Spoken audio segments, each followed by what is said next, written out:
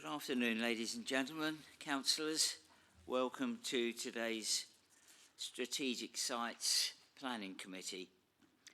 Please note that the meeting will be webcast and the public and the press can see and hear the meeting throughout the webcast.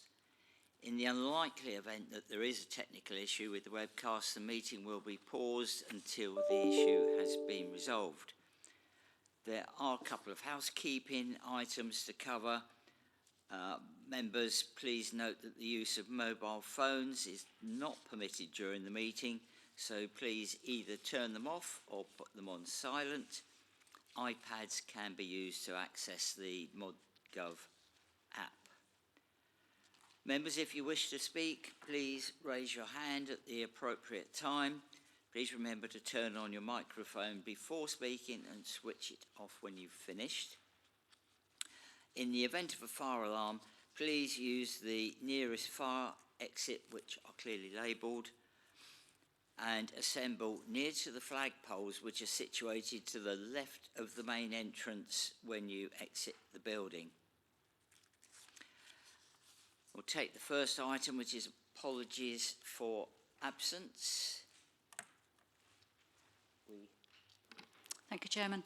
We've received apologies from Councillor Paul Turner and Councillor Jackson Ing.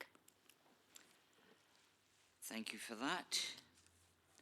The next item is to approve the minutes of the last meeting. So can I ask members, do you agree that the minutes of the committee meeting held on the 23rd of June 2021 can be approved?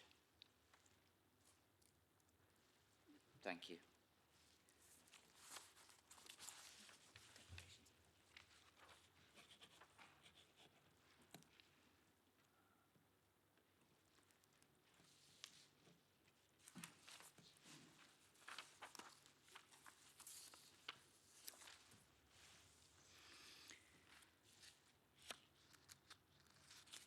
Moving on, can I ask if any members have any interest to declare?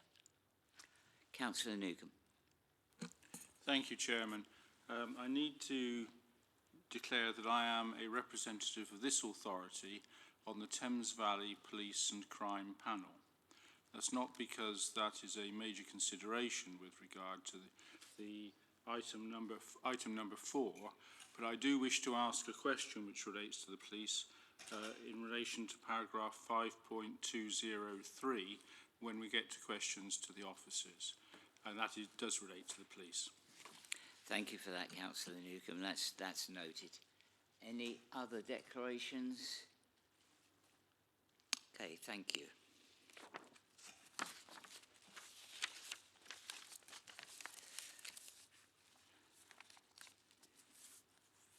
We'll now consider the officer report, and I will clarify the order in which the application will be considered. The planning officer will introduce the application with any relevant updates. The local members, parish or town council representative, members of the public and the agent applicant will be invited to read out their statement in the following order. First, local member, Buckinghamshire Council. Secondly, local member, Milton Keynes Council. Thirdly, parish or town council representative. Fourth, objector. Fifth, supporter. And lastly, agent or applicant. It should be noted that pursuant to the provisions in the Constitution related to public speaking at planning committees, I have exercised my discretion as chairman and allowed an additional speaking category for the members of Milton Keynes Council on both applications being considered today. The speaking time for this additional category will be 3 minutes shared. After each public speaking statement, members are able to ask speakers for clarification on matters raised in their statement, and these must be addressed through the chair. I will then ask members if they have any technical questions of officers. Following this, the entire committee will then discuss the application. Members may seek further clarification from officers on points regarding the application or on points raised by speakers in the main debate. Officers will respond to issues and questions raised by the members. The committee will then make a decision by vote. Members will need to propose and second the recommendations. We will now take agenda item 4, which is land south of the A421, west of Far Bletchley, north of the east-west rail link and east of Wadham Road, Newton Longville, pages 7 to 288 of the agenda pack. Those speaking today, please respond after I call your name to indicate you are in attendance.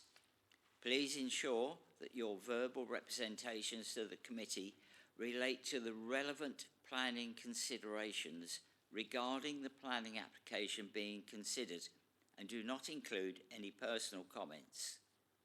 Each public speaker will be called to speak and will come to sit at the public speaking table. After members have asked any points of clarification, please return to your seat. I'll now call out the names of those who have registered to speak today, and if you please acknowledge your presence when I call your name. Councillor Alan Ranking. Thank you. Councillor James Lancaster. Thank you. Mike Galloway. Thank you. Angie Raven Agard. Thank you. Councillor Ernie Thomas. Thank you. Gary Tucker. Thank you. Steph Howard. Thank you. And I would just note that whilst Steph Howard is not listed as a speaker, but will be available to answer any highways related questions should that be the case. I will now call on the case officer, Helen Fadipe, to introduce the report on the application. Okay, thank you, Chair. This application relates to planning application 15/00314/AOP.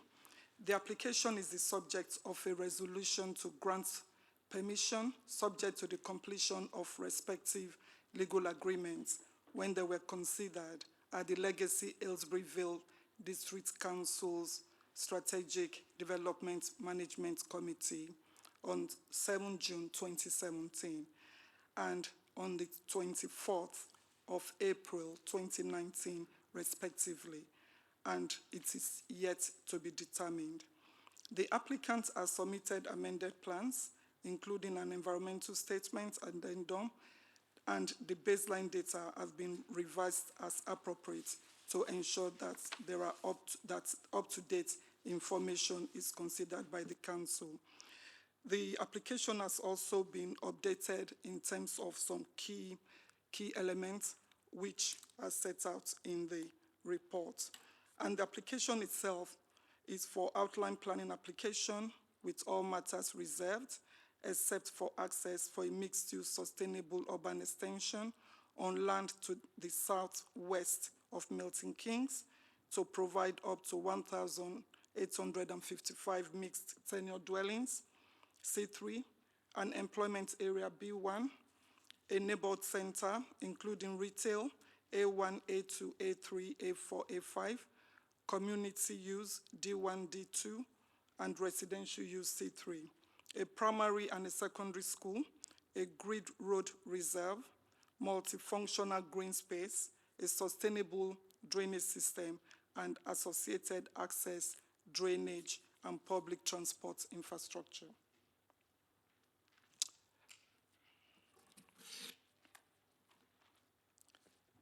This slide shows the context of the site, and as you can see from the pointer, the site is known as the Salden Chase and is located to the southwest of Milton Keynes. Milton Keynes is up there.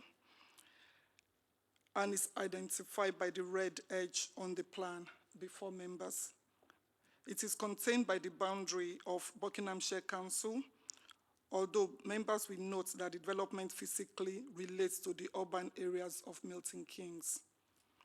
The site is a cross-boundary application and is contained by the boundary of Buckinghamshire Council within Newton Longville Parish. The main application site itself is wholly located within the administrative boundary of Buckinghamshire Council. But the principal access points 2 and 3 fall within the administrative boundary of Milton Keynes. Access is a matter for consideration at this stage. A planning application was submitted to both Buckinghamshire Council, that's this application before you, and Milton Keynes Council. The reference number for that application is 15/00619/FUL in January 2015. And throughout this period, there has been ongoing dialogue and work with Milton Keynes Council on the proposal through joint topic-based discussion. Later on in the presentation, I will touch briefly on the Milton Keynes Council application, which has been determined through the appeal process. It's also worth noting that Solding Chase is an allocation in the adopted verb, and the policy reference is DNLV001. The slide shows the site location, so that's the red line boundary. And the slide before you, members, is the area view of the site, and it shows the industrial areas bordering the site to the north, and to the east are the established residential areas of Far Bletchley. The western boundary and southern boundaries predominantly comprise agricultural farmland, with Newton Longville located to the south of the site. The application site covers an area of approximately 145 hectares. The site is defined by the A421 standing way to the north, Warden Road, which links the Bottle Dump roundabout, which is that roundabout over there, in the northwest corner of the site to Longville, to Newton Longville, and to the west, and the disused railway line to the south, which now forms part of the east-west rail proposals, which runs along there. The eastern boundary is defined by the existing residential neighborhood of Far Bletchley. As members will note from the area photograph, the site is currently utilized as agricultural farmland and comprises of a mix of agricultural land and farm buildings. A residential property, the lease, sits at the western edge of the site, but lies outside of the site boundary. And a further residential site is located outside of the site in the northeastern corner, north of Weasel Lane. And that's Weasel Lane there, running across the site. The topography of the site is undulating and characterized by ridge running across the central length of the site from east to west, aligning with Weasel Lane. The next slide is the illustrative master plan.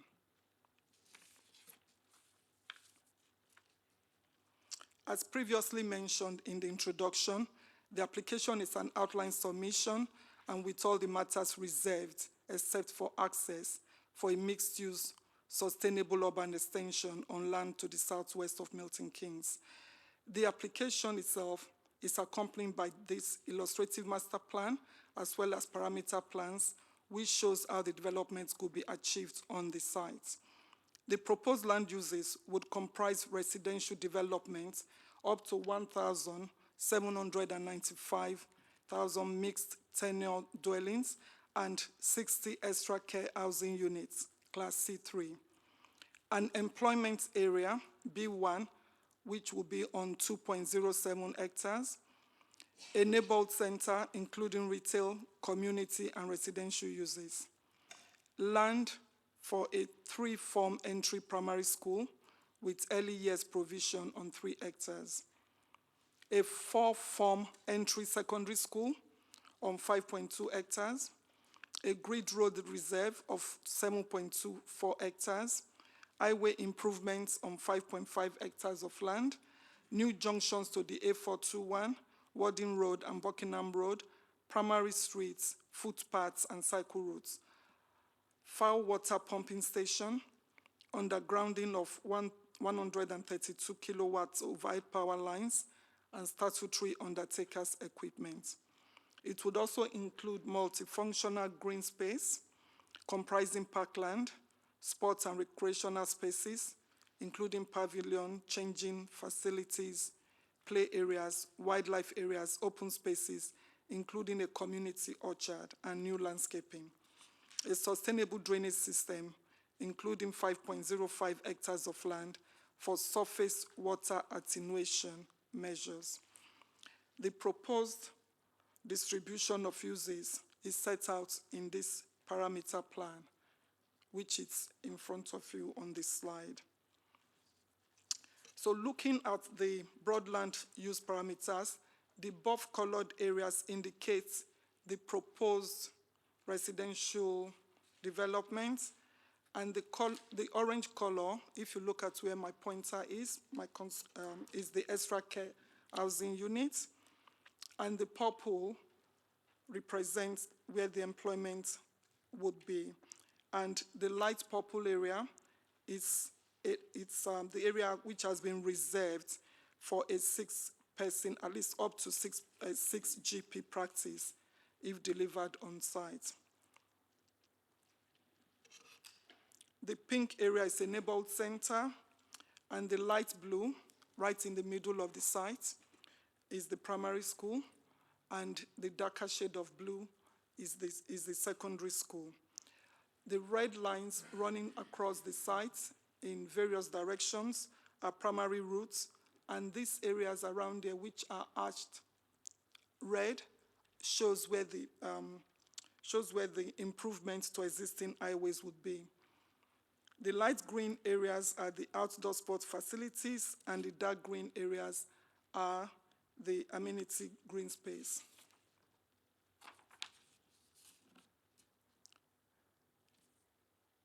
I will now discuss briefly the density plan. This plan indicates the developments in the southernmost parts and lowest western parts of the site will be restricted in density to 20 to 25 dwellings per hectare, with developments increasing as you move northwards through the site to an area of 25 to 35 density per hectare, and a small contained area to the northeast of the site, comprising a higher density mix. That's this northeast area of the site, comprising a higher density mix of 40 to 45 density per hectare, and 50 density per hectare will be more closer to this area. And the proposed development also includes a variety of residential densities, with the average density being shown as 35 dwellings per hectare. The slide before you is the building heights, and as you can see, the highest points are closer to the Standing Way Snell Charles Street roundabout, the neighborhood center, which is this, the extra care home, the orange bit, will be up to 13 meters. The employment land and the secondary school, which is arched in gray, will be up to a maximum of 12 meters. The primary school, arched in blue around there, where I'm showing on the slide, will be up to 10 meters. And the residential areas, which are shown in the above colors, will be between 2 and 2.5 stories, which will be up to 10 meters.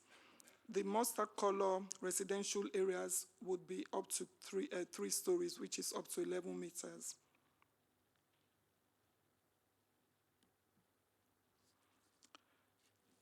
This slide is the open space parameter plan. It shows the areas that's been reserved in terms of the green infrastructure, and the development has a high level of green infrastructure in excess of 53 hectares provided throughout the site. The green infrastructure runs through the central area of the site, protecting the ridge line and around the parameters of the site, linking it with the existing linear park network. This creates a network of multifunctional, formal and informal open space with 4 pitches, a cricket pitch, tennis courts, an associated changing pavilion, and a range of lifts, nips, and a skateboard park and allotments. The proposal also seeks to bring the existing Milton Keynes boundary walk within the application site.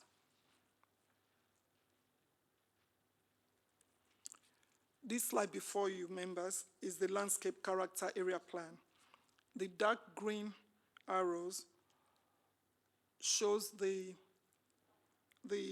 retained hedgerows to form green corridors. And the yellow color shows the linear corridor, which is allocated along routes of oil pipeline. The dark areas show the active spots and play, and the black shaded areas shows the existing Milton Keynes boundary walk.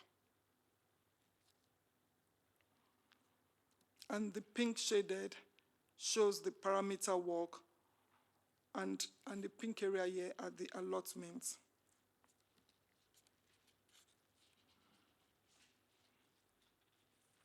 The orange arrow shows the Weasel substance Route 51, and the light blue shows the north-south links.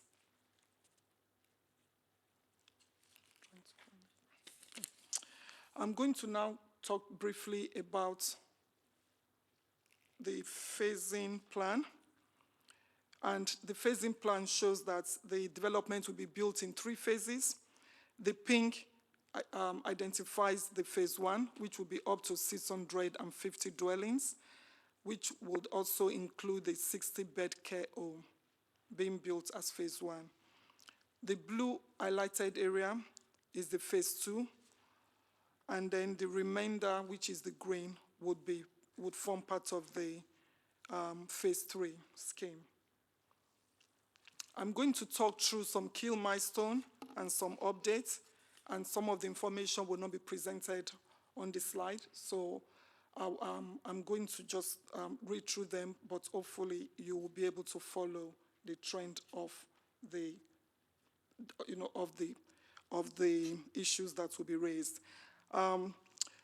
As already mentioned, the application was initially considered on the 7th of June 2017, and this report, that's the report that went to committee then, provided the comprehensive evaluation of the application, and it was considered that it was acceptable in respect of the impact of the proposal in relation to both Buckinghamshire Council and Milton Keynes. On the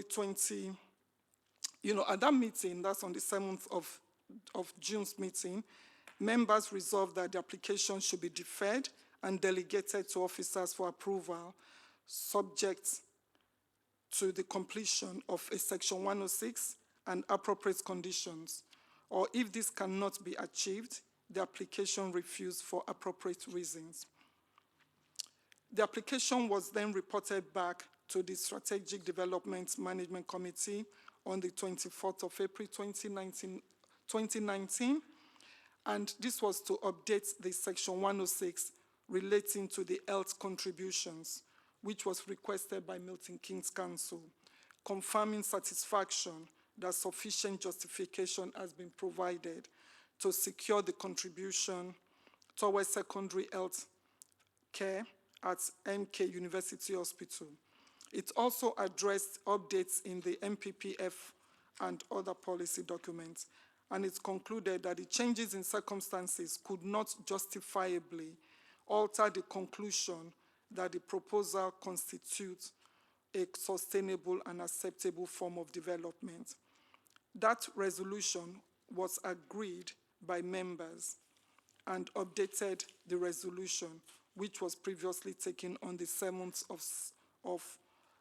in 2017 to include the additional Section 106 matters. The current position, which forms this application before you, is that since the resolutions, the applicants have submitted a package of updated documents and associated plans in May and October 2021. So 3 lots of submission, if you don't mind me taking that again. In May 2020, October 2020, and the latest amendments were received in February 2021. And we've consulted on all the documents that were submitted. The amendment that we received, which is before you this afternoon, was for the following reasons. The alignment of the oil pipeline crossing the site was not identified correctly, and as a result, it's been amended to show the correct alignment. Standards which are required for climate change mitigation have now been enhanced. As a result, larger surface water attenuation ponds are required, resulting in minor changes in size and disposition of the proposed development parcels. The housing needs of older people is identified as a specific issue in the emerging VALP policy adopted policy adopted VALP policy H6B. An element of elderly persons accommodation with use class C3 is included in the total quantum of housing.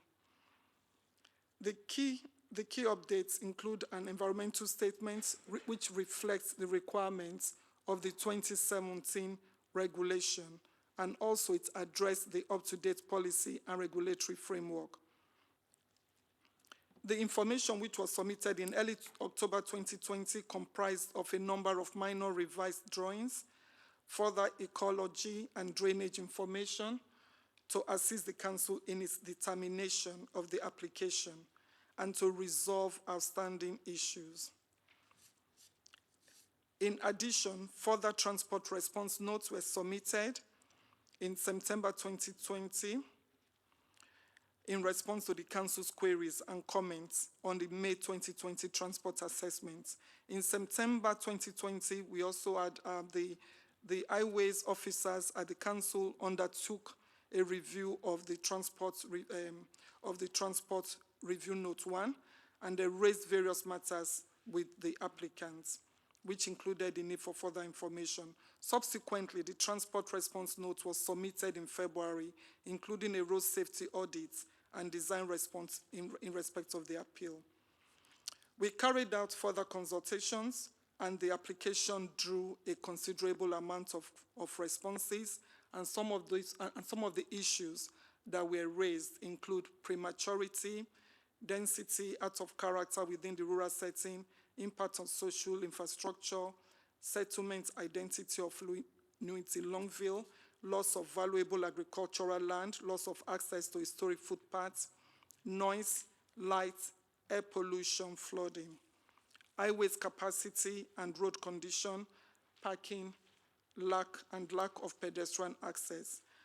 And lastly, Milton Keynes also objected to the proposal on highway grounds. A late consultative response was received from Councillor Ian Matheson. All other responses from all the members are in the report apart from this particular one. And if you may permit me, Chair, to now read it out briefly. And the statement goes thus. On behalf of all 3 Great Brick Hill Ward councillors, we acknowledge that the housing developments at Salden Chase are part of the VALP, and therefore part of the whole county housing plan, and so accepts the principle of development. However, we do not believe enough has been done to ensure new residents will be satisfactorily integrated into the village, nor will the long-term sustainability of Newington Longville, a very close neighbor, be improved, as the current proposals do not mirror all the policy requirements in the adopted VALP. As we were all elected to the ward in May 2021, and as this application has been under consideration since January 2015, we have agreed to leave the parish councils and a Milton Keynes Council ward members to speak on this application. And so I'm just going to then move on quickly to the position, which is the MKC appeal hearing, which was held in May 2021, and we got a decision in July 2021. And that appeal was allowed. And and that will be talked about when we present on the highways matters. Suffice to say that the application that was considered by the Milton Keynes Council was, okay, I'll just take that from the top, that the application which this appeal refers to was considered at a number of committee meetings and finally referred back to the Development Committee of Milton Keynes on the 7th of November 2019 with a recommendation that permission is granted subject to conditions. However, the Development Committee resolved to refuse permission specifically on highways matters and not to the principle of the proposed development. The refusal reason is that in the opinion of the local planning authority, there is insufficient evidence to mitigate the harm of these developments in terms of increased traffic flow and impact on the highway and grid road network, with specific reference to Standing Way and Buckingham Road. Thus, this will be in contravention of policies CT1 and CT2A1 of Plan MK. As I stated earlier, an appeal was lodged against the refusal, and Buckinghamshire Council presented its case as a Rule 6 party at the public inquiry in respect of highways and development management. I will now briefly talk on this, highlight some of the Section 106 items, and after that, I would hand over to my colleague James. So the council has progressed in conjunction with the applicants and Milton Keynes Council, the Section 106 heads of terms, in terms of affordable housing, open space, amenity land, allotment, sustainable urban drainage system, sports facilities, children's center, education provision and contribution, community facilities, employment land, neighborhood center, health facilities, and contributions. This is both in Buckinghamshire Council and Milton Keynes Council. Highway works and contributions in both councils.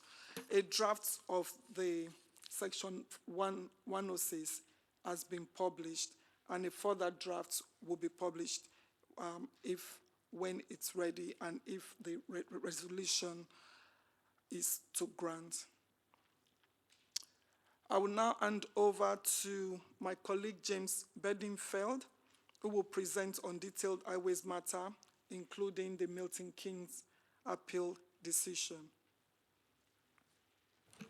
Thank you, Helen. Good afternoon, everyone. So first instance, I will discuss the planning appeal in relation to the Milton Keynes application, and then focus on the Buckinghamshire application in the second stage of our presentation. So the Milton Keynes application was refused permission in November 2019, to which the applicant then appealed.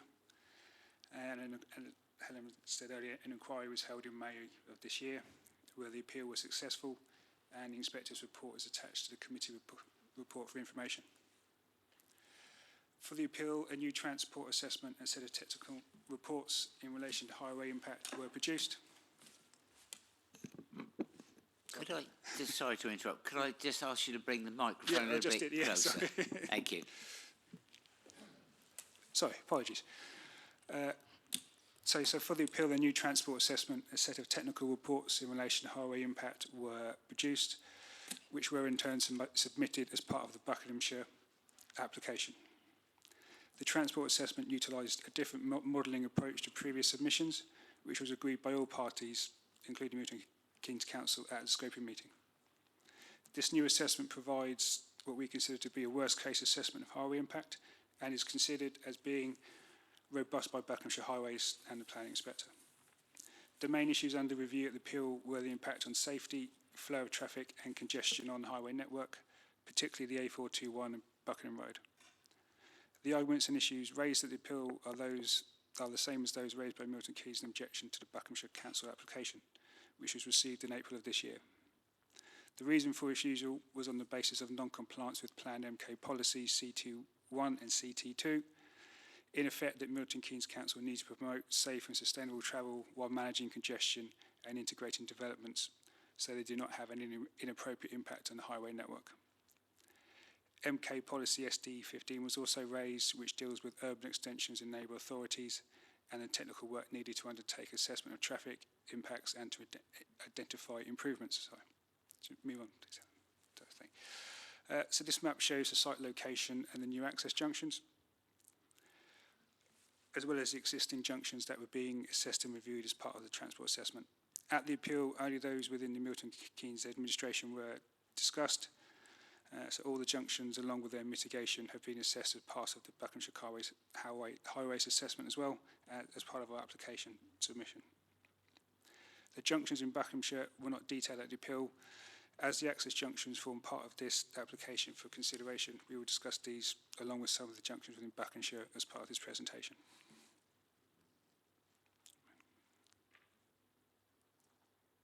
Sorry, bear with me. So this kind of details the main discussion points at the appeal related to highways, and these were that, in essence, Milton Keynes Council positioned themselves that the transport assessment and technical work was not sufficient to fully assess the traffic impacts of the development, including the modelling approach, extent of the area, mitigation proposals, and the design principles applied, sustainable travel options, and travel planning. As I said, these were the same reasons that were detailed in the Milton Keynes Council objection to the letter to the Buckinghamshire application.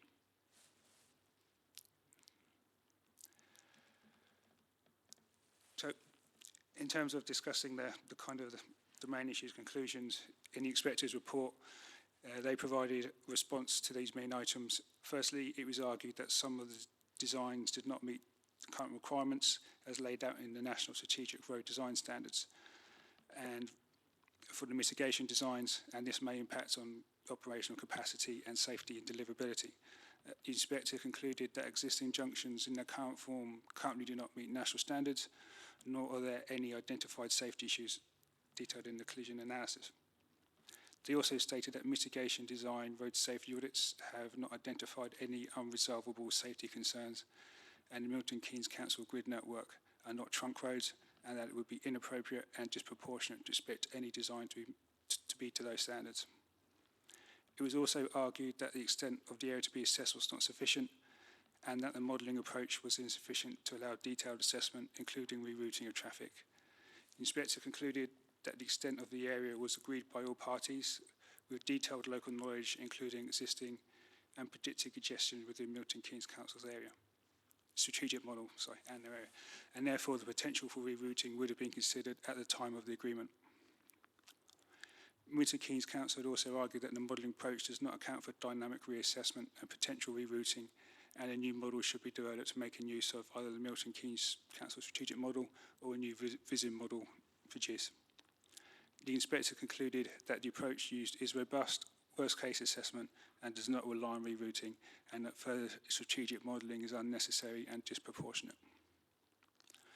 The inspector also provided comment on each junction that was reviewed and assessed as part of the appeal, and accepted the position of the appellant or that insufficient evidence provided by Milton Keynes Council or any other Rule 6 party, and also that includes the two access junctions that fall within the Milton Keynes jurisdiction.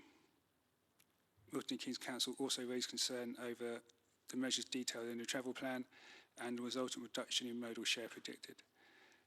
The inspector indicated that they were satisfied that any issues can be resolved through a condition with funding secured via Section 106 agreement. The inspector concluded that they were not provided with any evidence that the targets of the travel plan could not be achieved.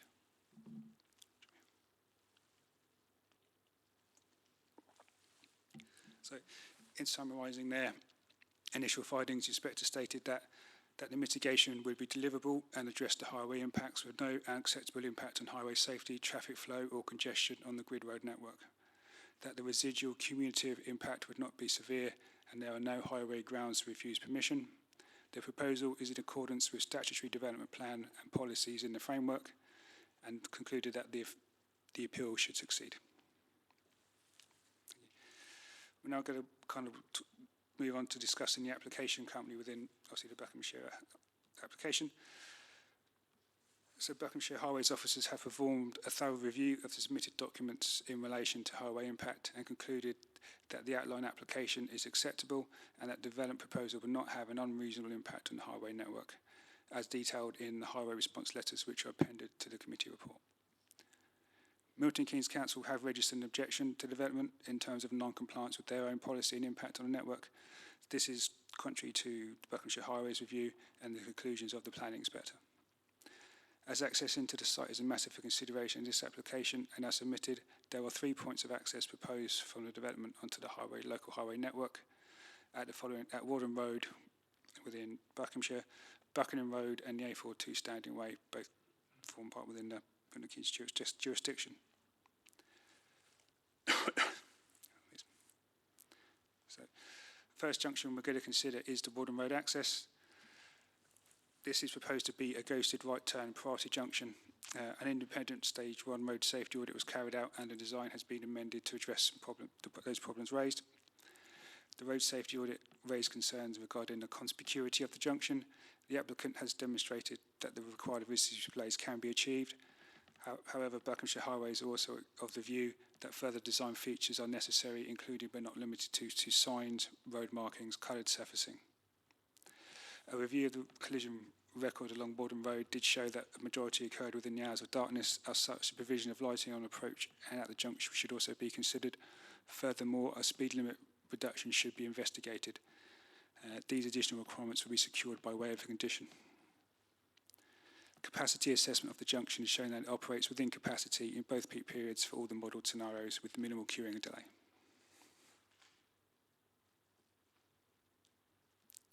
Thank you, Helen.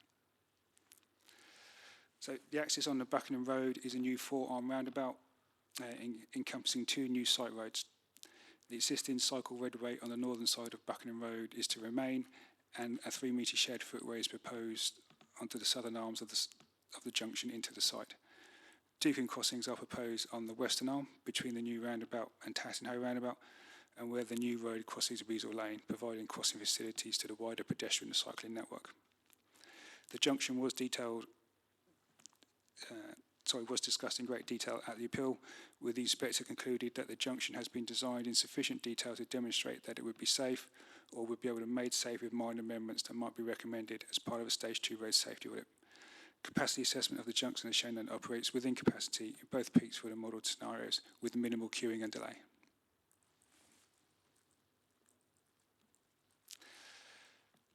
So this is the last access into the development. This is off the A421 and it's in the form of a left turn in only junction, and as I said, it falls within the Milton Keynes jurisdiction.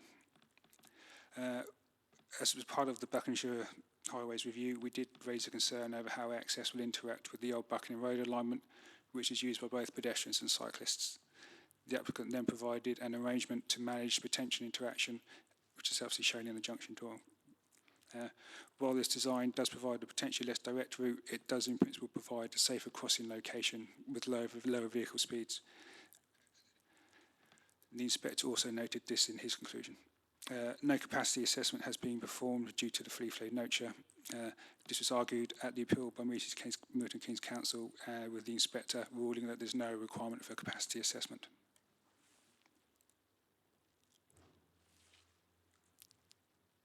Thank you.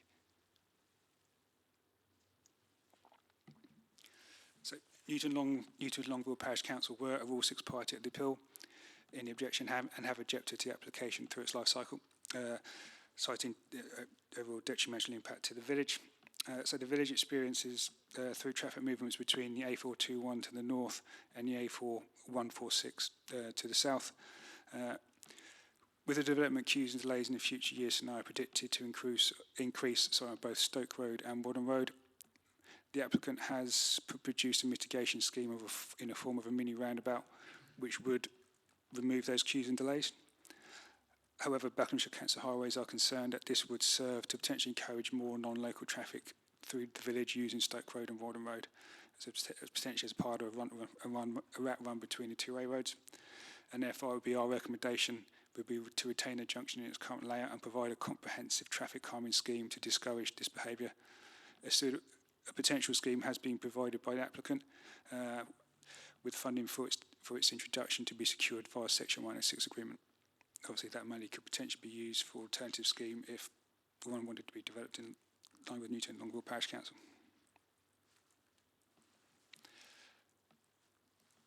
So we consider now the A421. So this provides a key east-west link within the Aylesbury Vale district, connecting the M40 with the M1 via Buckingham and Milton Keynes.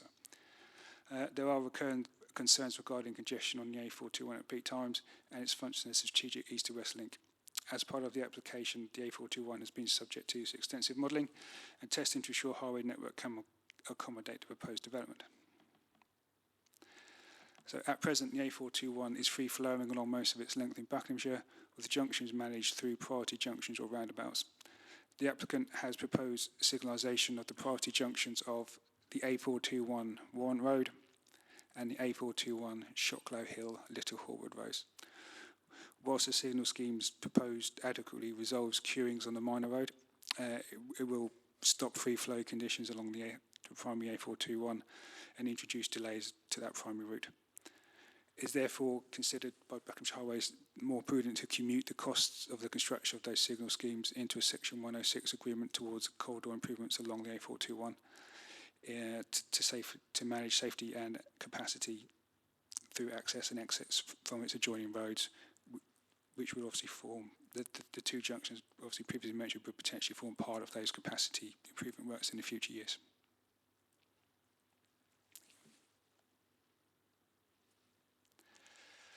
So, discuss Wadham Village. So the Stock Lane, Shenley Road, Cornwall Lane Junction is a three-arm priority junction just south of Wadham Village, and the modelling results show that this operates within capacity and peak times for all the scenarios testings with no mitigation required.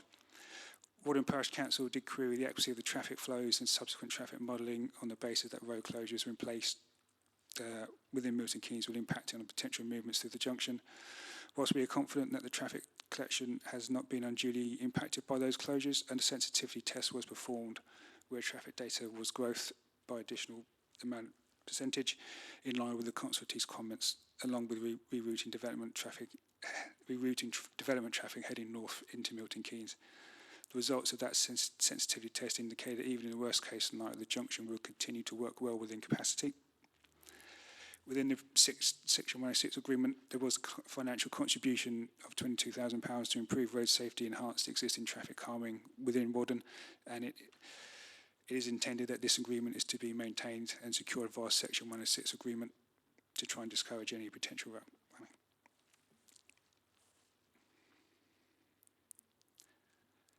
Cool. Thank you.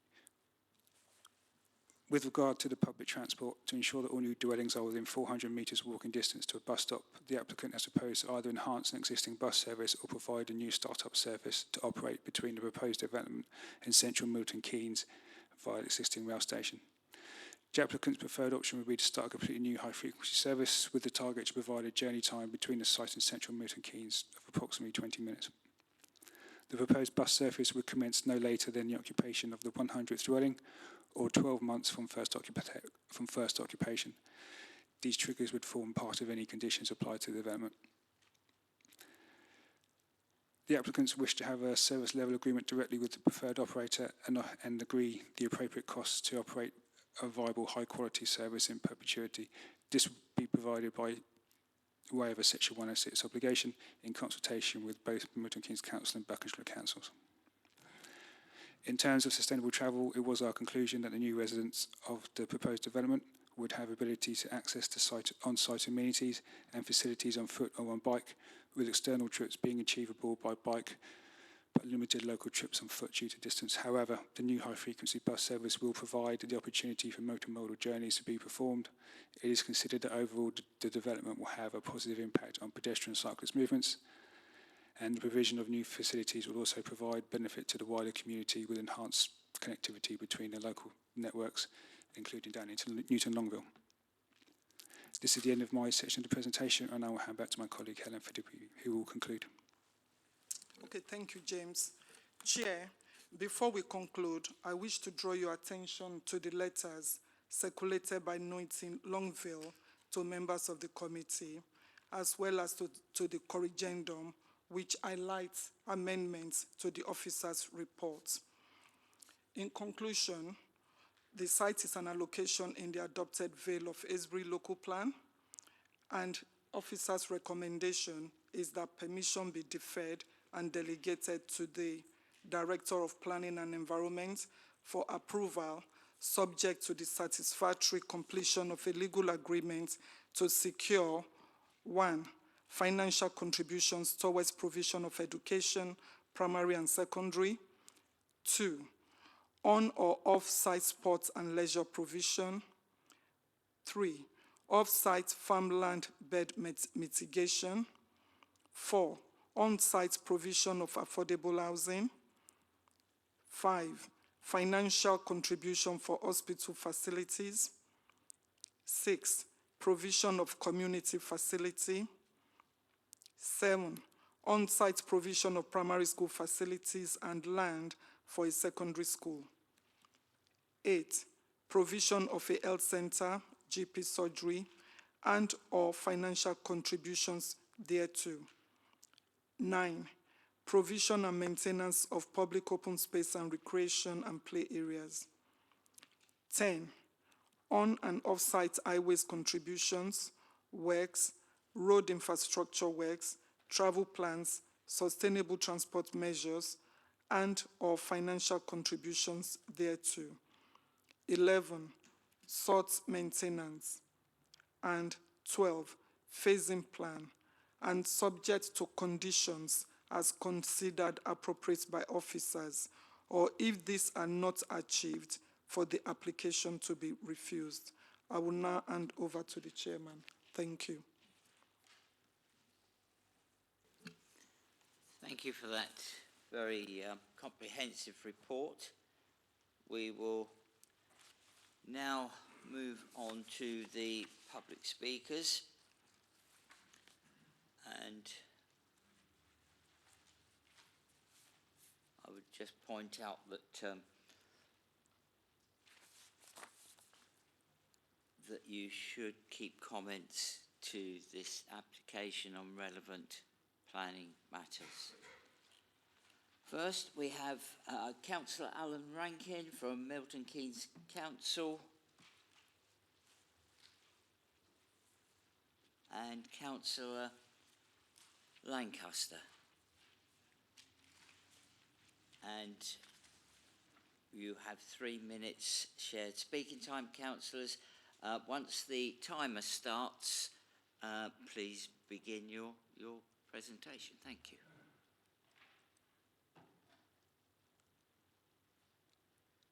You may begin, sir. Thank you, Chair and members. I'm the ward councillor adjacent to the housing development and around Buckingham Road. The National Planning Policy Framework puts a duty on local authorities to cooperate on cross-border applications, but Milton Keynes stakeholders have been denied proper consultation. There were no developer roadshows. This meeting was announced with a week's notice, and time restrictions have been imposed on Milton Keynes speakers. This is a parasitic development that sucks on the services of a neighbouring host. Milton Keynes residents will bear most of the pain, while Bucks will receive all of the council tax gain. This is a development-led proposal that breaks the principles of good planning. The queues at peak times on Buckingham Road can extend from the roundabout on Sherwood Drive to the roundabouts at Shenley Road. That's nearly a mile of tailbacks. The highway modelling agrees this is a big problem. The proposal to cut the width of pavements to extend the road width around roundabouts is both dangerous and tokenism. It won't work, and Milton Keynes Council are unlikely to approve it. Buckingham Road is the access to the rail station and the nearest major shopping area. There is no available space to mitigate the increased congestion. New developments should complement existing communities, not immiserate them. This application must be rejected on the grounds that there is no viable solution to prevent additional Buckingham Road congestion. Thank you. Thank you. As Councillor Rankin has mentioned in quite a various report, this will not just affect Buckinghamshire. It will affect Milton Keynes, the Tatternow and Bletchley Park wards that we both represent. Your plans even mention that it's going to be the land of the southwest of Milton Keynes, but this isn't something that is being considered to Milton Keynes residents. This is the first for it to be in the middle of a residential area. Residents feel like they're part of an experiment for the gas injection sites. Case officers also mentioned that most objections are fueled with emotion. This is not the case. Residents are allowed to have their views heard. The development will be going on for many years, and it also states that on the World Health Organization that such events every night is enough to cause lasting mental health and physical health problems. Residents have a right to be able to mention this, and also towards sleep deprivation. Plan MK Policy Section 15, Placemaking Principles for Sustainable Urban Extensions in the adjacent local areas. That one word that I want to leave with you all. Sustainable, not congested. Thank you. Thank you for that, councillors. Are there any points of clarification from members for the two speakers? Councillor Fairley. Thank you very much, Chairman. Councillor Rankin, can I just ask you about your thoughts then about the highways issues that you raised? How does that sit with you? Because the inspectors clearly looked at it and is satisfied that the mitigation that's going to be put in place is adequate. I've run complex modelling in the past in my career, and I can make models sing to any tune that I want. You know, the trust is in the modeller, and your models are used for biodiversity net gains, and they're used for highways. But my preference is to look at empirical evidence, and the empirical evidence is that there is congestion already on Buckingham Road that is significant. It's a main artery. The residents from this new estate will use it to go to Queensway, which is the main shopping area near the station, and go to the station, and potentially go to other schools in the area. It will get worse. The solutions that are proposed are to narrow the pavements, to allow more width around the roundabouts. That is dangerous. And some of these pavements are actually redways, so you will be actually taking safe pedestrian and cycle routes and cutting them in half. It's not acceptable. I don't think it will ever be approved by Milton Keynes Council, and I will fight it tooth and nail. So we are going to be landed with extra congestion, which is already a mile long. So look at the real evidence and not the models, because the models can say anything. Thank you for that. Any further? My concern really was that the points that have been raised by Milton Keynes Council previously were the subject for the inspector to look at. And clearly he's come down with the view that what's been proposed is acceptable. So where does that leave us? Even the models say that there is a congestion problem, and they have put in a mitigating solution. What I'm saying to you is the mitigation solution will not be delivered. So, in effect, the mitigation solution will not happen. The congestion will get worse. The congestion is already unacceptable. You know, a lot of my ward work revolves around Buckingham Road, which is the main artery through my ward. So, you know, the inspector does not live in Buckingham Road. You know, the highways people do not live in Buckingham Road. I am the representative of the people who suffer the problems on Buckingham Road. And I'm asking, the only point I'm making here tonight is this highways issue. And I plead with members to take note of it because it's a real problem. We have a duty, the National Infrastructure Commission says that we have a duty to accommodate the existing residents because they are important. We must integrate the new developments with the existing developments. And that's my point. Okay, thank you. I think we've covered that point as best possible. Yep, Councillor Newcombe and then Councillor Cooper. Yes, Councillor Rankin, you are probably aware that the Buckinghamshire Council has recently adopted the Vale of Aylesbury local plan, which relates to the former Aylesbury Vale District Council area, which therefore includes the site that we're talking about at the moment.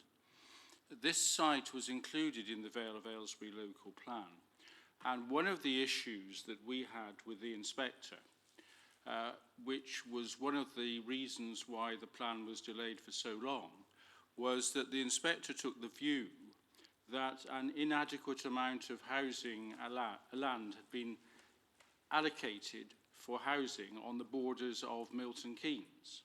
In other words, he wanted to see more land than the first version to effectively accommodate the expansion of Milton Keynes. Now, whether he's right or wrong, that was the situation, and the inspector effectively had the whip hand on that particular matter. You have suggested that we should reject this application on the basis of the highways situation, which you have eloquently referred to occurring in your ward. But as you are aware, as a planning authority, we are only able to reject applications if there are good reasons for doing so. Your objections to the highways position with regard to this application have already been rejected effectively in the appeal of the applicants to the planning inspector, who, if I may quote, and it's page 236, says, "I have found that the appeal proposal, which would facilitate the SWMK development with the identified mitigation in place, would result in an overall improvement to the highway network." So he's rejected the appeal. That's the planning inspector. If we were to reject this application on the basis of the highways aspect, I have no doubt that there would be an appeal to the planning inspectorate by the applicants. And given that the highways aspect has already been rejected by a planning inspector, I think most legal advice would be more than likely that the planning inspector dealing with this application would also reject the refusal of this application. So that's rather a long way of saying, what way do you suggest, what grounds do you suggest that we managed to find that not yet been found by Milton Keynes Council to reject this application on the basis of highways, irrespective of the empirical, as you put it, evidence that you refer to? In other words, how can we reject it on the basis of highways? The answer, Councillor, was in the last sentence of my speech. The mitigation that's proposed here does not work. It's unlikely to be put in place because it leads to less safety for pedestrians, and pedestrians in Milton Keynes Council are an equal priority to road users and cars.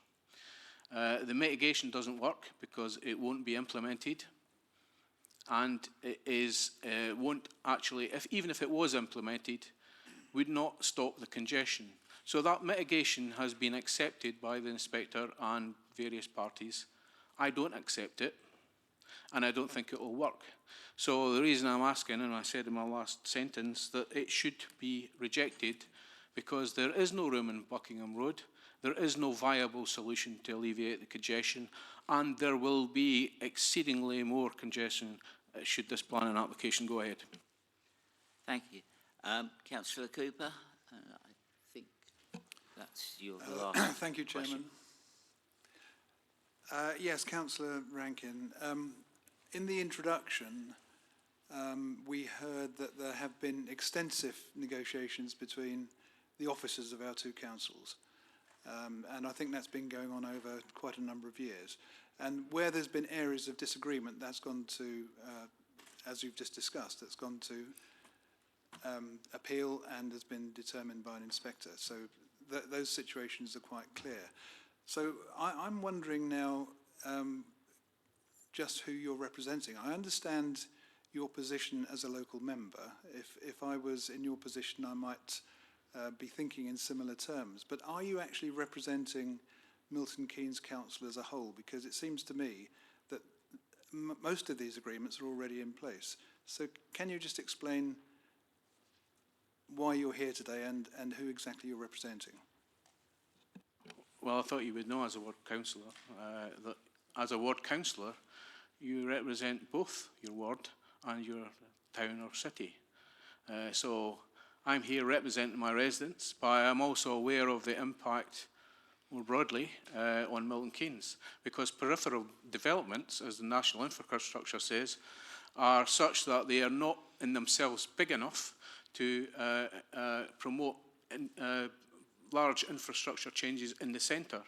And you know, this is a development that will have an impact in the centre. And I know for certain on the A421 Standing Way, which the highways had looked at, that there will be more congestion on the roundabout with Watling Road, which is not in my ward, but has massive problems at the moment with congestion. It's one of the worst. It's a black spot in Milton Keynes. So yes, I am talking primarily on behalf of my residents, particularly the ones on Buckingham Road, but I am also a Milton Keynes ward councillor, and I will stand up for the city.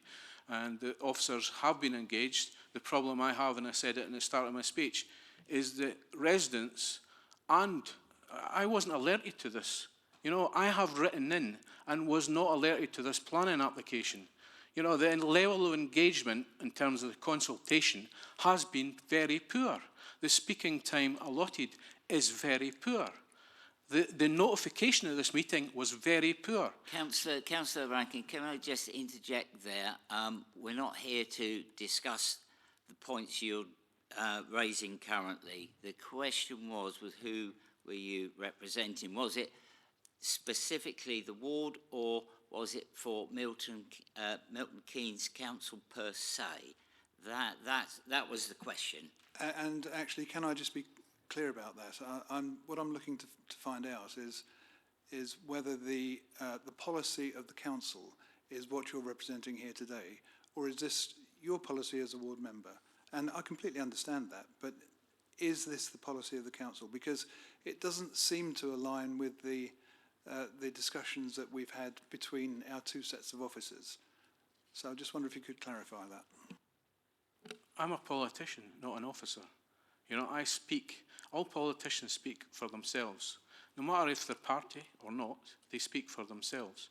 So I am not the representative, the official representative here for Milton Keynes Council. We have another ward councillor here who could equally claim the same. I'm a politician, not an officer. Okay, so thank you. There's a separation here between officer conversations and representative of the people who are also representing the city. Okay, thank you for that. I think that's satisfied your question. Thank you. The decision by the inspector was not challenged by Milton Keynes Council. If that helps. Okay, thank you for that. Thank you, councillors, and if you'd like to return to your seats, thank you.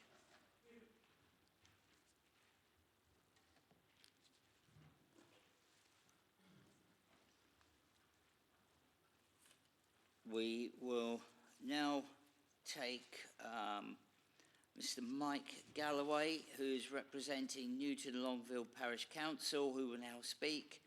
If you could please come to the table.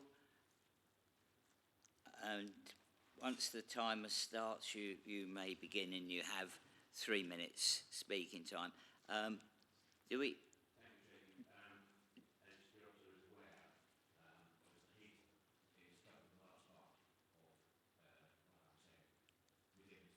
So, so you're sharing the 3 minutes, yes? Yes, sir. Yeah, fine. Thank you. As soon as the timer starts, you may begin.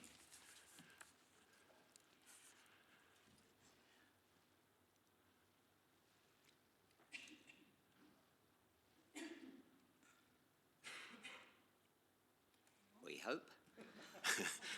I'm not sure whether does the flashing minute start. Yeah. So, no. I'll keep an eye on the screen. Right. There we go. Okay. Good afternoon. We're more than happy to answer questions and explain more on points. We don't have time to cover everything. The site is now allocated in VALP, so we do not object to the principle. Along with West Bletchley Council, we've spent a considerable amount on the application and appeal, but we don't view the appeal result as a failure. It's resulted in very significant changes to the mitigation within Milton Keynes to a value of over £3 million. But the applicants seem to think they can get away without making similar provision within Bucks.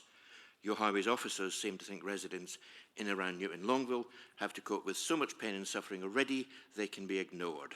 We ask you to challenge this. We maintain the environmental statement is inadequate and a new one should have been required. The advert and notices didn't comply with the law. See our submissions in November 2020, which is Appendix I before you, and in April 2021. The application should be advertised correctly, including notices to all residents, as there is no newspaper circulating in the area. See our submission on this. The same sort of mitigation agreed with Milton Keynes is required here as well, both for roads and other things. We estimate this is worth about £5 million. Buckinghamshire residents should not be shortchanged. The parish, council and Bucks would otherwise having to be picking up that deficit. To go through the section 106 with you in any detail would take many hours. So far we've been refused any opportunity to discuss it with officers. The process followed by AVDC and now Bucks is unusual. Most LPAs take the application to members when they're ready. Please don't delegate this for a third time to officers. It's been tried before without success. Please bring it back to a future meeting. Much more is needed to ensure future residents are covered, both in Newton Longville and West Bletchley, as well as existing residents. VALP policy NOV 001 is a good starting point. It's being ignored. Please go through it line by line and ask officers how it's being implemented. I'll hand over to Steve now. Thank you. At the recent appeal, the 2016 TA that was declared in this very chamber 4 years ago as being extremely robust and applicable and so on, was left undefended and abandoned. Newton Longville are rightly scared that this application suffers from the same potential issue of being inadequate, especially as Solden Chaser's inclusion into VALP has added additional responsibilities to improve communities that will affect. We suggest that the committee ask why certain points have not been considered or conditioned to further strengthen the proposed remedies for the village, such as rerunning the analysis with the 2021 census, for actually monitoring, as in Milton Keynes, the junctions, and finally by adding a redway and extending the bus service into the village. Thank you. Thank you. Do we have any members wishing to seek points of clarification from the speakers? Councillor Cooper. Thank you very much.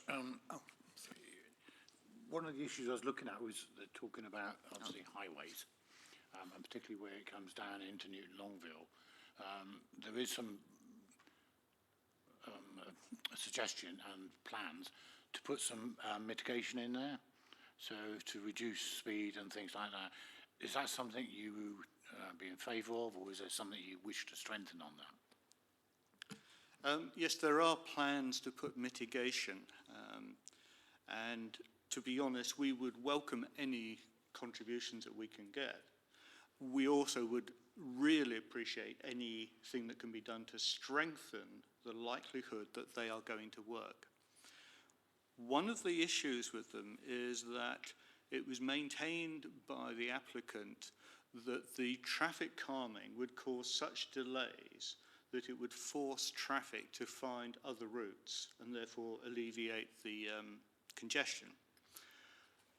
The problem is there's been no evidence provided of where those routes are. As a local, I would love to know where they are, but we haven't seen them. And with the recent East-West Rail road closures that we've had, the closure of the Wadden Road takes approximately 20 minutes additional journey time to get round it. And therefore the conclusion is that the traffic calming has got to put delays of that type of length. Otherwise people will just simply put up with a few minutes extra journey time. And that is one of the concerns that we have, in as much as that while such mitigation has other benefits and it improves things like road safety because of reducing speeds, allowing crossing points for residents to use, there is a doubt about whether it will do what it says, which is why we've suggested that monitoring and potentially further mitigation is actually considered. There's a good example which the applicant has agreed to in Milton Keynes. During the appeal, which I attended and participated in, there was one junction, I think it was junction 15, where neither party could agree. And rather sensibly, they came up with a solution which says, we will accept the mitigation on there, but we want it monitored and, if necessary, improved. Yeah. And that struck me as being an incredibly sensible way forward. Sorry. Any further points? It's just clarification on the mitigation I wanted. Yes. Because in most villages and things like that, narrowing of the road, which often is done, may be effective in some ways, but if you've got a high agricultural area, then they're not very effective. So again, I was just thinking of what mitigation you think would be useful. This is difficult. I mean, the ideal mitigation would be a bypass. I'm pragmatic. I don't think that's going to happen. There are other possibilities and things. One of the big issues is actually the number of HGVs. Is there something that can be done to stop that happening through a weight limit? In the end, I believe it may well be a combination of things, that there isn't a single magic bullet. And again, I will come back to this point. If we monitor what is done, that gives us the information to actually then further improve and make the right decisions. And I would suggest it would provide valuable information when other developments like Shenley Park are considered, which undoubtedly are going to have the same problems. So I see by putting that in as a condition, there's a win-win situation here, in as much as it reassures the residents and it also provides information for the council to make a better decision in the future. Okay, thank you. I think that indicates that you would like to see the monitoring as a first step. Would that be correct? Yes, and to continue it after the works have been done, just to prove.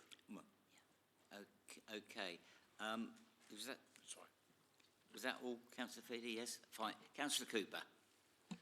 Thank you, Chairman. That also entirely answers my question. Oh. Very good. Okay. Any other member have any other points of clarification? No? Okay. Thank you, gentlemen. Thank you. You may return to your seats.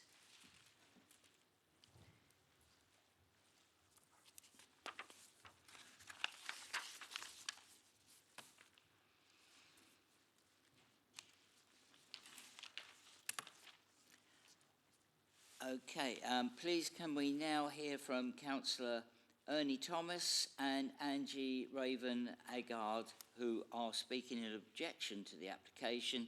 And if you could both please come to the table, and you have 3 minutes speaking time to share between you, and you may begin when the timer starts, which we'll see how quick.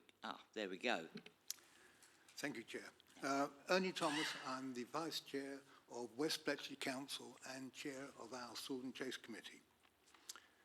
That committee, whilst run by West Bletchley Council, comprises a number of local councils, including Newton Longville and interested members of the public. We in West Bletchley have this peculiar notion that any future development should not be to the detriment of current residents of our town. The proposals, even in their outline stage, will cause, we believe, massive congestion at peak times on the Buckingham Road.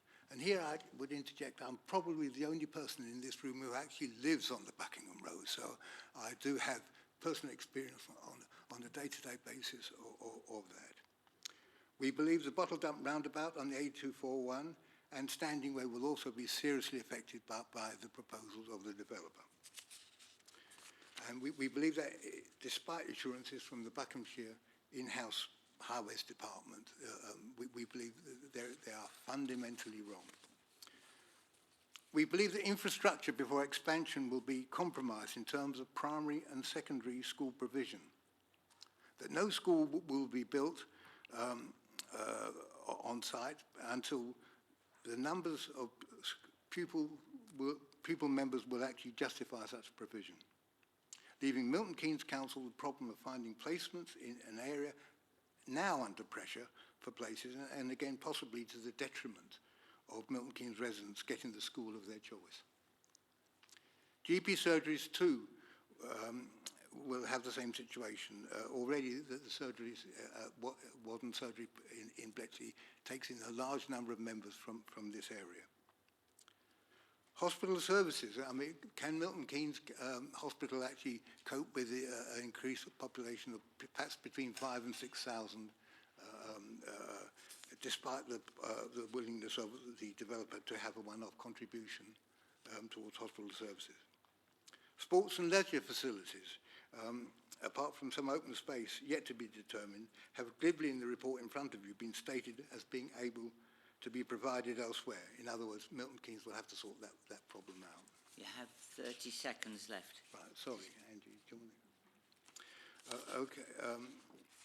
One thing I would like to say is members of the committee would have been well served if they'd seen the inspector's report in the 2010 inquiry. And it has been stated that Aylesbury Vale states in their local plan that they'll have 1,855 houses at least in this development. You know, we are concerned with the increase in housing developments across South and Western Milton Keynes, and we think that will cause That real is problems. your 3 minutes. Yeah, thank you, Chair. Right, yeah. Thank you. Sorry, Angie. Do we have any points of clarification which members wish to raise on those comments? Councillor Feely. Sorry. No, don't. Could I just seek clarity on a point with yourself, Chairman? Is that the presenter was talking about pupils and schools, but because we were on an outline and therefore was more matters reserved, I don't know whether you consider that would be relevant.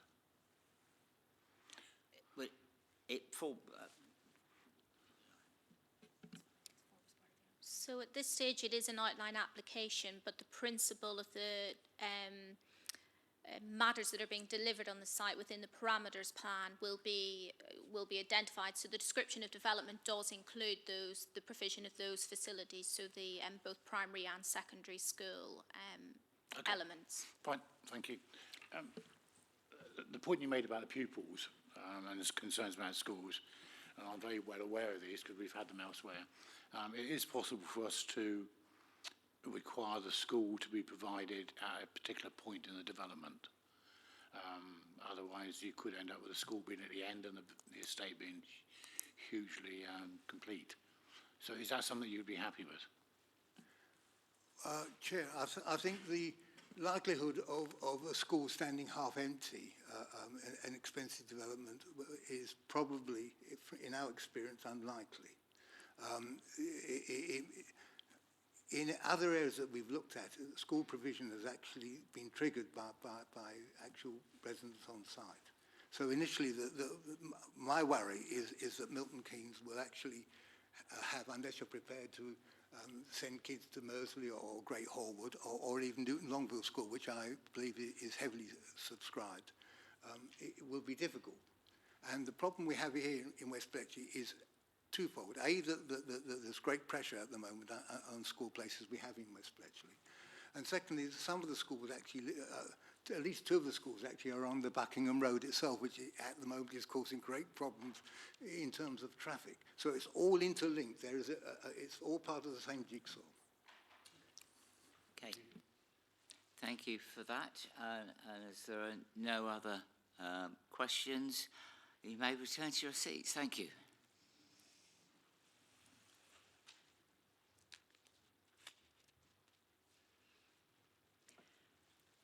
And we now have Mr. Gary Tucker speaking on behalf of the agent. Mrs. Steph Howard is available to answer any technical questions should they arise. And you have 3 minutes speaking time, and please begin once the timer starts. Thank you, Chairman and Committee.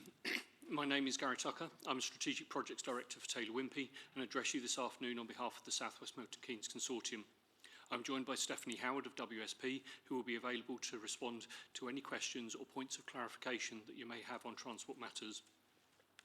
As set out in your officer's comprehensive report, the South West Milton Keynes site has been identified as a location for growth for many years and is now an allocation for 1,855 new homes, employment area and associated community facilities in the recently adopted Vale of Aylesbury local plan. Its delivery is therefore fundamental to the Council's planned strategic growth.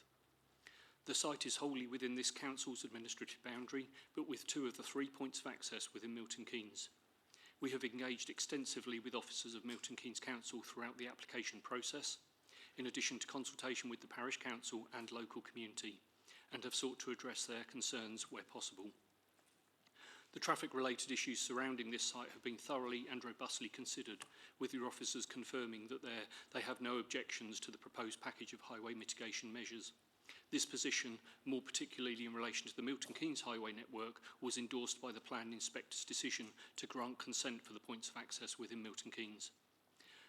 The development will deliver a significant package of benefits, comprising 1,855 new homes, including 30% affordable housing and accommodation for the elderly, employment space for around 700 new jobs, land for a new doctor's surgery with alternative provision for a larger facility on site or financial contribution towards off-site provision, land for new primary and secondary schools, together with financial contributions totalling £23.8 million for primary, secondary and SEN education, a local centre providing a convenience store and other retail facilities alongside a multi-purpose community building, a £1.99 million financial contribution towards additional facilities at Milton Keynes University Hospital, over 60 hectares of high-quality green space, including formal and informal sports, areas for play, allotments and linear parks, a £5.8 million package of highway improvements and sustainable transport measures, including new bus service, traffic calming to Newton Longville Village, improvements to cycle and pedestrian routes, a further £4 million package of improvements to the Milton Keynes highway network. Should you resolve to grant planning permission today, we are in a position to move swiftly towards completion of the Section 106 agreement to enable timely delivery of the infrastructure and new homes in accordance with the Council's housing trajectory. Thank you for your time, and Steph and I are happy to respond to any questions that you may have. Thank you for that, Mr. Tucker. Any points of clarification? Councillor Waters. Thank you. Obviously, the things which keep coming up particularly are to do with traffic and highways issues.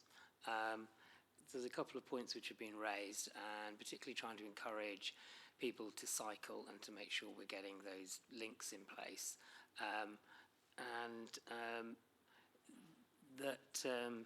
The village of Newton Longville, basically, that there isn't anything envisaged in terms of linking that in terms of cycleway at the moment. is that something that could be incorporated or has been thought about, or is there a reason why it wouldn't be included? Yeah, thank you, Councillor Waters.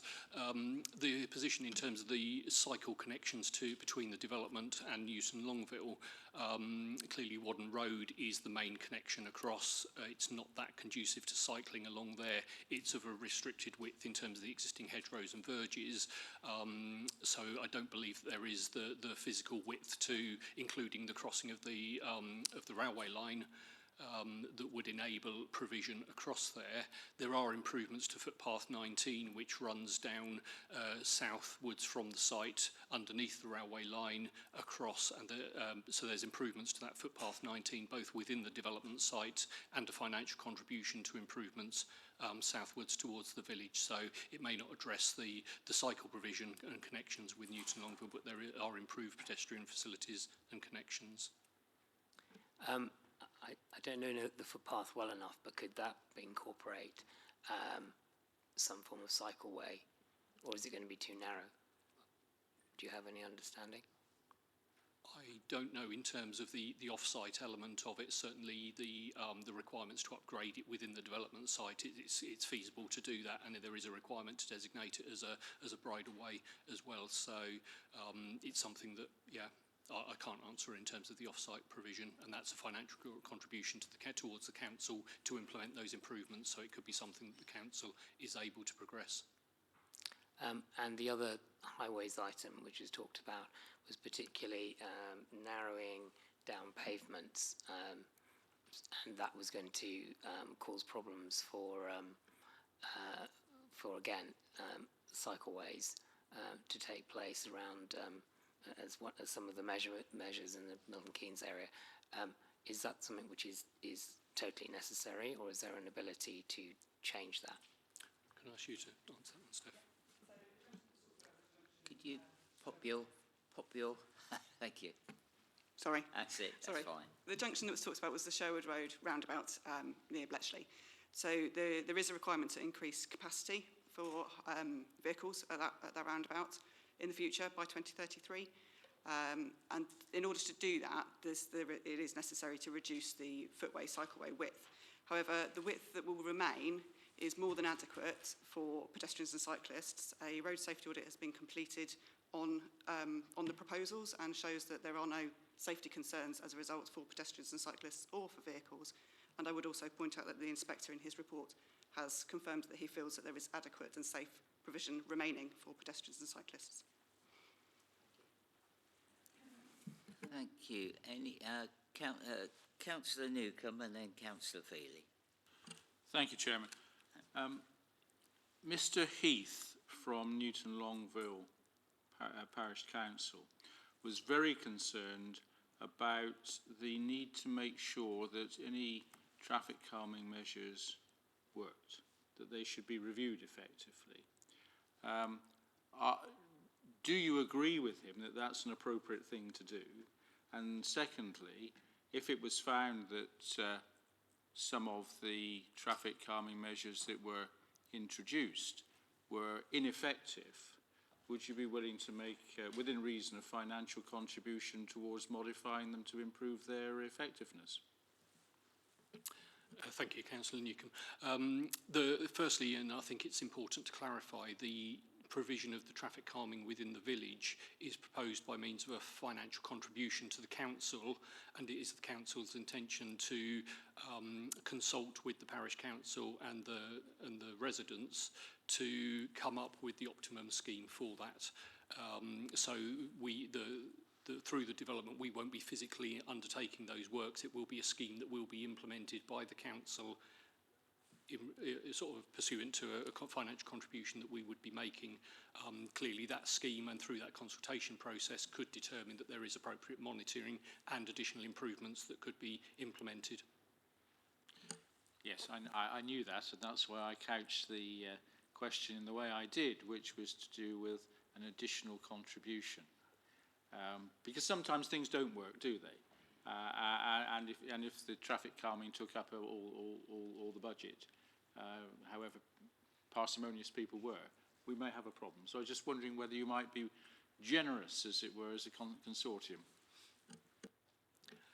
Just to come back on that, then certainly in further discussions with your officers, then if it's deemed that there is an appropriate additional contribution that's held in reserve, if monitoring doesn't work, then that's something that we would certainly consider and discuss with your officers. Thank you. Councillor Feely next, then Councillor That's Cooper. given me another point to raise.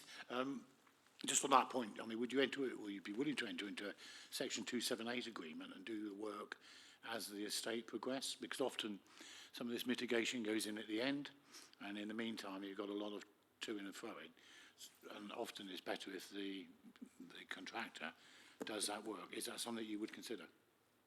It is something that could be considered. It's not where the position that we've reached with your officers at this point in time, but it is something that could be considered if that was appropriate.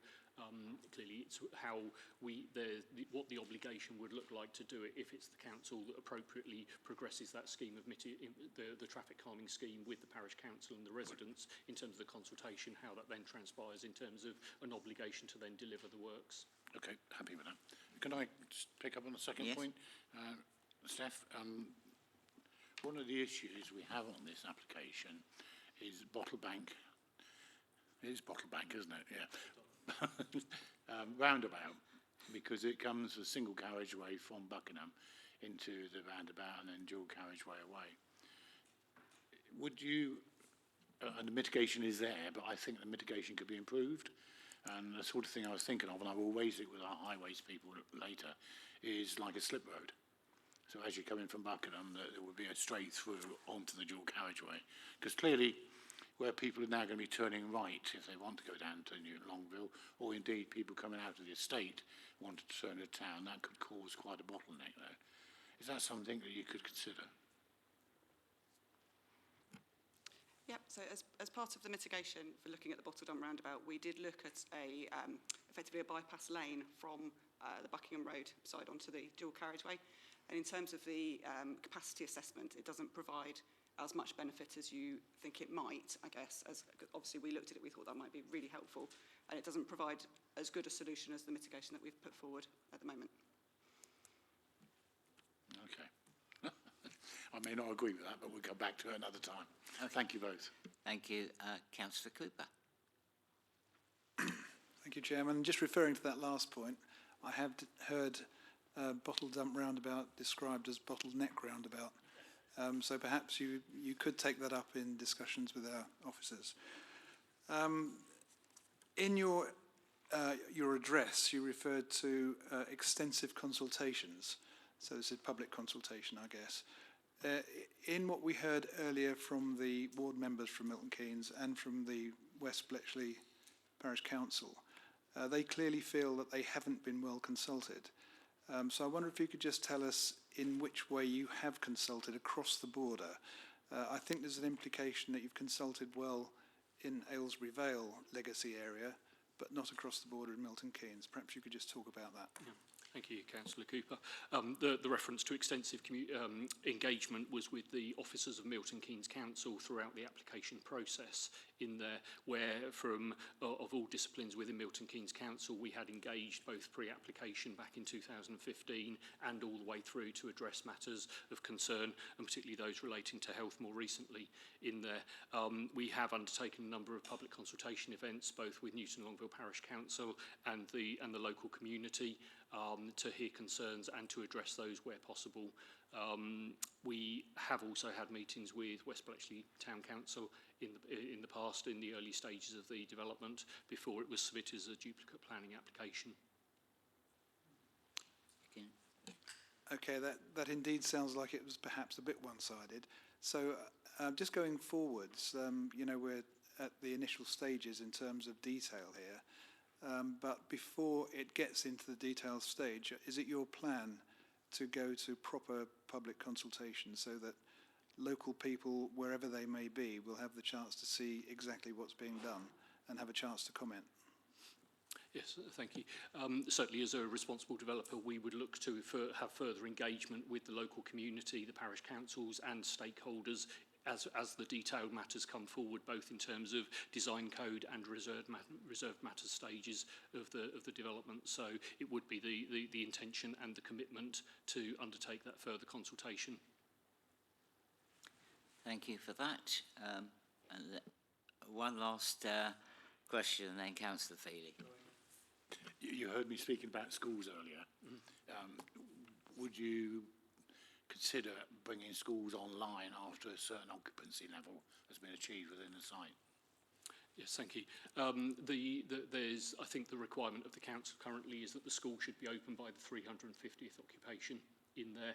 The position is that we have got an obligation to provide it as a service site, particularly the primary school site. This is by the 50th occupation, so quite early in the development, to get all of the infrastructure into its location within the development, and then it is down to the timing of the council to then procure and construct the school to enable it to be open by the 350th occupation. I think we would struggle to get all of the roads and the infrastructure in to provide it as a service site earlier than the 50th occupation, but that is the absolute backstop. Clearly, if we're in a position to deliver it earlier as a service site, then we would look to do that, because from a sales perspective, there is clearly a benefit of having a school open on site at the earliest opportunity. Okay, thank you. One more, Councillor Cooper. Sorry, Chairman. Just thinking about connectivity to the railway station from this site. We've heard various little bits of information about this today, but it seems to me that there needs to be more clarity on exactly how it's going to be achieved, so that there is connection to the Milton Keynes red routes, but they don't go directly to the station, as I understand it. There's also talk about narrowing footpaths or narrowing roads for footpaths, that sort of thing. Is this something that you would undertake to look at properly, so that there is, before this is finally approved, there is a proper method of connection for cycleways and indeed buses, etc.? I think the buses are probably covered. I'm thinking here more of cycleways. So is that something you can undertake to negotiate with their officers and with the officers of Milton Keynes, so that there is a real and proper solution to that when this estate is up and running? Certainly. The assessment that has been undertaken on the connectivity to the railway station at this point in time has obviously been considered by your officers and been proven to be acceptable in there. We are providing, particularly at Bletchley rail station, there's a financial contribution towards additional cycle parking there. Clearly there are the details of any improvements off-site that need to be worked through, and as part of that then your officers could require us to look at additional assessment work if that were to be required. But certainly the assessment work that has been undertaken to date has been proven to be or been considered to be acceptable by your officers. Thank you, Chairman. Just to say that I will take that up with our officers when we get to that point. Yeah, I'm sure you will. Okay, there being no further questions for you, thank you very much, and you may return to your seats. I would ask all those who have spoken to remain in the meeting until a decision has been made on the application, and we'll now take technical questions from members for officers, and as per usual, if you do have any, please raise your hands and I'll take you in order. There goes a flurry. Okay, I think on that occasion Councillor Cooper was first, then Councillor Whitehouse. Thank you, Chairman. I was keen to get in first because whilst the last question was still floating around the room, it gives me an opportunity to ask our highways people about the situation with cycleways from the development into the railway station. So I think what we're looking for here is confirmation that we have a proper scheme that will work, and what I need to know, I think, is whether it needs further negotiation, further money, further negotiation, and agreement with Milton Keynes Council, and in fact all parties involved. So I would just like clarification of that, because I think that link is absolutely vital to this development. Okay, Thank you for that. I'm not sure which officer is going to take that one, but over to you. Thank you, Councillor Cooper. With regard to extending the roadway further along Bletchley Road, looking at the current infrastructure of Buckingham Road, apologies. Once the current roadway facility ends, the Buckingham Road generally seems to narrow down to single carriageway road, approximately 3 and 3.5 metre lane widths and approximately 2 and 2.5 metre footway width. So it would be very extremely difficult to put in a segregated facility to the relevant standards of relevant designs. Obviously, I don't know the current reasoning behind the current stop point, but I would assume that that's the reason why it currently stops where it does, is because without making fundamental changes to how Buckingham Road operates, it's not potentially possible to implement a fully separated cycleway along for the remainder of the route, just because of the very urbanised nature of Buckingham and the Bletchley area. I think it was discussed, you can, obviously at the moment, the current option is to continue cycling down the Buckingham Road, or as we just discussed, there is a potential for a quieter route between the end of the roadway towards Bletchley Rail Station. It is a slightly longer journey, but it affords a quieter route in terms of traffic flow.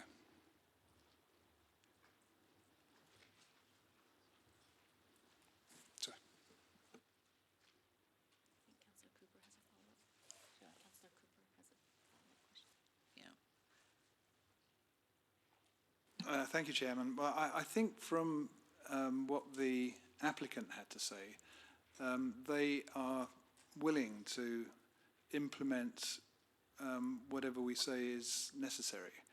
But I don't think what I've heard so far this afternoon gives us that. I know that it's not entirely in the gift of this council to provide all of that route, because some of it's in Milton Keynes, which is a complication, I agree. Nevertheless, to make this site work and to make the transport infrastructure work, we do need to have a proper scheme. And it's not just one that we might be able to get at some time in the future. I think up front, before it's approved, we need to have a proper scheme. And I would just like to hear how we're going to achieve that. We need to know that before we can make a decision here. I think, bearing in mind that we are in the technical question at this stage, that's perhaps something more for the general debate, open debate, because we are just seeking answers to technical points rather than renegotiation points within the application. I'm not sure that at present that the officer can provide any more information on the technical reasons as to why it's not included or been able to achieve up to this point. Perhaps I could just go back to the officer for a moment on that, just to seek clarification. Yeah. So I didn't quite catch the end of it, sorry. Is there anything further that you can add in regards to technical reasons as to why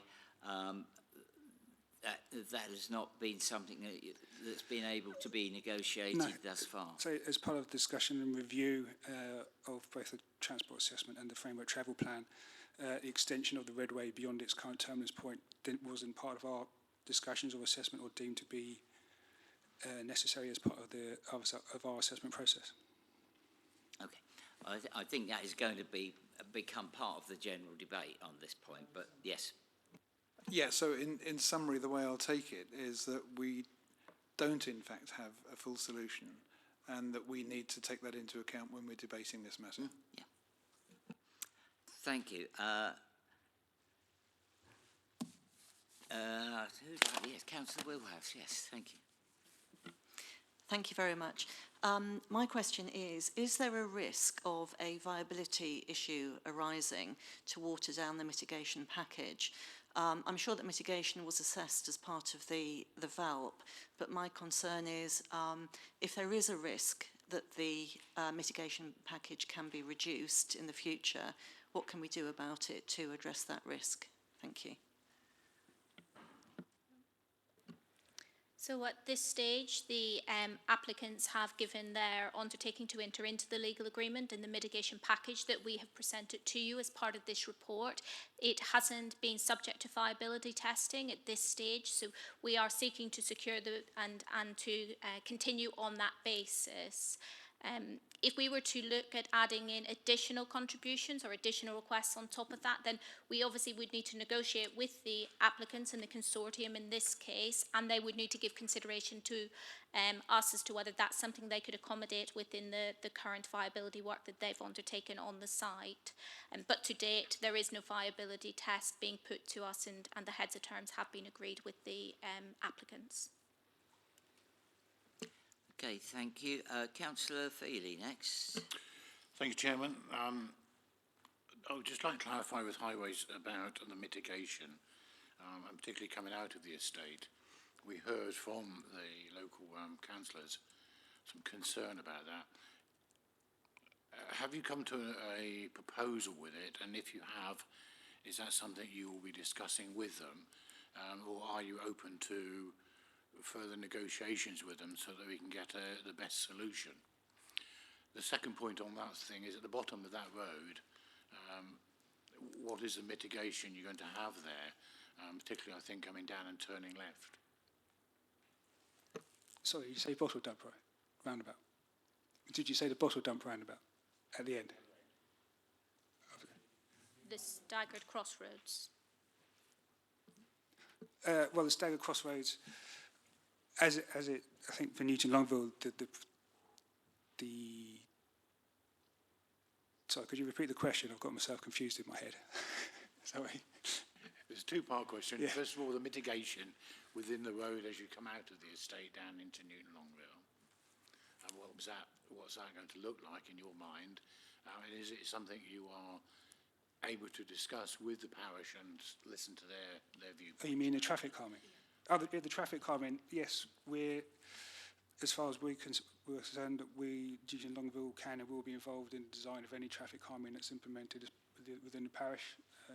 Full stakeholder engagement and consultation. Obviously, the money that's been provided is Section 106, so then obviously we can use it. The parish will definitely be involved in that discussion. Yes.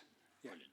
The second point is at the bottom of that road, where you turn left, what's that junction going to look like? What, the crossroads itself? That junction? Yeah. At present, it will remain in its current form. There is a proposal as part of the proposal put forward. It was going to change to a mini roundabout. The problem with converting it to a mini roundabout would be that you provide an awful lot more capacity, which then may well mean that you're then encouraging further rat running by providing so much more additional capacity. So it would stay in its current format.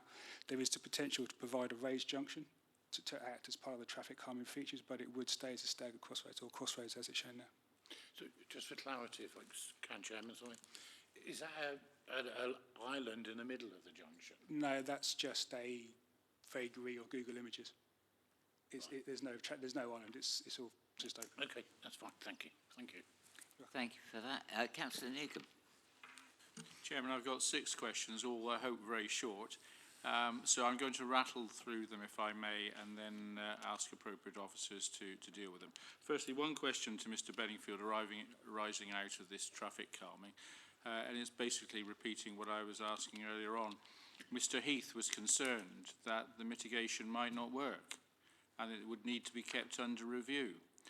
What undertakings can we have from Highways that his concerns will be met, i.e. that we won't simply have a traffic calming scheme which will be introduced, and then whether it works or not, that will be it for the next few years and the money will have been spent, etc. So that's the first question. Second is page 60, paragraph 5197, archaeology. I'm not clear from the report as to whether the archaeological sites, the 4 of them, are actually going to be excavated or not. I understand that they're going to be left in areas which won't actually be built on, but will they actually be excavated as part of the whole building process? Next question, I referred earlier on to my interest in the police, and this is related, in fact, to later questions. We constantly seem to have difficulty with certain agencies wanting Section 106 money and making hopeless applications because they have no idea, it seems, of the appropriate way of making these applications and the sort of items that they can ask to be paid for under Section 106. And I think it's the first time I've seen the police involved in this. So I just want to make sure that it is legitimate for the police to ask in the same way as health and education and what have you. Just check that this is a matter of effectively ignorance by, is it the local police or the police generally in Thames Valley on how to go about this, because I would wish to take it up in another forum, if it's a general point. Next, moving on, but a similar point, I see that we are actually insisting on money being provided under Section 106 to Milton Keynes Hospital because they've made an appropriate application, but Bucks Healthcare have made an inappropriate application. At our last meeting, we had a similar sort of situation in relation to a development in the vicinity of Aylesbury. Why is it, and I appreciate it's perhaps not a question for officers properly, but why is it that we deal with one hospital area which are capable of making an appropriate application and another hospital area which are incapable of making an application? Because ultimately this is depriving the residents of a better healthcare system. The next question is page 73, dealing with energy. I appreciate it can't be enforced because it's not in VELP, etc. But in the same way as we've been pushing for a while for electric charging points, which are now in VELP, there is now an emphasis in the country as a whole on the use of heat pumps to heat houses rather than gas boilers. Are officers carrying out any form of negotiation or proposing to carry out any form of negotiation with developers to make sure that the heating systems are what one might call up to date? And my final question, which should be therefore be number 6, relates to a slide that Mrs. Fadipi put up, which related to the heights of housing. I'd be grateful if she could put that up when we get to the answer. Because I was a bit concerned about the location of some of the taller buildings. It struck me, and I may be completely wrong, it struck me that it looked as though some of the taller buildings, i.e. houses or flats or whatever they are, were proposed to be built near the top of the ridge, near Weasel Lane. And that struck me as being not appropriate. Now, I may be completely misunderstanding the slide, but I'd be grateful for knowledge on that. I appreciate this is an outline application, but since the issue was raised, I'm asking the question. So those are the questions I have to ask. Thank you for that, Councillor Newcombe. And I'll hand over to the officers in whichever order you'd like to take them. I'll do question 1. Cool. I think, as Mr. Tucker said in his presentation, if we can potentially look at providing additional monies for the traffic calming through Newton Longville and look at potential monitor and managed situations, so we'd be happy as highway officers to have those further discussions with Mr. Tucker as part of the ongoing Section 106 discussions. That wasn't actually my question. My question was whether you propose to keep the traffic calming under review. Yeah, that's what I meant. So we would essentially looking to put in part of the Section 106 conditions and like a monitor and manage the situation, and there would potentially be an additional pot of monies that would be made available if further amendments or additions would need to be made. Then obviously we can have those discussions as part of the ongoing 106 discussions. It's okay. Okay, and the next question. Okay, Chair, thank you very much. The second question relates to archaeology, and the member wanted to know if those areas that have archaeological remains will be excavated. The consultative response that we got is that a condition should be imposed to require the developer to secure appropriate protection, investigation, recording, publication, and archiving of the results. So so a condition is going to be attached that they carry out those preliminary investigations, which will then be passed on to the archaeological officer. So, yeah. Okay. Then the second question you wanted to know was in relation to the consultative comments we got, if it was from the Thames Valley Police.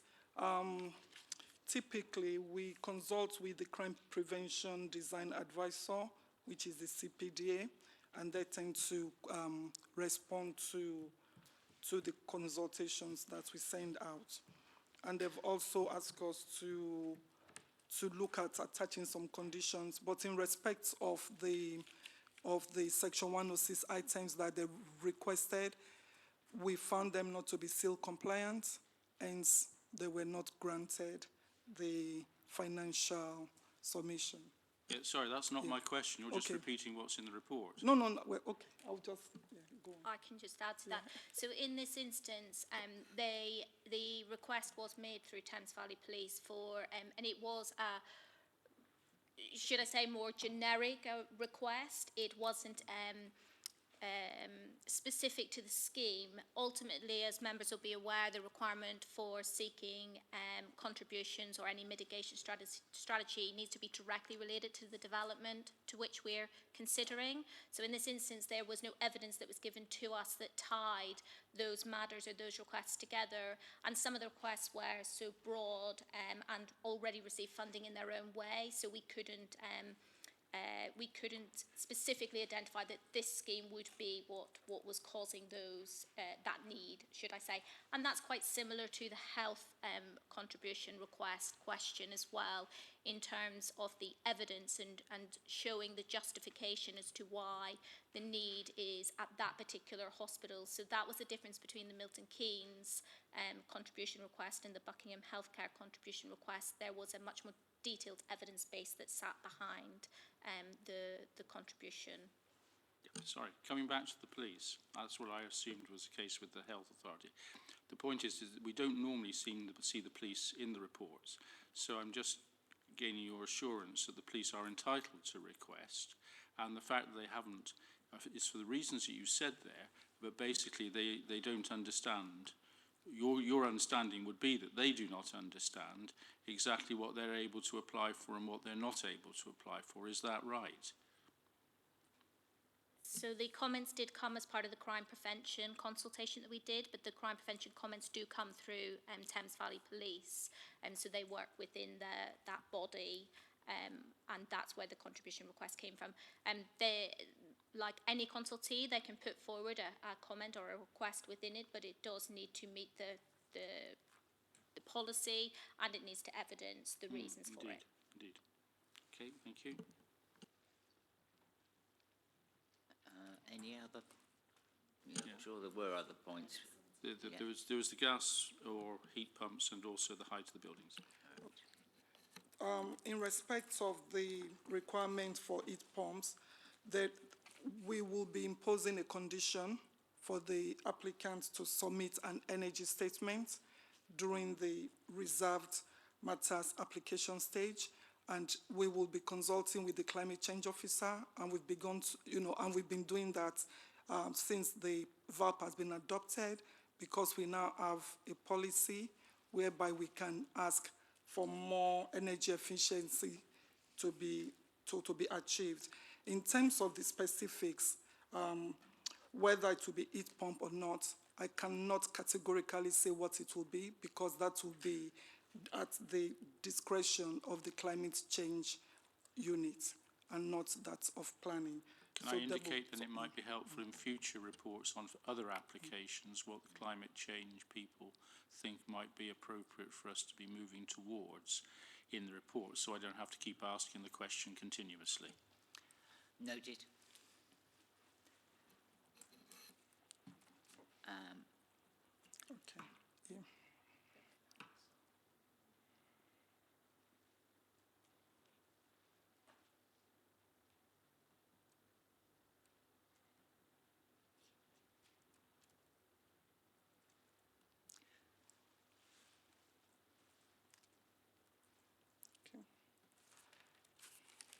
with the slide up, shall I just clarify the question again?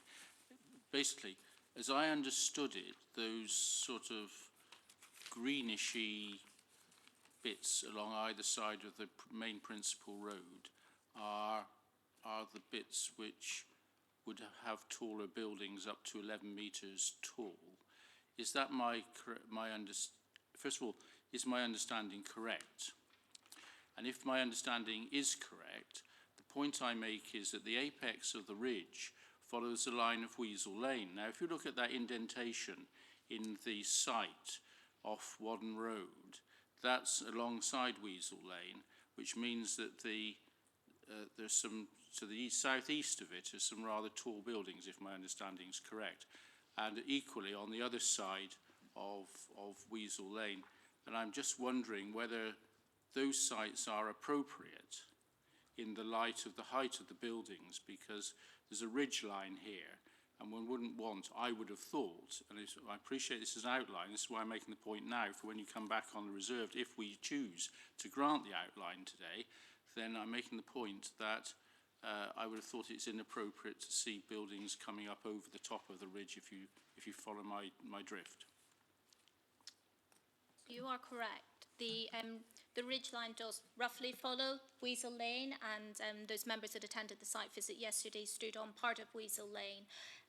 The topography of the site as it falls isn't, it does alter in parts across the site, so there is a little bit of flexibility in there, but I think we're very conscious of the fact that we do need to push development off the ridge and certainly push the highest development. I think it's fair to say that as part of any development that comes forward on this scheme, there will always be a variety of development heights across a site. This is a broad parameters plan. It is up to, and it's indicating in those locations that may be possible. I think it's very much a matter then to be considering at the detailed stage. It's how those buildings are designed, and I think we felt that we've kept them to the most sensitive parts, and we've tried to pull them off the ridge, and we've looked at how they are positioned. So yes, there will still be visibility, but they are kept to minimum, and it isn't saying they will be, it's saying they would be up to, so they could be a variety within it as well. Yes, I'm obviously negotiating with you at this stage and making the point that I think when we've come back on the reserve stage, it's inappropriate to have high buildings near the top of a ridge line, which makes them much more prominent in the landscape as a whole. I appreciate that can be ameliorated by landscaping and all sorts of things like that, but I'm negotiating with you at this point, should we decide later on to grant the application. The only other point I would add is there will be a design, there is a condition proposed to design code, and as part of that design coding work, then we would start to look in much greater detail at matters such as that. So the scope of maybe where you would hit the maximums may become much less, but I take the point you're making. Okay, I think that covered all of the points, didn't it? Thank you. So, no? Okay. Any other technical points? Sorry, Councillor Wilhouse. Thank you very much. I've just got one other question, and it relates to the highways improvement works. Will these be linked time-wise to occupation levels, or will there be deadlines imposed for the carrying out of those works? Yeah.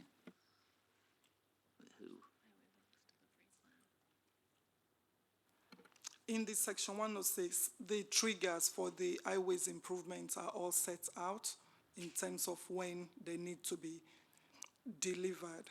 And so I can't really go into details. I don't know whether I can. Sorry, the 106. Call upon, yes, Yeah, the 106 will also require the developer to submit a highway works delivery program, which we will approve.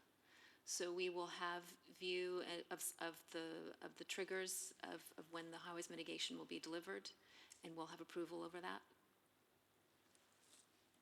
Okay, thank you, because I know that in the past there have been problems where highways works has been linked to occupation levels, and it's been a problem, especially where sometimes schemes are sold off in part to other developers, and it can be a problem.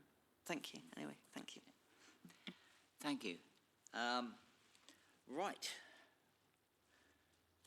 So I think we will now move on to the full and open debate, and we have had quite an extensive array of points already, but I'm sure there are more to come. So we'll now open it up to general debate amongst the committee members, and again, simply raise your hand and I'll take points in order. Councillor Cooper. Thank you, Chairman. I'm happy to start the debate anyway. Can I start by saying that something Councillor Rankin said really caught my attention. He described the development as parasitic development. And in a way, I think that comment, it sort of sets the tone between the two councils for this development right from the beginning. And it's a shame that that's the case. I thought I would just say this because I think, although it's not actually part of this planning application, it's nevertheless an important point. And, you know, it occurs to me, if the boundary between the two areas had been in a different place, the onward march of Milton Keynes would have continued probably over this same piece of land. So I think in that sense that is relevant. I can see areas, I believe, where it has caused problems having two authorities, and with possibly the two authorities not communicating as well as perhaps they should have done. Perhaps that's also inevitable, which is a shame also. And I do hope that, you know, at the next stage, that Taylor Wimpey and the developers will help put that right by having proper public consultation. And incidentally, I think we should be thinking of that in terms of a condition, perhaps. Maybe it can be fitted into that sort of area. So, just coming now to the development itself. I'm not sure everyone here is aware, but we did go on a site visit yesterday. So we've had a really good look at this site. And as always, the site visit was very useful because from the drawings we've seen here today, you can't get an idea of the topography of the site and the way it will actually affect neighbours, etc. And I think in this case, the overall scheme does a really good job in making best use of the topography. Now, it is outlined at this stage, but clearly the position of the schools and the playing areas and the green areas is, I believe, we can assume that is fixed. And it does actually put the housing developments in the most appropriate place, like in the low-lying areas and behind the ridge. And I think as far as neighbours are concerned, particularly West Bletchley, because they're actually the nearest, I think it makes the development quite acceptable to them. No, it probably doesn't actually. I'm making assumptions here. But I think it makes it as acceptable as it could possibly be to them. For Newton Longville, there's a similar situation. They do have a green buffer between. But because of the layout, I think quite a lot of this site will eventually disappear into itself. So in that respect, I don't believe there's a problem. And indeed, the chairman of the parish council from Newton Longville, I believe, said that they didn't disagree with the development itself. So they're looking at the effects of the development rather than the development itself. So I believe that it's going to be difficult for us, even if we wanted to reject this application. It's gone a long way down the road in previous meetings. So it has been approved in most part, and it has gone through the appeal process too, and that has supported what's coming. So any thought of rejecting this application, in my mind, would be foolish because should it go to appeal, should our decision in that case go to appeal, I believe that would be lost, and quite rightly too. So I think what we have to do today is to look at this in terms of making sure we get the ongoing discussions going in the right direction. And we can do that by using conditions. Now, there are already conditions attached to this application. We need to be sure that they are robust and that all the things that come up in this debate are also covered in those conditions or by additional conditions. And just as an example, I'm thinking of my points on the Redway and the connection with the station. I believe that to be really important, and we need to find a way of resolving that. So far, what we've heard from our officers, there is not a solution to that as things stand at the moment. So I think we have to send our officers away with an instruction that between the applicant and our officers and Milton Keynes officers, that item is resolved. I think this should not be approved under delegated powers until that item is resolved. Other members may have similar feelings on some of the other things. There's the question of the 421 and the bottle dump roundabout and all of that. There's also the question of Newton Longville and the traffic calming. Now, we've heard quite a bit about that today, but one thing I'm not entirely sure about is what principle we are actually following. We're talking about providing traffic calming, but is the principle that we deter foreign vehicles from using Newton Longville as a way out of this development or out of the area? So is that the purpose of the traffic calming? I believe it should be, because Newton Longville could become absolutely overrun by this. There's been a big assumption that traffic from the new development will go onto the A421. However, there's a good chance that a lot of that traffic will also come south onto the 4126. And in that case, the obvious route would be through Newton Longville. So it could generate a lot of traffic there. And I think we need to take that into account. So in terms of the condition for traffic calming in Newton Longville, I would like to be absolutely convinced that we've got that right. And also the fact about additional funding that I believe Councillor Newcombe made, was it? Or was it? Whoever made the point. That's a really good point, because it will be the case that, it could well be the case, let's say, that the traffic calming will need attention at a later stage. And of course, this development will be produced over quite a number of years, and so it will become apparent as it develops whether further action is needed or not. So again, that, in my mind, that's a matter for proper conditions. I think I mentioned the public consultation with Milton Keynes, did I not? I've certainly spoken about it earlier, but I think we have to cover that too. So perhaps we can use that as a starting point. I'd be interested in other opinions, but I really do think we have to get conditions right. Thank you, Chairman. Thank you. And just before I bring in the next member, I think perhaps when you talk about, Councillor Cooper, about imposing conditions and that there shouldn't be approval until the Redway was the particular one that you were concerned with, quite rightly so.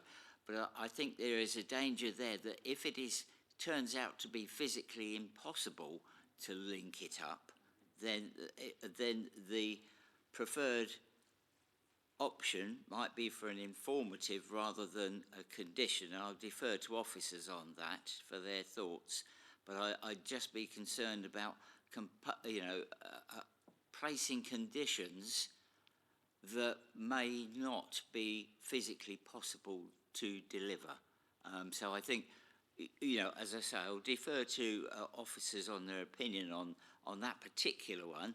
With regards to traffic calming, I think one of the points which I found very valid that was made was the monitoring of it, and I think that would certainly be a very valid one, but I'll just... So I think the important point for members to consider is, obviously, yes, you've got to look at the package as a whole and the proposal as a whole. I think we have to ensure that any requests or any information that you're seeking to condition, one is as a result of the development that's being proposed, and that there is a demonstrated need to undertake that work to mitigate the development, so to neutralise the effect of it. And then also that it has to meet the tests in terms of conditions. So we have to be, you know, it has to be something that we can deliver, and it has to be reasonable and precise. So now obviously the land that we're talking about is, well, land that's outside the applicant's control, and is outside our jurisdiction as an authority as well. So I think we would need to look at the evidence base in terms of the requirements for the extensions to the cycleway, and does that evidence the need to extend that cycle link, and if that's the case, is there the mechanism and space to be able to accommodate that? And that's then a discussion with Milton Keynes Council. I think it's important to note that Milton Keynes Council's highway engineers have also had a thorough assessment of this application, and it's been thoroughly considered by an inspector, and certainly that hasn't been something that has been requested to date. So I think if it's a matter that members wish to look at, I think it's something we'd need to look at to ensure we can technically evidence as well. Chairman, as you suggested, I would be happy to leave that in the hands of our officers. They've heard what I've had to say. We haven't heard whether there's agreement to that yet. But if there is, then I would certainly like our officers to take it away and take it as a serious matter that needs attention. I accept that making a condition that would make the application fail may be a mistake, so I would accept that. But we do need confirmation from our officers that that's the case. I think we've had that already. Yeah, I would agree. Thank you. Councillor Feely, you are next. Thank you, Chairman. Just to pick up on that point, really, we can't condition it because it's not within the gift of the site. But what the developers already said that they will make some funding available that they could do that work elsewhere, which was reassuring. Today, we've come to end of a long journey, I think. We started in 2015. There's been a lot of work between the councils. And to be honest with you, I was really disappointed with Mr. Ranklin's attitude that it won't happen. That's not the way to deal with this. This has been through a lot of discussions between the highways departments, and obviously then it went to the inspector. So we've ended up with a situation where we've identified that certain works need to take place to improve the traffic flow. We need to get involved with traffic calming, and I'm pleased that we will be able to involve the parishes on that, the points they raised, and it's rightly so. Obviously, we come to the next stage, which is all reserve matters. Again, a huge piece of work that needs doing, and hopefully we've given some steers on what we would be looking for. It's therefore my proposal that we should go with the officer's recommendation on this matter, because it's the way forward. Thank you, Councillor Feely. Councillor Bond, you were next. Thank you. I have mentioned this before, but no one seems to take any notice, but the elephant in the room is the east-west rail going through the middle of the site, whereas we're considering traffic calming and traffic volumes. If we were to negotiate a stop there, we could get rid of a lot of the traffic. I'm sorry, I didn't. Could you move if the we mic could negotiate, a bit closer? Sorry, I didn't if we catch could the last negotiate part. with East West Rail to put a stop in the middle of the estate, maybe we could get rid of a lot of the traffic. I think that's somewhat out of our control. To be honest, I'm stand to be corrected, but. Certainly it's not a proposal that's before you to consider, and that would be a much more comprehensive infrastructure proposal. And there is obviously an east-west rail proposal. There's a station proposed at Winslow, and that is the position that we need to consider this application within. Okay, Councillor Waters. I think in the debate here, I think there's quite a lot of agreement in terms of where we are with it, and how far we are. And I think it is those negotiations and making sure that we do deliver on those, because without the detail coming in, and we've had all the positivity from the developer, we do need to actually make sure and ensure that is actually there and actually delivered. I would also like to push again to make sure that the footpath that is joining this development with the village of Newton Longville is developed to a level where it can be used as a cycleway, because if you look at the logic of it, it links straight through to any school that's there, and then into any other cycleways as well, and would keep that village linked to this particular development rather than taking it as something different or a different part of their community or a different part of their parish. And I think it's an important thing to keep this parish together, and it's not just to feel that it is a pure satellite of Milton Keynes. I think it's going to be more than that, and we hope we get it right. I think the issues which have been raised, which will be dealt with later in terms of height and the ridge, and the understanding of the sensitivity of that, of any buildings, is going to be important. So I think take that point on. But I also think that we need to really ensure that the officer does put in place a clear agreement on the monitoring of any traffic calming measures that are going to go in, and that the fund is at a level which will support that for ongoing, as the site develops further. The ongoing measures may need to actually happen at a later date to amend what goes in early stages, and definitely within that the parish itself and the community are agreeing to what is actually being implemented, that it is not just something that we say, okay, well, this is what you're going to get. It really does need to be written down that they will be partners in this, because it is they who will live with whatever measures will be there in the future. And traffic is going to be the key thing. And with all the housing and all developments in all parts that we're looking at, traffic is the issue, to make sure that we get that right and do as much as we can to make that flow as best we can.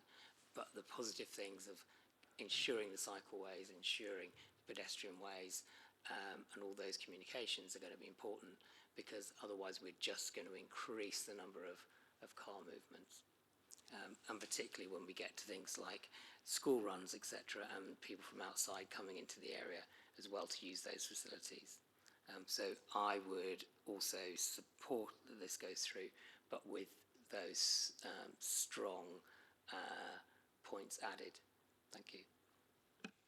Thank you. Councillor Bass. Right. Thank you, Chair. There's been lots of, I'll keep this brief, there's been lots of discussion, lots of questions, lots of answers, and to be fair, I think it's mainly unpicked what's already in the document, and it's reinforced the mitigations, I think, which are in place. And if you take it on face value, there is sufficient flexibility in there to provide mitigation, as long as the monitoring is in place and the goodwill, if as it is written in the paperwork, is upheld. And as long as the legal agreements which are on there as a requirement for the delegated approval, then in my mind it's something I will be approving. Thank you. Thank you. Councillor Brown, did you have your hand up? Yeah. Thank you. Thanks very much, Chair. I have to pretty much concur with some of the previous speakers in terms of the overall summary. However, in my own summary, making notes here, I think about the officers and the inspectors that seem to have all approved this and spent a great deal of time poring over it. And as somebody's already said, you know, this is 6 years down the road.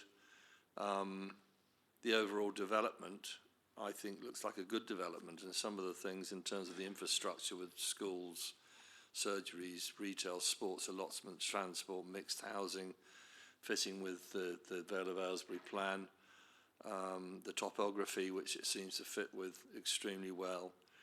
They all sort of, I think, bode very well.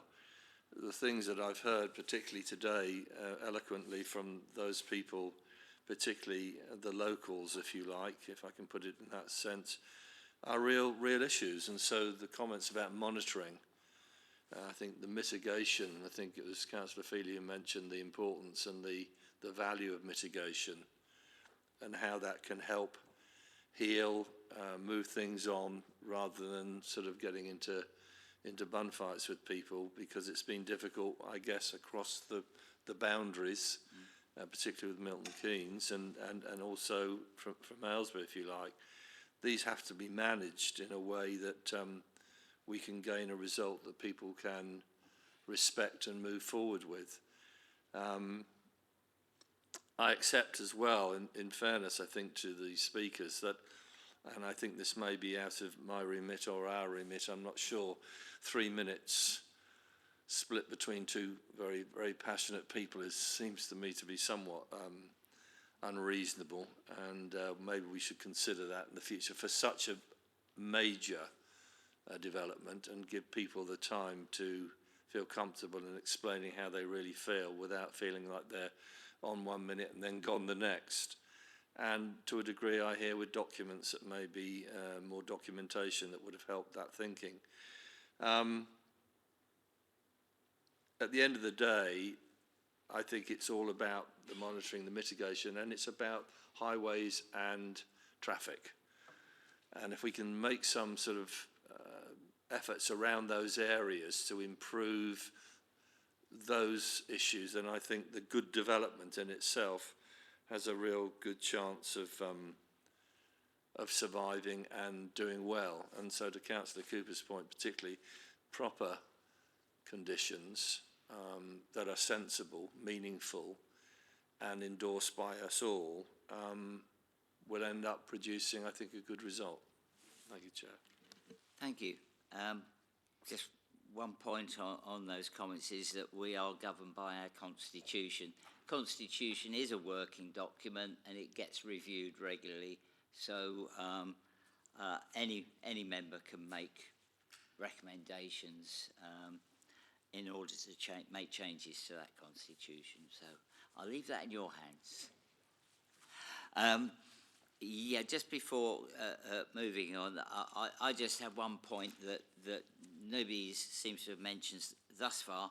I was quite pleased to see that whilst we have, as part of the VALP, a minimum of 25% for affordable housing, that this has, in this particular instance, we've gone up to 30%. Affordable housing is something we are extremely short of. We have a desperate need. We have 5,000 people on the waiting list, or 5,000 families. So I think, you know, it's a very real positive for us to have achieved the 30%. So I just wanted to make that point. Now, I have Councillor Newcombe, Councillor Cooper and Councillor Bass. Thank you, Chairman. I don't think anybody has actually formally moved, or seconded rather. Seconded. Yeah. The motion. So I'm happy to do that, just to get that out of the way. Okay. If I can just return to Councillor Brown for a moment. The speaking time for members of the public was the subject, length of speaking time, it was a subject of heated discussion, if I may put it that way, during the time the Constitution was brought up under the Shadow Authority, was written under the time of the Shadow Authority. If he thinks that we as a committee ought to be putting forward a longer time, perhaps 5 minutes or what have you, I'm sure if that was the feeling of the committee, then the Constitution Working Party, which starts on Monday, to look at the next round of amendments to the Constitution, as you may gather I'm a member of it, would I'm sure be willing to look at that and see whether we have further heated discussion. Would that be right? Personally, I think he is right. I think 3 minutes is too short a time. I think 5 minutes would be much better. But so certainly, if that's what members feel, we can put that forward. Moving on to the substance, I think that this is a good development, certainly if it's built out much in the way in which it's designed now. I think it has everything that it ought to have. And I think one of the main features of Milton Keynes is the way in which its new estates have a certain life of their own, and it seems to me that that's perfectly possible here. I think that Councillors Cooper and Waters have made really good points about connectivity with other parts of what would be the conurbation, and those are important points that do need to be strengthened. I fail to see how what amounts to an estate which has a secondary school can be described as parasitic, because inevitably the number of children going to that school will be considerably greater than the number of children who actually live in that particular development. May not be so with the primary school, but certainly would be with the secondary school. And in any event, the cost to a local authority of new houses is actually more than the council tax raised, when we take into account the services provided by the local authority, of which, of course, waste collection is just one, and education, of course, is another. So I do think that this is a good development, but I equally think that even, and it doesn't appear as if we are of that view, even if we were not of that view and we're of the contrary view, I think the fact that this has already been approved more than once, and the fact that the two planning inspectors, one from the Vale of Aylesbury local plan and one from the Milton Keynes road appeal, have both found effectively in favour of it, would make it, frankly, a doomed prospect not to approve it. So I therefore move, or rather second.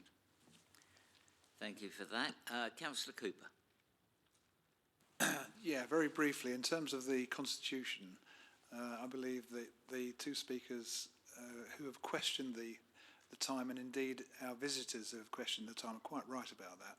And if it's appropriate for this committee to give some sort of indication to the committee, then perhaps we should. But maybe Councillor Newcombe can take this away with him. But I believe it should be in your gift, Chairman, to decide under whatever the circumstances are, to do whatever is appropriate. And in a case like this, I do believe that 3 minutes is inadequate and it's unfair. In terms of the debate, I completely agree with Councillor Newcombe's final summary just now. I'll go along with that. And I would propose that we go to the vote at this stage. Okay, I'll just take a final point from Councillor Bass.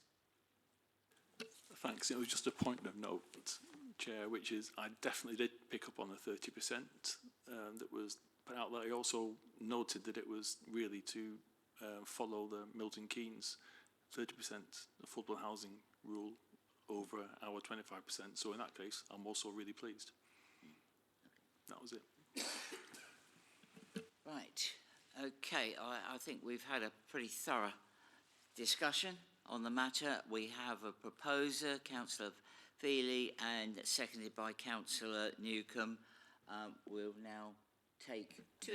To accept the officer recommendation. Yes, to accept the officer's recommendation, and with officers noting the concerns that the committee have illustrated this afternoon, and that's part of it. Okay, so we'll move to the vote. Can I see a show of hands, all those in favour? Please hold your hands high. 6, 7, 8. And that is a unanimous vote of this committee to accept the officer recommendation. Thank you. And at that point, I'm going to call for a 10-minute break. I think we've been, we've just gone past 2.5 hours, so I think 10-minute break would be appropriate. We will come back for 10 to 5.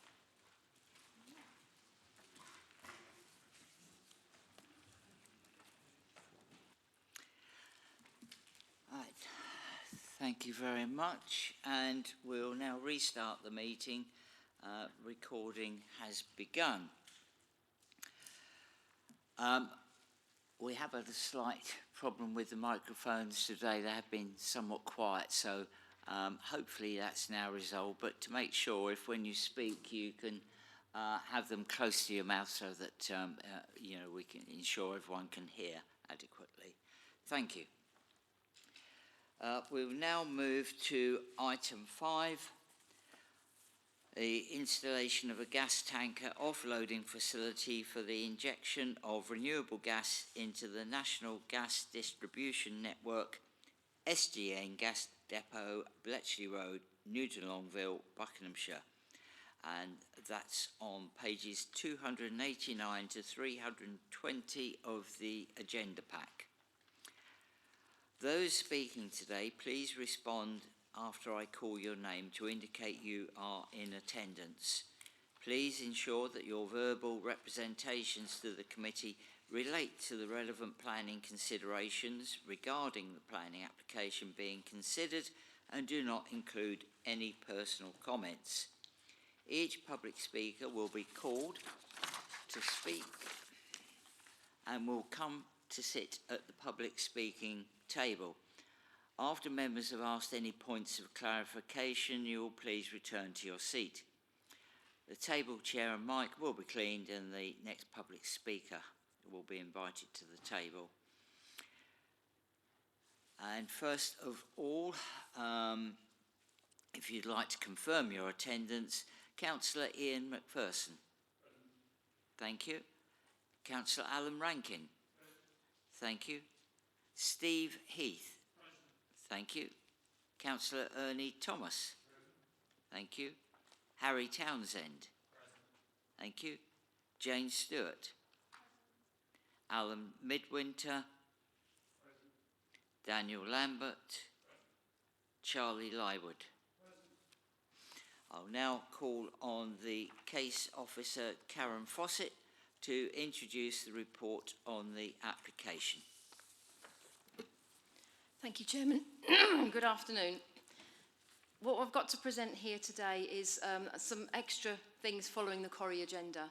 So additional plan number has also been added to condition 1, so the plans list is comprehensive.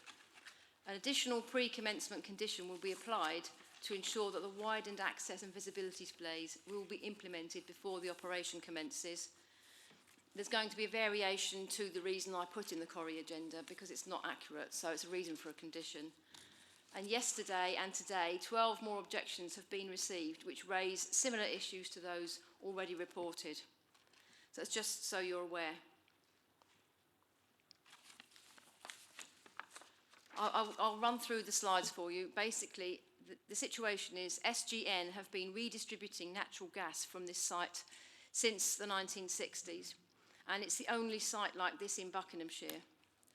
The aerial photograph up there shows the entire SGN depot, and to the right-hand side with all those lorries is the adjoining pallet company that share the same access. On the depot site, it's only one area in the southwestern corner that is the subject of this application. And I'll point that out as we go along.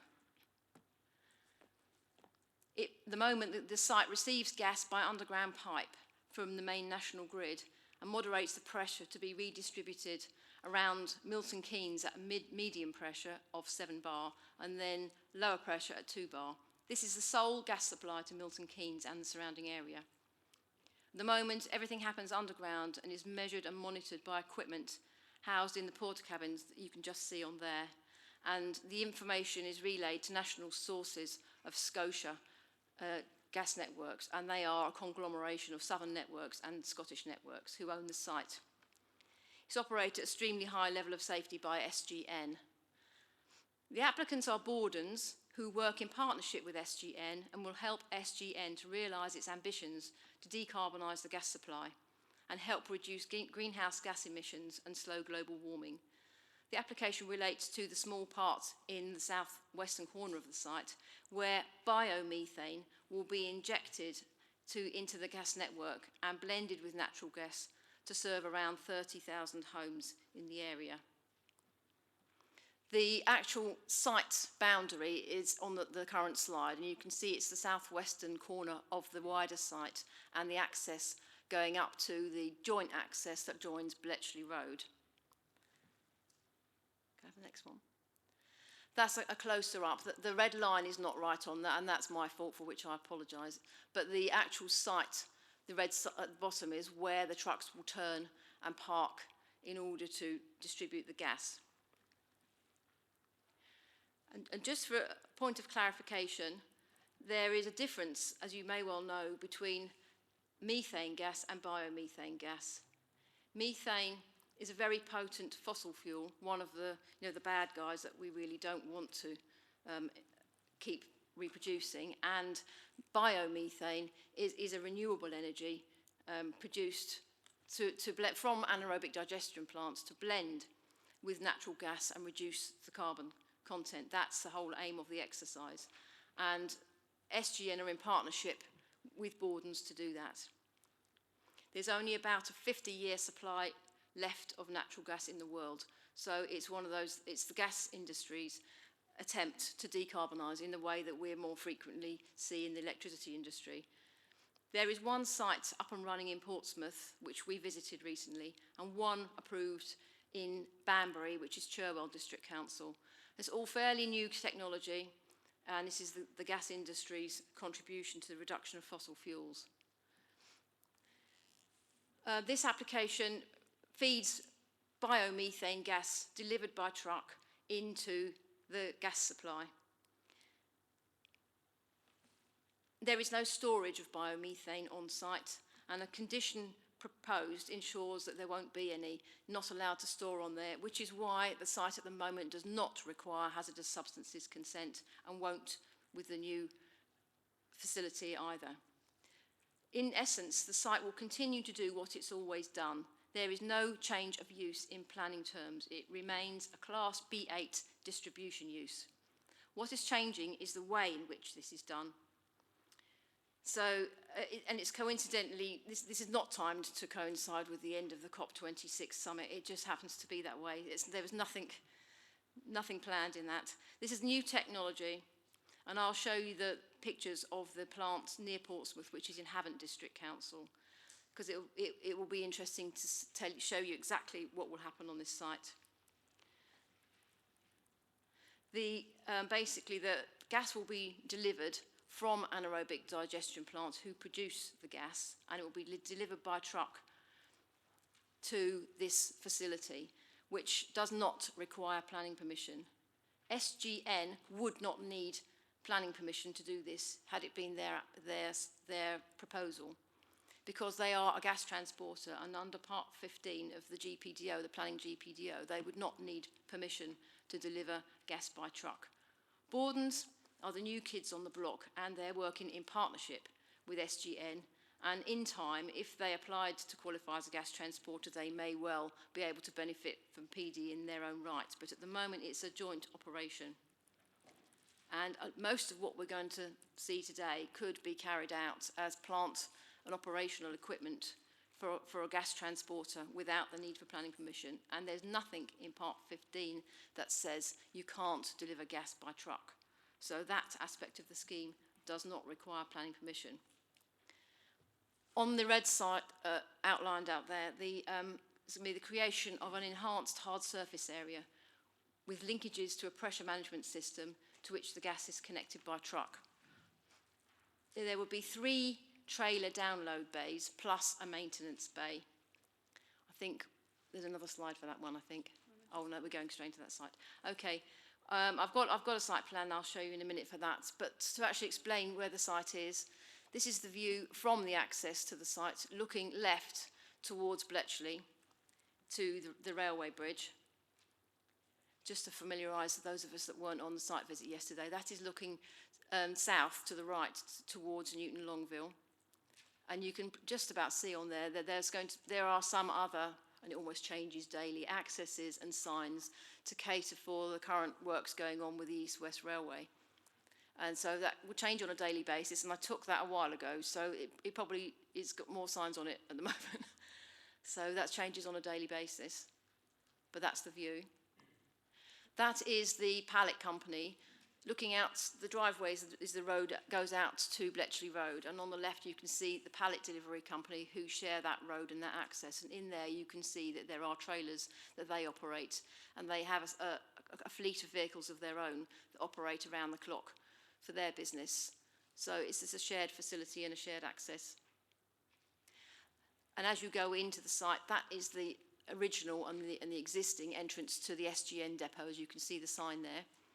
It's all sort of security controlled. Then the trucks would go into that site. And then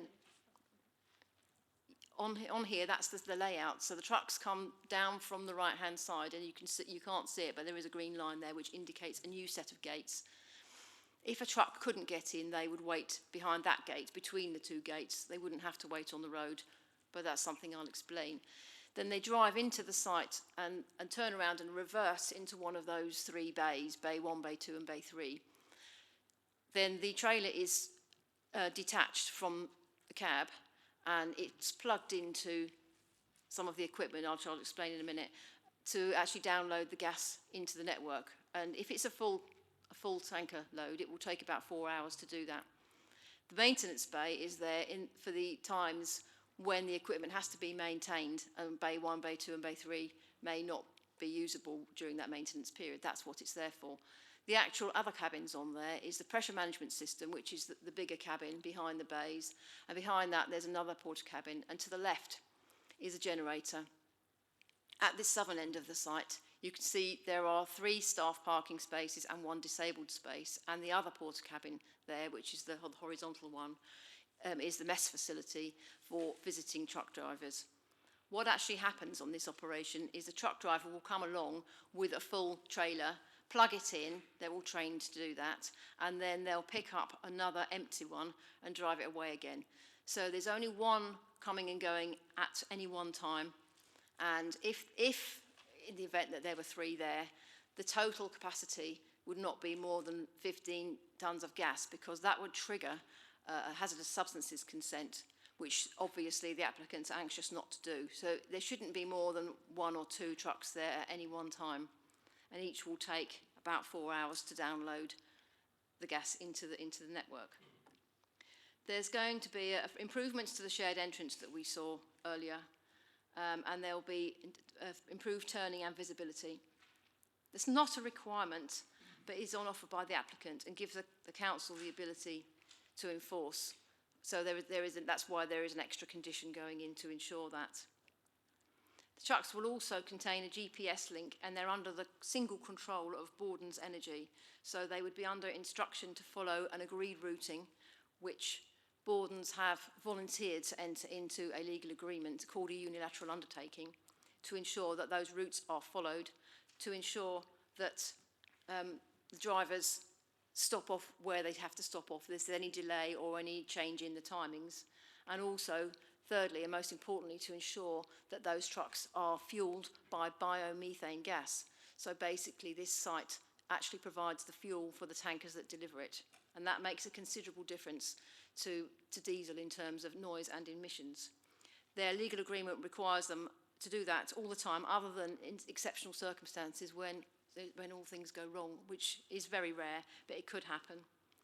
The other thing I need to point out while we're on that plan is on the left-hand side, the hatched area where you can see that the generator is. Originally, there was a propane tank there and a flare. Those are no longer part of the application. And I'll show you, because I've put the wrong plan in there, and I apologise in advance, not this one, the future one. I'll show you where they would have been, but they're now no longer part of the proposal. So there'll be a strict management regime with a routing plan that will be agreed by our transportation officers here, and just before this starts up in operation, which is likely to be at the end of 2023, hopefully after the EWR works are finished, then there will be an opportunity to review the plan that they've put forward and adjust anything that needs to be adjusted at the time. And I've got the plan on here as well. So it's a voluntary Section 106 unilateral undertaking that they've agreed to enter into. What's the next one? Yeah, that's just a reminder so you can relate to the site. You can see along the bottom of that picture is the access way. Starts off joint on Bletchley Road, comes through 2 sets of gates, and at the bottom left-hand corner, the southwestern corner, is where the trucks will turn and park and where they will be left. Just as a matter of local interest, the actual access is 120 metres from the nearest house at 120 Bletchley Road. And this part of the site where the facility will be is 150 metres away. So that will give you some idea of distance. These pictures show the wider SGN site to the north of the application site, and this is what is currently there. It's not quite in the way you saw it yesterday, because I had the privilege earlier in the year of going there at a different time when I was able to get closer. But the cabins that are proposed will look like that existing cabin now. And the next slides will show you. That is the cabin's already on the site. So this is already here. This facility has been here for half a century. Very little has changed. And so the actual purpose is not changing now, just the way in which they deliver the gas. There's a couple more slides to show you. That's some of the plant.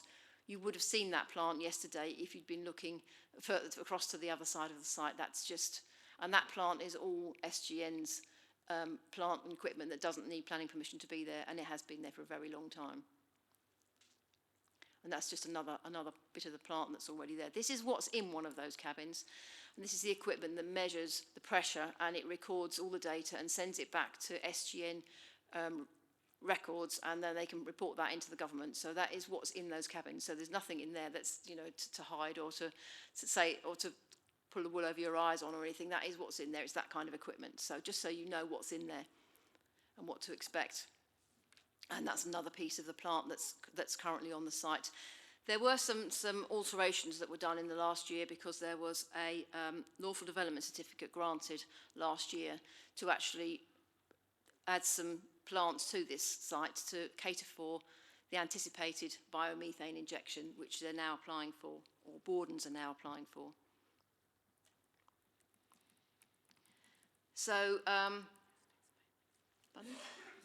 oh yes, there was a little bit of confusion in some of the objections. So I took this picture through the fence at the back of the site to show that there is a tunnel and what looks like a walkway underneath the railway adjacent to the site boundary, but there is no footpath there and no footpath under the bridge, which is the EWR railway bridge at that point.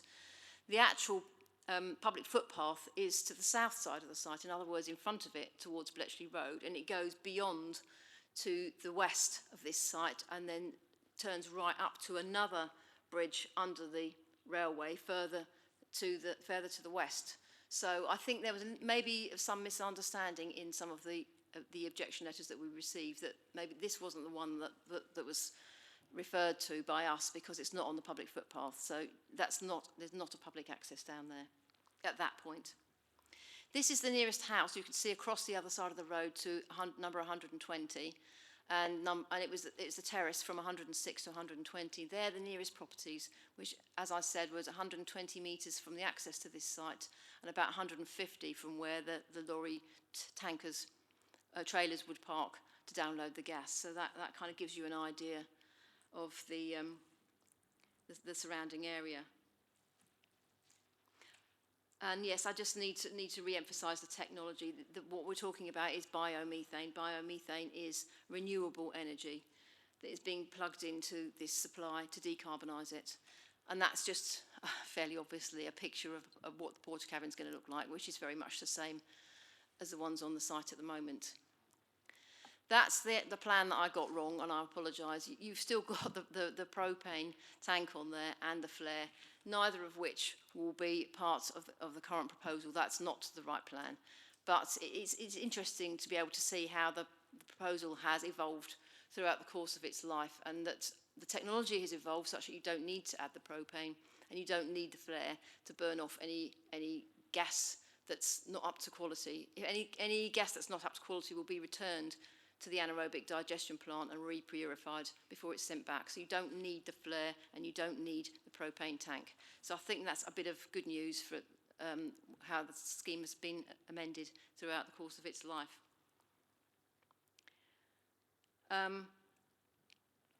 Yes, and basically the anaerobic digestion facilities are not related directly to this. They're a waste facility that produces organic waste that can then be digested by the digester and turned into biogas, which is then purified and decarbonised to become biomethane, which is what is being transported here. And most of those are not close to gas injection points. In fact, these actual facilities for injecting the gas into the network are quite rare. There's only about one per county. So it's not easy to just set up another one of these to inject the gas, whereas some of the electricity facilities are much nearer the AD plants, and those that produce electricity will have a much nearer connection point. The plan that's up there now, you can't see the colours really as well as I would have liked, but that is the lighting plan, and that shows the light spill area. So the design of the lighting and the location of it will basically minimise the light spill, and that's what it will look like. That's an impression of how the site will look when it's lit. The lorries would come in down the access coming in from the left there. They'll turn around and they'll back up to those two porta cabins that you can see. The first one is the pressure maintenance equipment, and they'll be plugged into a piece of plant in front of that. And behind it, there's another porta cabin, and to the right is the generator. So that's what the lighting spill should look like. That's an impression of how it's contained to be within the site. We'll probably come back to that one in a minute. That is the plan, the traffic management plan included in the Section 106 unilateral undertaking, which at the moment are the agreed routes that the lorries would travel. All the lorries are, say, GPS linked, and if there's a hold up, then the company, Borden Energy, will have control over all of these lorries and be communicating with their drivers in terms of where they park up and wait at agreed locations. This will all go through our transportation department, and there is a chance that this could be modified slightly again just before the operation starts. So we were very aware of the concerns about going through the villages and very alert to the objections that have been raised on that basis. So they're volunteering to offer us the chance to enforce any transgressions of this agreement which they're undertaking, in order that the traffic can be as controlled to a greater degree than on any other planning application, because normally we can't control traffic. So they've been doing that. What I've got here is some pictures of the site at Portsdown Hill in Havant, which we visited as well. And that gives you an idea of the kind of plant. It's twice the size of the one that's going to be at Newton Longville. And what this shows you is the plant that will also, some of that will be contained in soundproofed containers on the site. So that's what is not contained in the porta cabins at Portsdown. But it's an idea of the kind of equipment that is there, and the kind of equipment that will be enclosed in cabins in Newton Longville. And there's some more. That is one of the trucks. I know there was some discussion yesterday about whether these were the round tankers. That is the truck that will, it's just obviously uncoupling the trailer, just uncoupling from the cab there, and that will be left there for 4 hours to download the gas supply within it. Then the cab will click onto another empty trailer and take it away again, back to pick up some more gas. And that's the operation that we were able to view at Portsdown.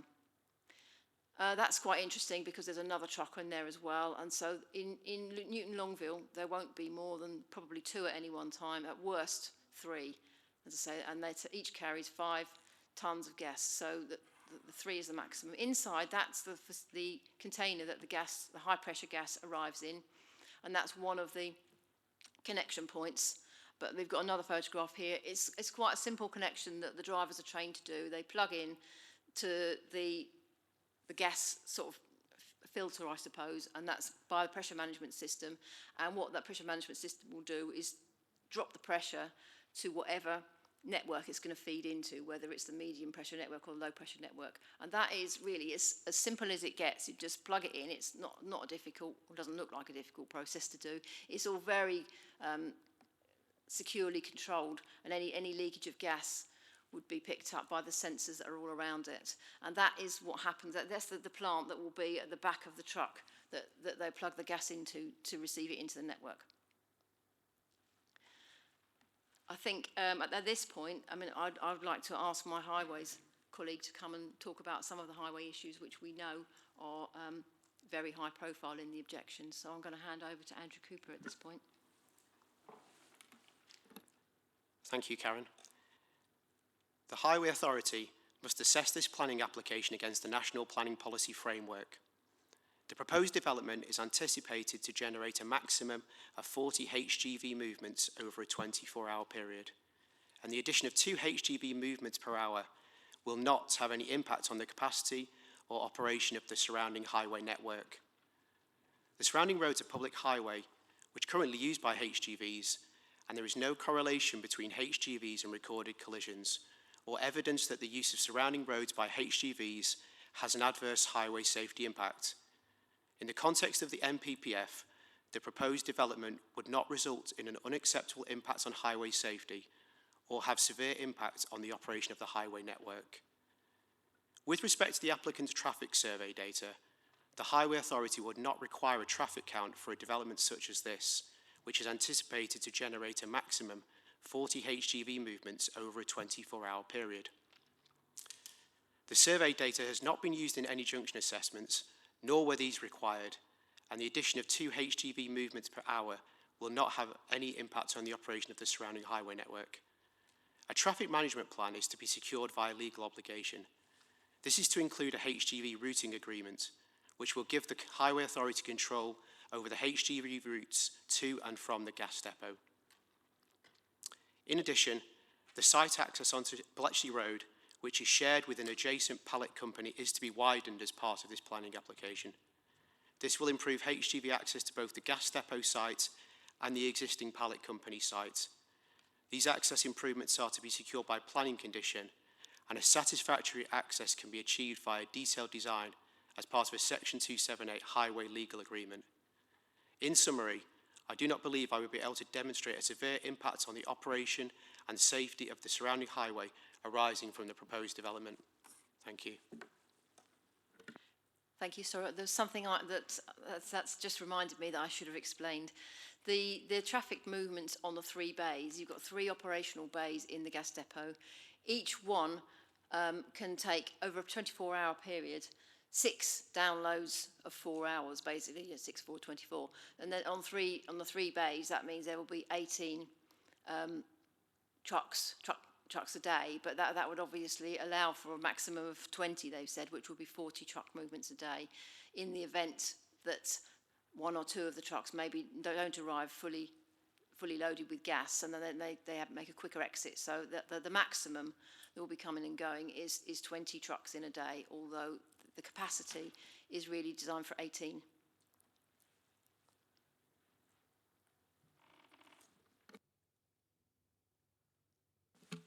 Thank you, Karen, for that very thorough presentation. And we'll now move on to speakers. And first of all, we have Councillor Ian McPherson, who will now speak as local ward member. Can I just raise a point? Yes. If you don't mind, before we have speakers and any debate on it. If you look at the document, particularly page 291, there's very little that there is requirement for planning permission. Yes. If you look at it, things like the housing, I mean, the main ones that we talk about is the porter cabin, fence and lighting. Mm-hmm. Yes, and I just really wanted to make sure that the expectations of perhaps some of our speakers is understood, that that's the only bit that we have control over. Yes, Isabella. I wondered whether it's maybe worth just the officers reiterating that point before we go into yes, debate on it. Sorry to interrupt, but it's no, it's a valid point. Thank you, Councillor Fairley. Yes, I could. Oh, okay, sorry. Yes, thank you, Councillor. I think we just addressed that. We do have to see this as a development in its whole, and that is where all the various elements have been identified.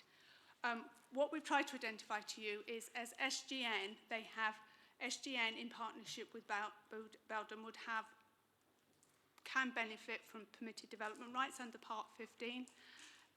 SGN is the gas transporter, but there is no reason why they couldn't allow Bowdens to undertake the works they require under their PD rights. So we have tried to itemise and identify within the table at 2.4 what elements in their own right, stand alone, would require planning permission, would not benefit from permitted development. So that is just the elements that require planning permission. So that is why we've done that very detailed assessment. There are some parts that we say no planning permission required, because if it's hard standing, it's already there. There's no development that's required. So that just helps to clarify. Thank you for that. Yes, Councillor McPherson, it is now time for you to... I have a question before my 3 minutes on this very point. Are they not changing the nature of the operation, though, by taking things from underground to overground, so that the deliveries that are arriving, the nature of the whole site is changing in this application? No, well, I'll hand over to the officer. Thank you. The actual use of the site is not changing. What it does is not changing. The way they do it is the thing that's changing. But I've got part 15 of the GPDO here, and it does quite clearly say development by a gas transporter required for the purposes of undertaking, consisting of laying of underground mains pipes or other apparatus, the installation of a gas distribution system for apparatus for measuring, recording, controlling, varying the pressure, flow or volume of gas, and structures for each housing the apparatus. So whether it's underground or on top of the ground, a gas transporter, which at the moment is SGN, but Bordens have applied for planning permission for it. But if the SGN did it, they could do it under permitted development, whether it's on top of the ground or underneath it. Okay, thank you. All right. Sorry if that's not clear. Yeah. Well, my point, which I will come to, is I think that the change in the nature of the operations is going to create great impact on Newton Longville. Okay. Thank you. Right, so you have 3 minutes once the timer begins, so keep an eye on that. There we go. 3 minutes is yours. Thank you, Chair, and good afternoon, everybody. I present the views of all the 3 great Brickhill councillors, and we are unanimously not in favour of this gas depot. The village of Newton Longville has been blighted by east-west rail, the destruction of beautiful countryside, and the destruction and chaos caused by road closures and construction vehicles. I believe you will all have seen firsthand the extent of this damage yesterday when you visited the village and its surrounds. It's quite shocking. Clearly, much of this will continue into the future to the west of the village. This application to the northeast of the village will bring increased traffic through the village, disrupt Bletchley Road residents' lives through light, noise and air pollution, probably 24 hours a day, and also at weekends, and it will generally damage the quality of village life. We believe this is totally unacceptable. You will have been made aware there has been much debate and toing and froing on the planning portal on statistics, the impact on villagers' lives, and the impact of people living across the road from the depot, 120 metres, and debate on the extent of the deterioration. But there's absolutely no doubt there will be deterioration. It's just a question of how much. And approving this application opens the door to losing control of further deterioration. But why should any of this be acceptable? We've just agreed in the previous session that traffic mitigation is a major problem for Newton Longville. Well, it's just become a bit worse. 40 more HGVs a day. So my question is this: why could SGN not find a more suitable location, far from residential areas, avoiding all the host of concerns raised in this circa 1450 objections online? Yes, I know this is not a planning consideration, but it must form a fundamental question of why here. The SGN website describing the Portsdown Hill injection site on the northern outskirts of Portsmouth states, and I quote from their unlocking potential paragraph, a further 500 gas-producing sites in the UK have been identified as having potential to contribute to the gas network, but are constrained by their location. Well, we agree, Newton Longville is extremely constrained by its location. Portsdown Hill is circa 7.7 miles from Portsmouth, and you've visited Portsmouth City Centre. The SGN depot is circa 0.7 miles from the butchers opposite Newton Longville's Village Green. and the depot gate is barely 120 metres as agreed from the nearest parish home. Have they convinced us that they've exhausted all other 499 options before they damage the lives of roughly 2,000 residents of Newton Longville? That's the 3 minutes up, I'm afraid. Thank you, Chairman. Thank you. We will now take any points of clarification that members would like to put to Councillor McPherson. At this point, we are okay.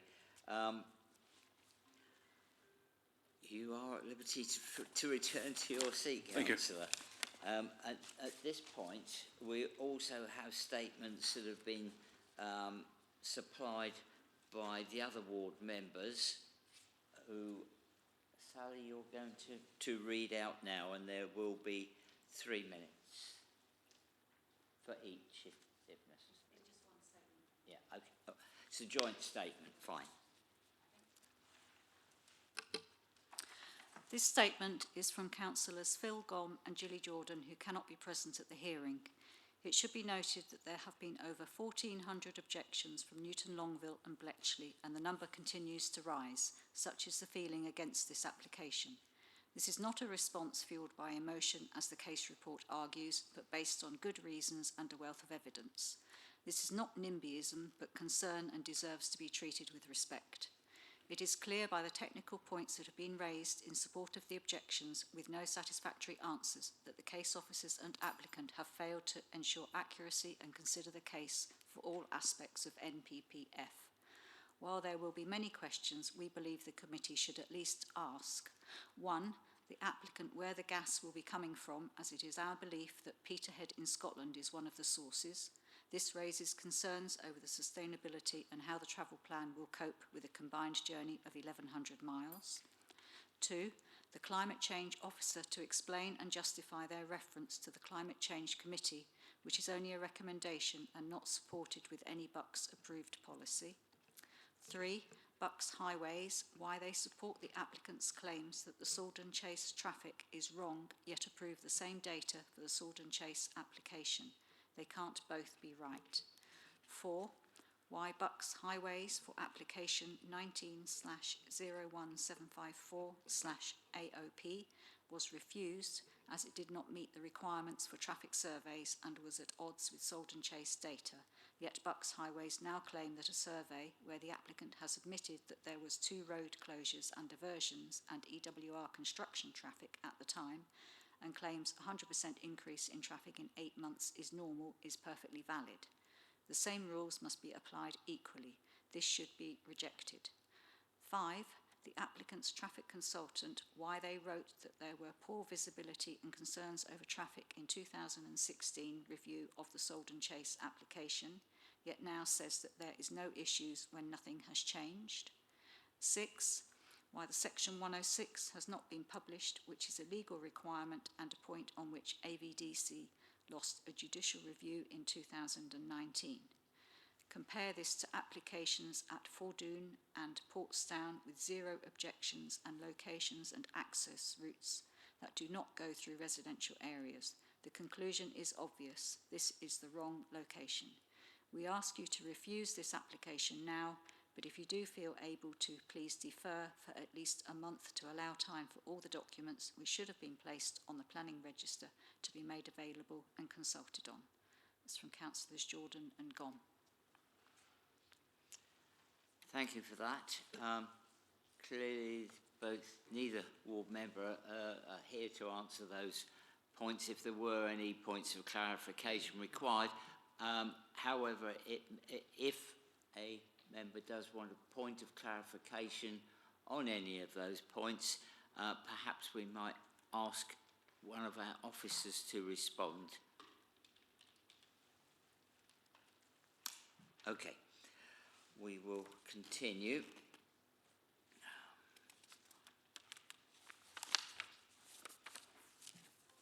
And next we will have Councillor Alan Rankin from Milton Keynes Council. And once again, Councillor Rankin, you have 3 minutes speaking time. Thank you, Chair, and thank you to the members for considering the speaking time limits earlier. Thank you. All three Bletchley Park Ward councillors object to this application. I worked in the oil and gas sector for 38 years. I have seen the devastating impact of more than one gas explosion in which there were fatalities. Leaks and explosions can happen in carefully controlled environments with advanced detection systems.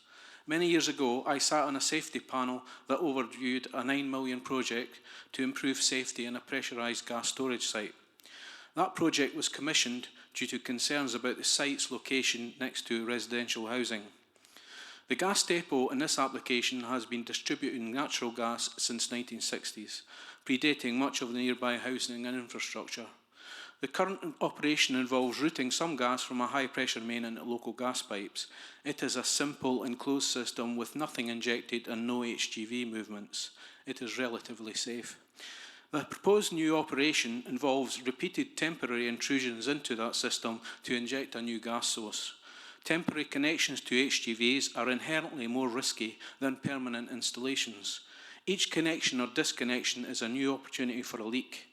If a leak is detected and valves closed, it may be too late to prevent ignition, and a small fire can quickly set off a devastating chain of events, especially if the pressurised gas main is compromised. The gas plant is adjacent to the new east-west main line and a truck delivery company. There are no blast provisions in this application to protect rail users or commercial trucking staff. The outer reaches of a potential blast zone could reach nearby allotments, Bletchley Road and housing. I am concerned about the physical security of the site and the challenge of maintaining safety standards with rotating drivers. In their advisory note to planning officers, HSE makes it clear that their assessment is for existing plant only and state that their normal routine for planning assessments does not consider new operations and their risks. HSE have not considered the proposed new HGV operation nor the blast risk. The application will be decided by politicians, and I am afraid the HSE advice for this application is superficial, irrelevant and of little help to planners. I have no objection to the proposed new activity in principle, but it must be carried out in a safe location. All of the other injection sites are away from local populations and important national infrastructure. There were 1,100 objections in less than a month, which demonstrates the strength of feeling in the local community. The committee is here to serve the interests of the people, and the people have spoken. I strongly advise rejecting this application, which I think will introduce new and significantly greater hazards to the local population and rail travellers. Thank you, Chair. Thank you for that. Spot on time. Thank you. Okay, do we have any points of clarification from members that they would like to ask Councillor Rankin? Councillor Cooper. Councillor Rankin, despite what you've just said, do you accept from what you've heard from our officers earlier in this debate that from a planning point of view, we don't have any control over the safety aspects of this site? I absolutely do not. This is a planning committee where decisions are made per politicians. The safety operation and the safety checks and the advice from the HSE was for the existing plant, not for the new operation, and they clearly state that in their correspondence in April this year, that it was not to do with the new HGV movements, which, in my experience, is a fundamental change to the existing operation. Thank you, Chairman. Just to clear the air, I will ask a question of officers about that later on. Yeah.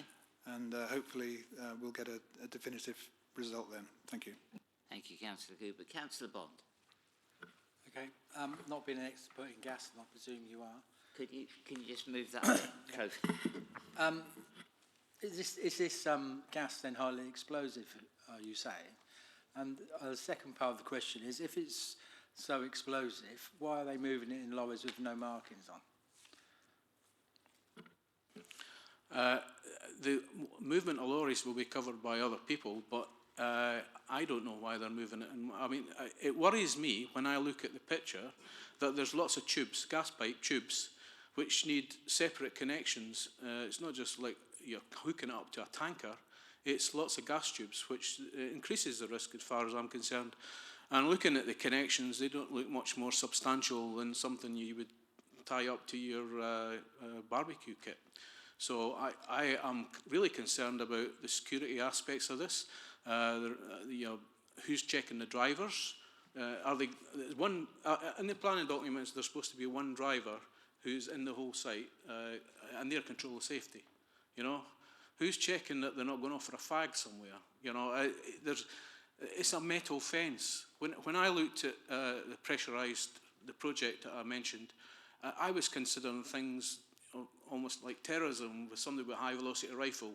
How do you keep people away from that site? Now, the existing site has that problem anyway because there's tubes above the ground.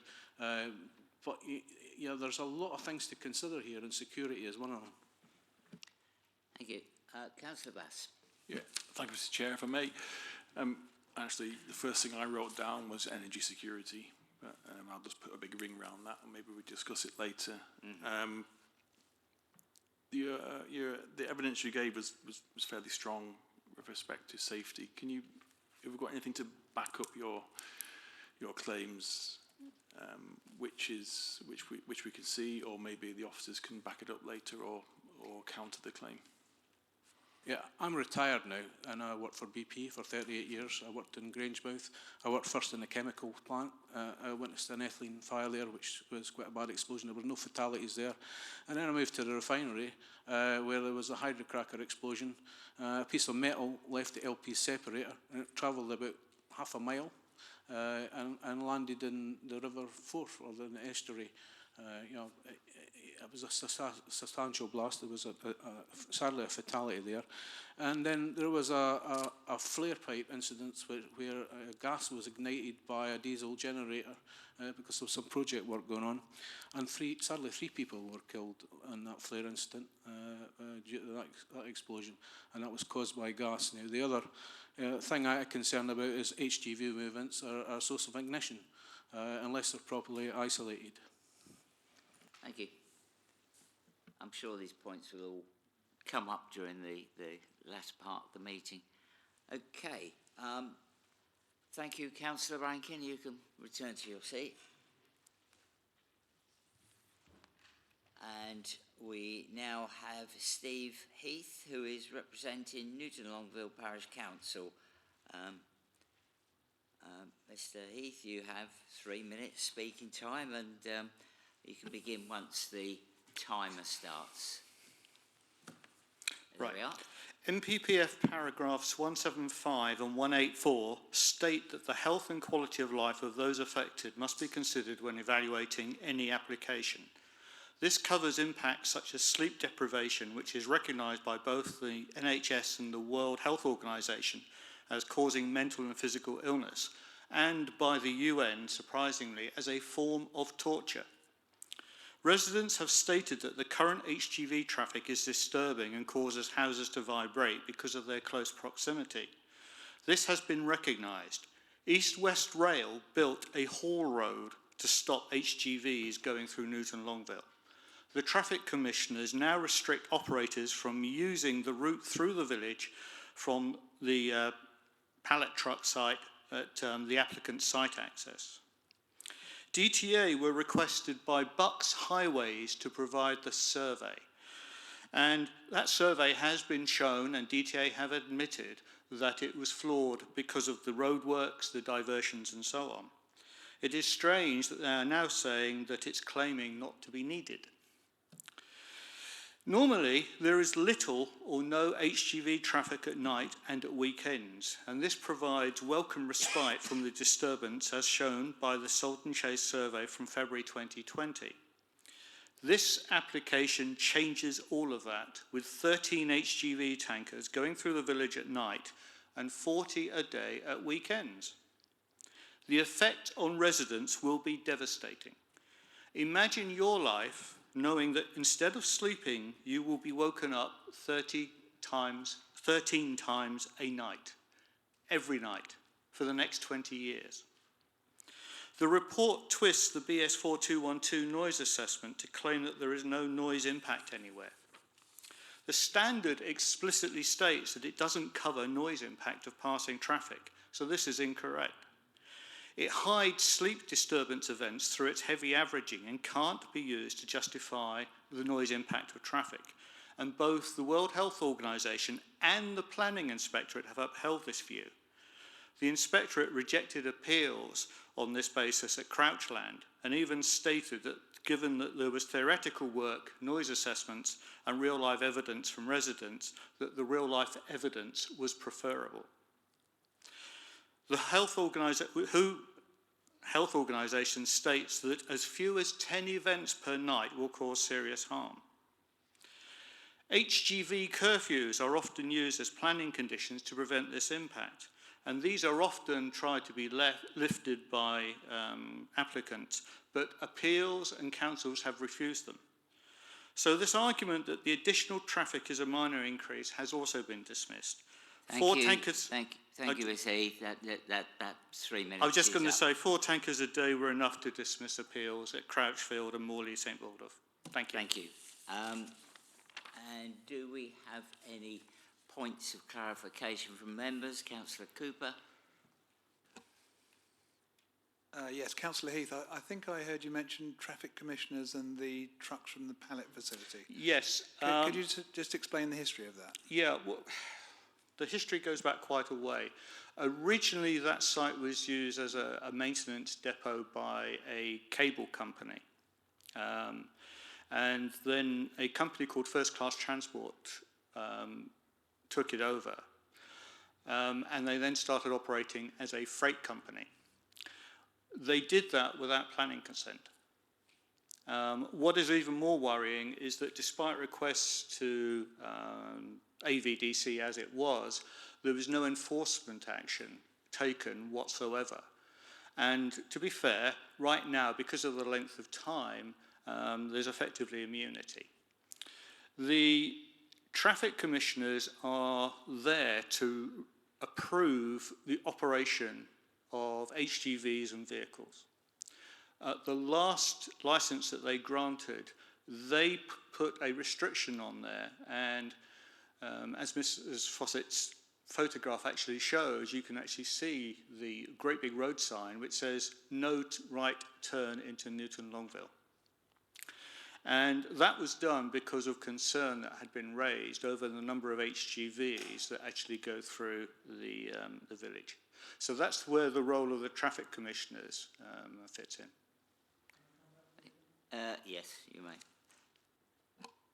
So can you confirm then that the pallet trucks do not come through Newton Longville, first of all? Okay. And secondly, you also said that the heavy vehicles from East West Rail do not come through Newton Longville. So that leads me on to the question of what HGVs do you currently have? So is there currently a problem, or is it just the odd one here and there? Okay. Right. I'll go through in order, because I think if I do that, it will actually form the parts of a jigsaw. The Traffic Commissioner's restriction is only on that operator's licence. So it is that operator's vehicles which are restricted.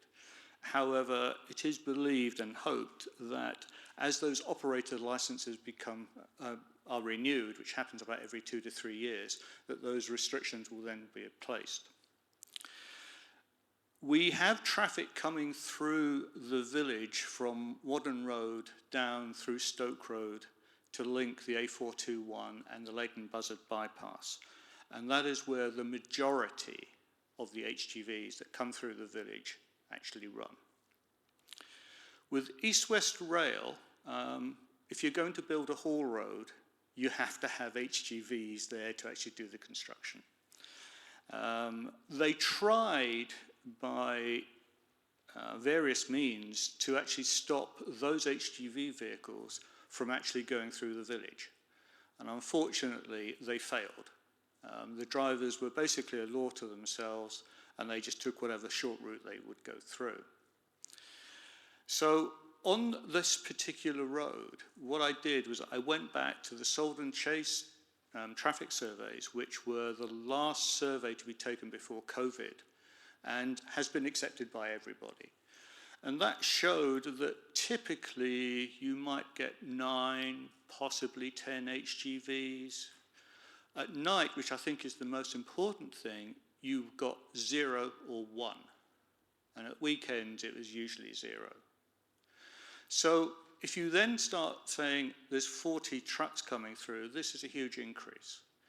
If you compare it to the overall amount of traffic that comes through, then you could argue that it's only a few percent. That doesn't matter. However, that is not the view that the planning inspector has taken when considering similar situations with anaerobic digesters. So, in answer to your question, we get a lot more HGV traffic, but it doesn't go down Bletchley Road. I think the bridge is actually probably one of the reasons why, because it is a bit tricky to navigate. But what this means is that the number of HGVs that go down there, which is the typical traffic, is nowhere near the levels that have been claimed by DTA. And therefore, the conclusion is that the impact is actually far higher. I hope that answers your question. Okay, thank you. Any other member have any points at this moment in time? No? Okay, thank you very much, Mathilde. Yeah. And we will now hear from Councillor Ernie Thomas, who is speaking in objection of the application. And Councillor Thomas, you have 3 minutes speaking time, and you may begin once the timer starts. There we go.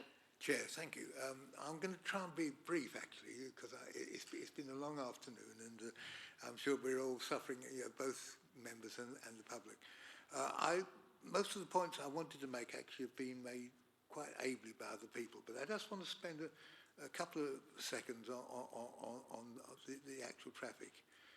In your previous decision, you've agreed that the Sword and Chase application should go ahead, and fair enough. But for us in West Bletchley, it will mean even before a brick is laid, there will be traffic coming up the Buckingham Road actually to work on the access way. And even if we have only 20 movements, if you split the two routes available for the gas plant, one through Newton Longville and one through West Bletchley and down into what is the Newton Road and our end of Milton Keynes, you will find that we are appalled by the fact that residents, in the Buckingham Road who live literally a few metres from the road itself will actually have to suffer the not only 7 days a week, but 24 hours a day. The movements may not be many, but as Steve has just mentioned, there will be noise nuisance, which actually will affect people on that route, including me, incidentally. So we are really appalled by the fact that we've got a double whammy. We are going to get the construction traffic in the Buckingham Road, and now it is likely that we will get these heavy square tankers, which will bounce about. The road itself is not very good, and the heavy lorries do bounce up and down as they go down the hill from the Bottle Dump roundabout to the Newton roundabout. So the noise situation there is a genuine one, and as Steve said, if we're going to get that for 20 years, I mean, it'll make life intolerable, for West Bletchley residents who see two decisions by Buckinghamshire Council seriously affect the way their lives are held. So I would appeal to you, please do not agree to this. The damage done to local residents will be immense, and and on top of that, you've seen the photographs of the railway bridge in Newton Road, a skewed bridge, as they call it in the trade, and the risk of those vehicles going through the centre of the road, plus vehicles, traffic coming the other way, has to be considered as well. There is a real safety element in that. So thank you, Chair. Thank you. And does any member have, if you could just stay there for a second, please, Councillor. Any member have any points of clarification at this point they'd like to raise? Councillor Feely. I'm really just coming back to the point you've been making, which is all about the transport. But actually, we've got no authority over it. Whatever we may feel about the disruption it's going to have to your area and your colleagues, this application doesn't allow us to do anything with it. The only thing that we can do is where we have an agreement about access to the site and things like that. I'm really sorry, but I just wanted to make sure that we as a committee don't have that authority. And if we need to perhaps take that away to fully understand it, all we can look at is some of the planning issues that have been put before us. And they do not relate to HGV vehicles coming and going from the site. Thank you. Okay, thank you. Thank you, Councillor. That's fine. Yeah, I think it was more of a statement than anything. Yes, thank you.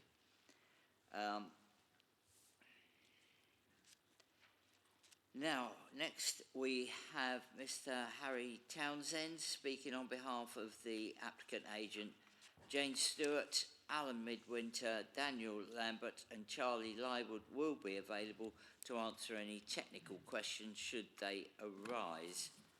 Mr. Townsend, you have 3 minutes once the timer starts. Thank you. Thank you. There we go. In 2019, UK Parliament declared a climate emergency, stressing the need for urgent measures to stop global warming. This has been echoed in the Global Methane Pledge that was announced last week at COP26. We all have a responsibility to act, and Borden Energy, along with its parent company, Acorn Bioenergy, of which I'm the CEO, is responding urgently to these calls. Gas injected into this hub will be used to provide heat to 20,000 homes, 30,000 homes. This will result in 58,000 tonnes of CO2 emissions saved every year. That's the equivalent to taking 19,000 cars off the road or planting 2.7 million trees. By using innovative carbon capture techniques off-site, we will more than double the amount of carbon this project saves, which means the gas we inject into this hub will be in fact negative emissions. We have worked extensively with Scotia Gas Networks, who have reiterated that this is the only suitable site in Buckinghamshire. This site is an existing operational gas distribution depot with the necessary infrastructure already in place, including, crucially, the high-pressure gas grid connection, which serves an area stretching from Milton Keynes to Aylesbury. This means that the green gas does not require blending with propane or flaring, saving an additional 10,000 tonnes of CO2 per year. I understand that this is not the preferred site for some local residents who have concerns about safety, traffic, noise and pollution. I'd like to reassure these residents and members on 4 points. 1, gas trailers using composite tanks have been safely used at scale in the UK, Europe, US and Canada for many years. This is a tried and tested, safe and well understood technology. 2, our site will be stringently regulated by the HSE and operated by Scotia Gas Networks, who have an impeccable operational history at this site, dating back to the 1960s, and operate a similar facility in Portsdown. 3, while I appreciate that no one likes additional traffic, this development will lead to 1 HGV delivery per hour, less than 1. Highway safety and capacity have been independently assessed as satisfactory. 4, we have commissioned professional independent consultants to assess potential noise and pollution impacts.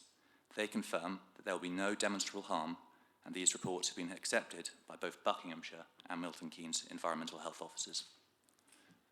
In summary, this is a project with substantial sustainability benefits at a time where there is both an increasing demand for local, low-carbon energy and we're in the midst of a climate crisis. We urge members to support the officer's recommendation today. Thank you very much for your time. Thank you. Do we have any questions from members on points of clarification? We'll start one end and work down by the looks of this. Councillor Newcombe. Yes. There's going to be an explosion, potentially, according to Councillor Rankin. So my first question, I'll get to others later on, My first question is, what are the safety measures and the track record of those safety measures that lead you to believe, because you are making this application, that his assessment is incorrect? Good afternoon, Councillor. I'm Alan Midwinter. I've worked in the onshore gas industry for 41 years. I've led the biomethane development in the UK for the last 10 years. The installation at Portsdown Hill, which will be similar to this, and we're providing the design services and the management services for the site, will be designed to the highest health and safety executive standards. That means we'll be using the pressure safety systems legislation. We'll be using dangerous substance and explosive atmosphere regulations, and those are the design codes that the HSE want us to use. The designs and the operation will be independently assessed by the HSE approved experts, which is the DNVGL group within the UK. And furthermore, we've had several visits from the HSE down at our Portsdown facility, and they've actually said that our connection and management of the hoses is the best they've seen in the UK.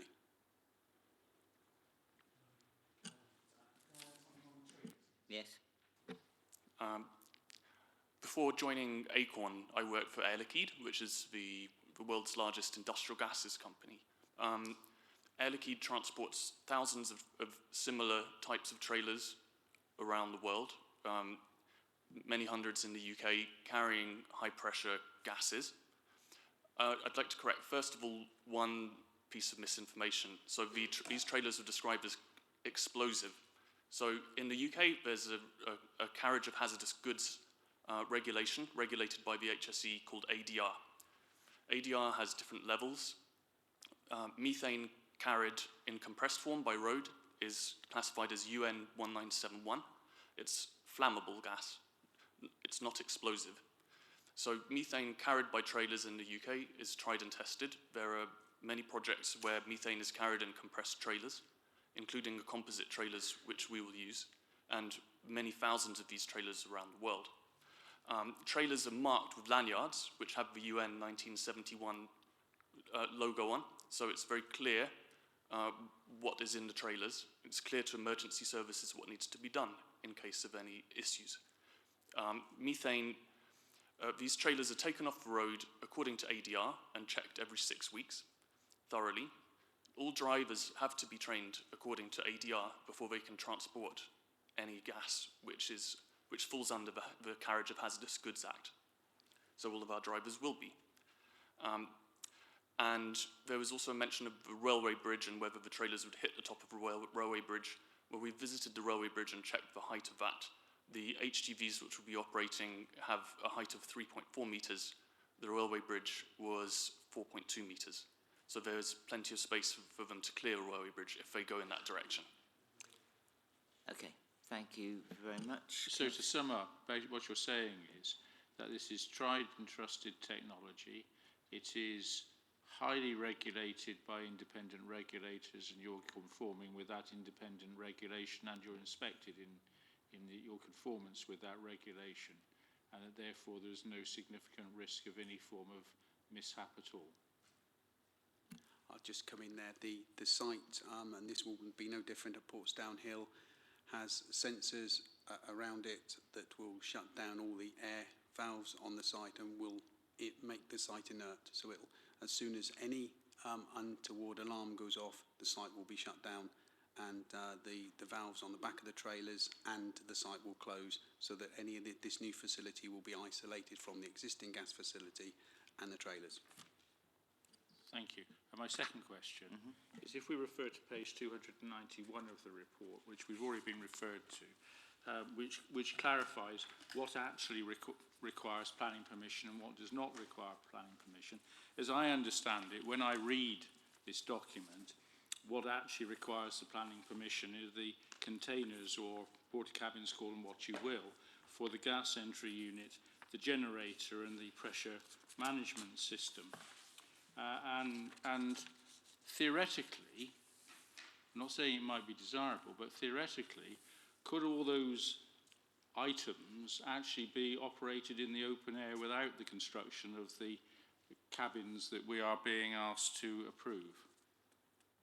Yes, you saw the system at Portsdown Hill where they were out in the open air.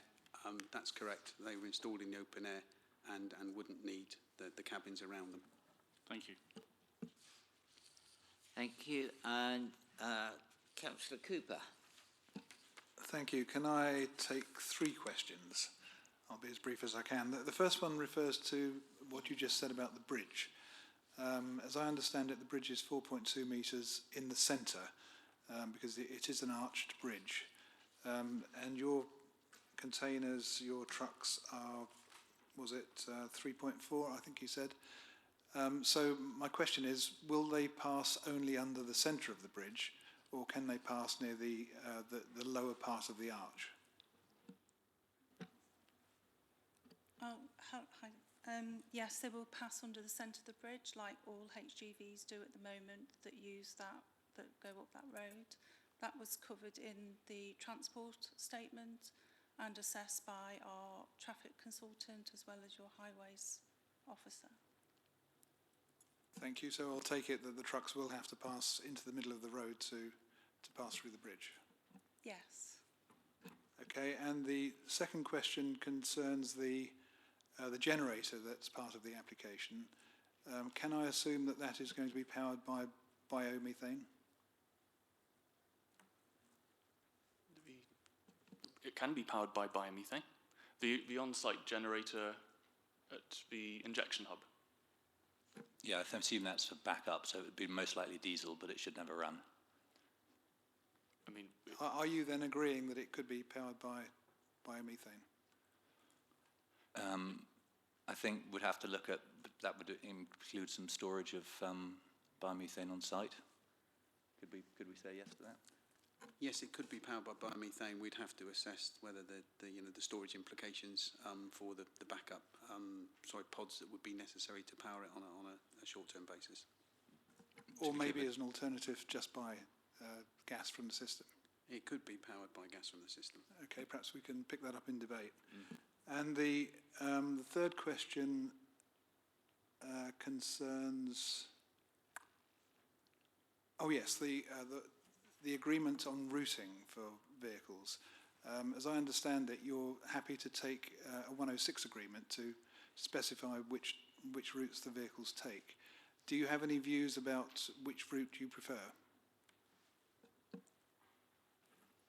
I think at the moment either route, well, both routes are shown.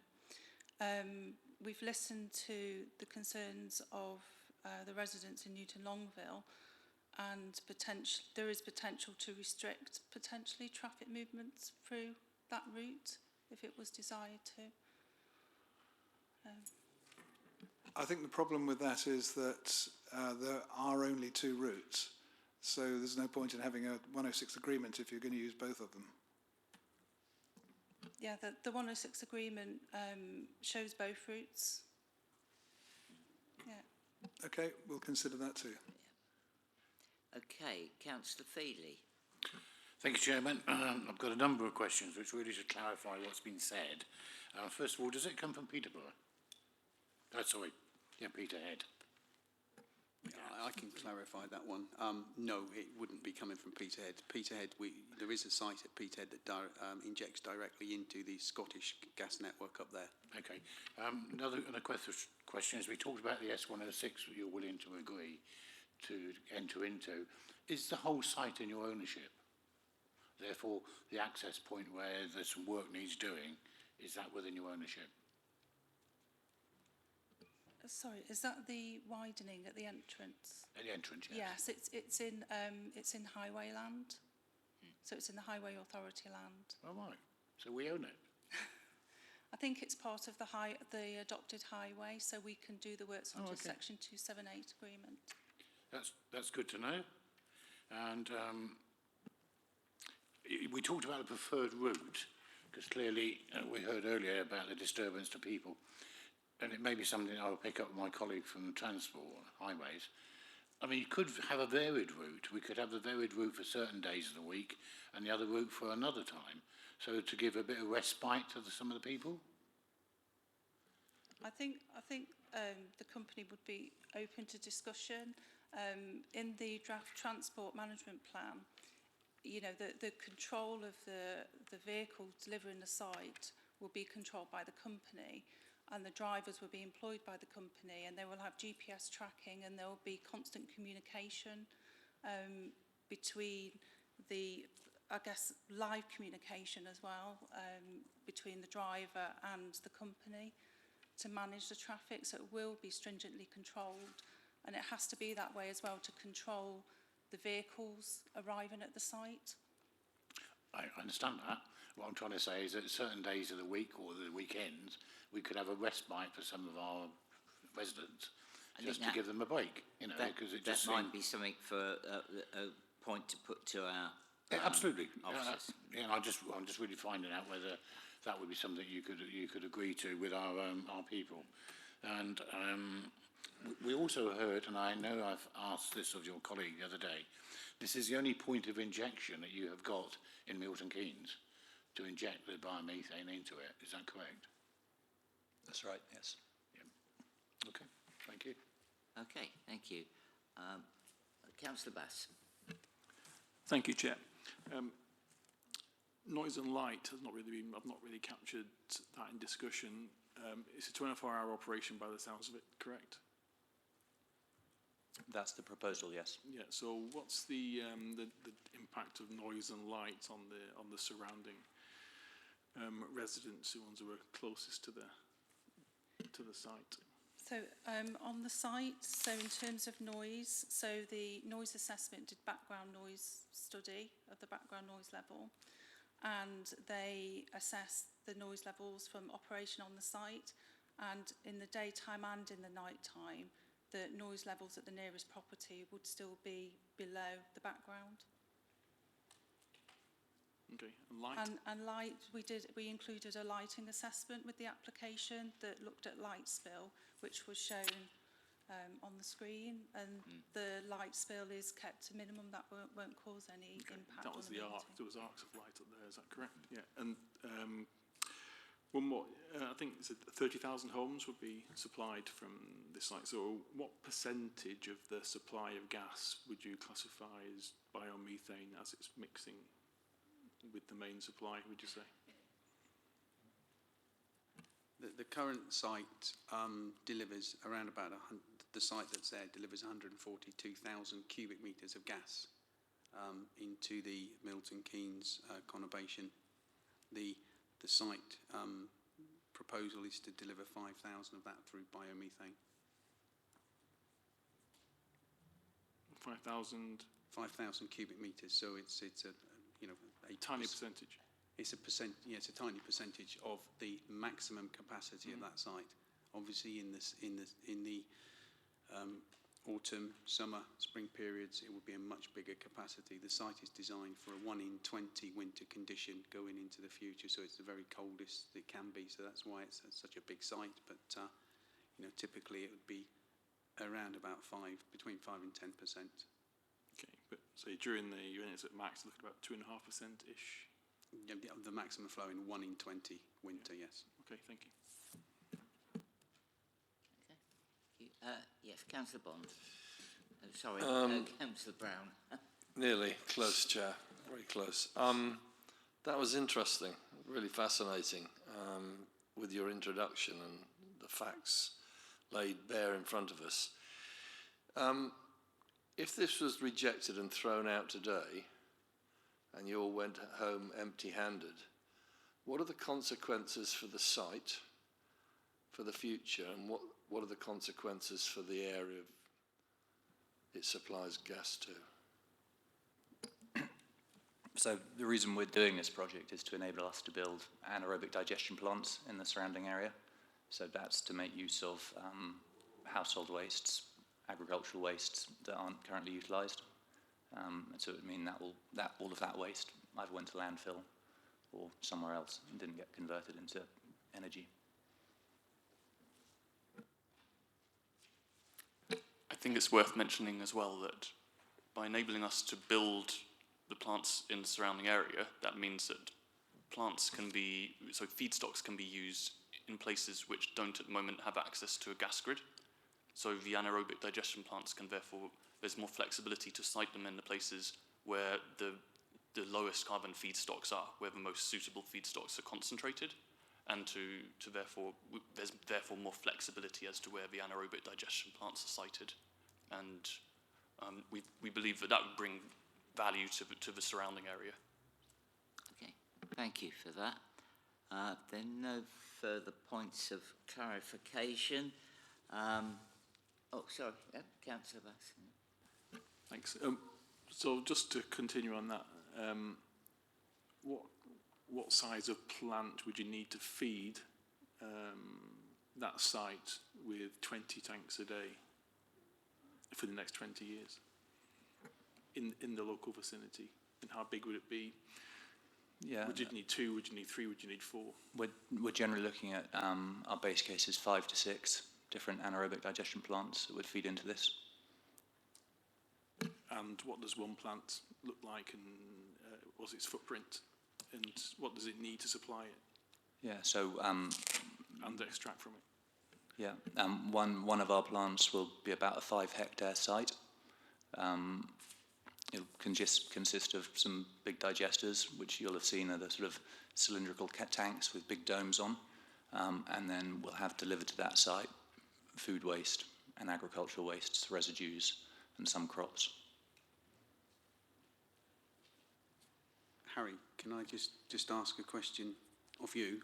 Maybe quite strange, me ask a question of you, but how many tonnes of waste does one of these facilities treat?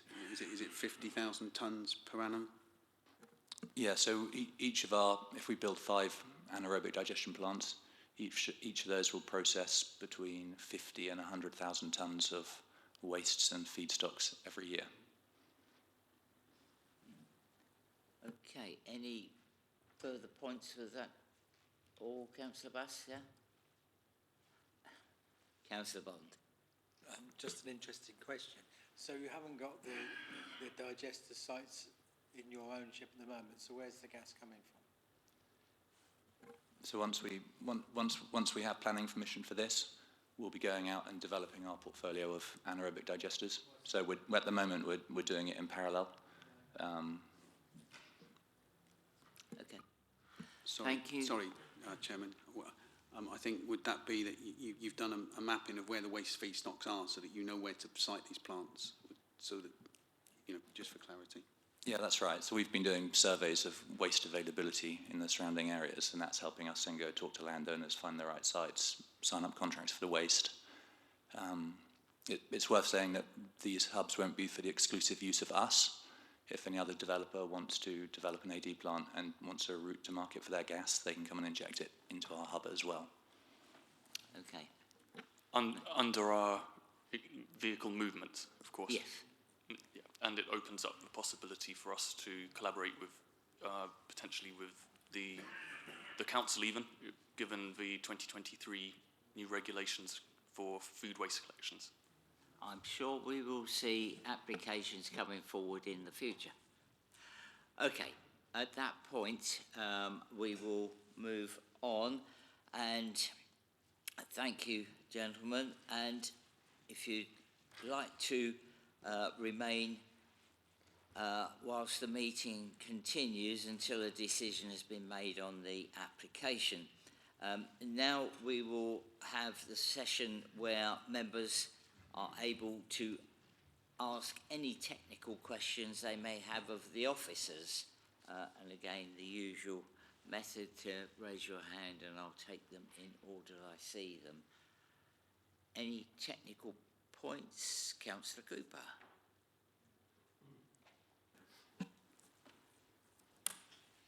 Yes, just to kill off this question of safety and planning. My understanding from the explanation we had earlier is that there is no control we can impose as far as safety is concerned from a planning point of view. Am I right in making that assumption? Yeah, we can only control, as you're aware, matters that can be controlled under the planning legislation, as I think the explanation was that there is quite a lot of different legislation in which provides the safety for this type of development. And so if you want at a later stage, I've looked at the Health and Safety Executive's response. You may want me to perhaps read that to you so you're very clear about what they said. Well, only if we have any control over it. So it might be of interest, but we need to know whether it's forming part of our decision or not. No, we haven't any control over... That's really all I'm asking. Thank you. And I think that that's something that we've seen before with planning applications with anaerobic digesters. A lot of the concerns that are brought to us, we have no control over in relation to safety issues, and indeed a lot of the environmental ones, rather surprisingly as well. Yeah. Can I ask a further question on a completely different subject? So this is transport related and in relation to the traffic calming at Newton Longville. You may tell me off, Chairman, for veering away from where we are, but we heard earlier about traffic calming in Newton Longville and the proposals that will come with Salden Chase. Now, in terms of timescales, I guess the gas plant comes before the houses, probably before any traffic calming that results from Salden Chase. But as I understand it, and the officers will put me right if I'm wrong here, the traffic calming, particularly at the staggered crossroads, will involve perhaps a raised platform, perhaps pinch points, fairly substantial traffic calming, which, as I understand it, is intended to discourage people using that as a route. Now, I know there's a problem here because we're talking about two different applications. Yes, indeed. But I think it has to be in the back of our minds, even though you might tell us it shouldn't be. It's certainly in the back of my mind. But I think my question to officers in that case is, can they explain the suitability of that staggered crossroads for 42-ton 5-axle trucks, or 6-axle trucks, I think they are.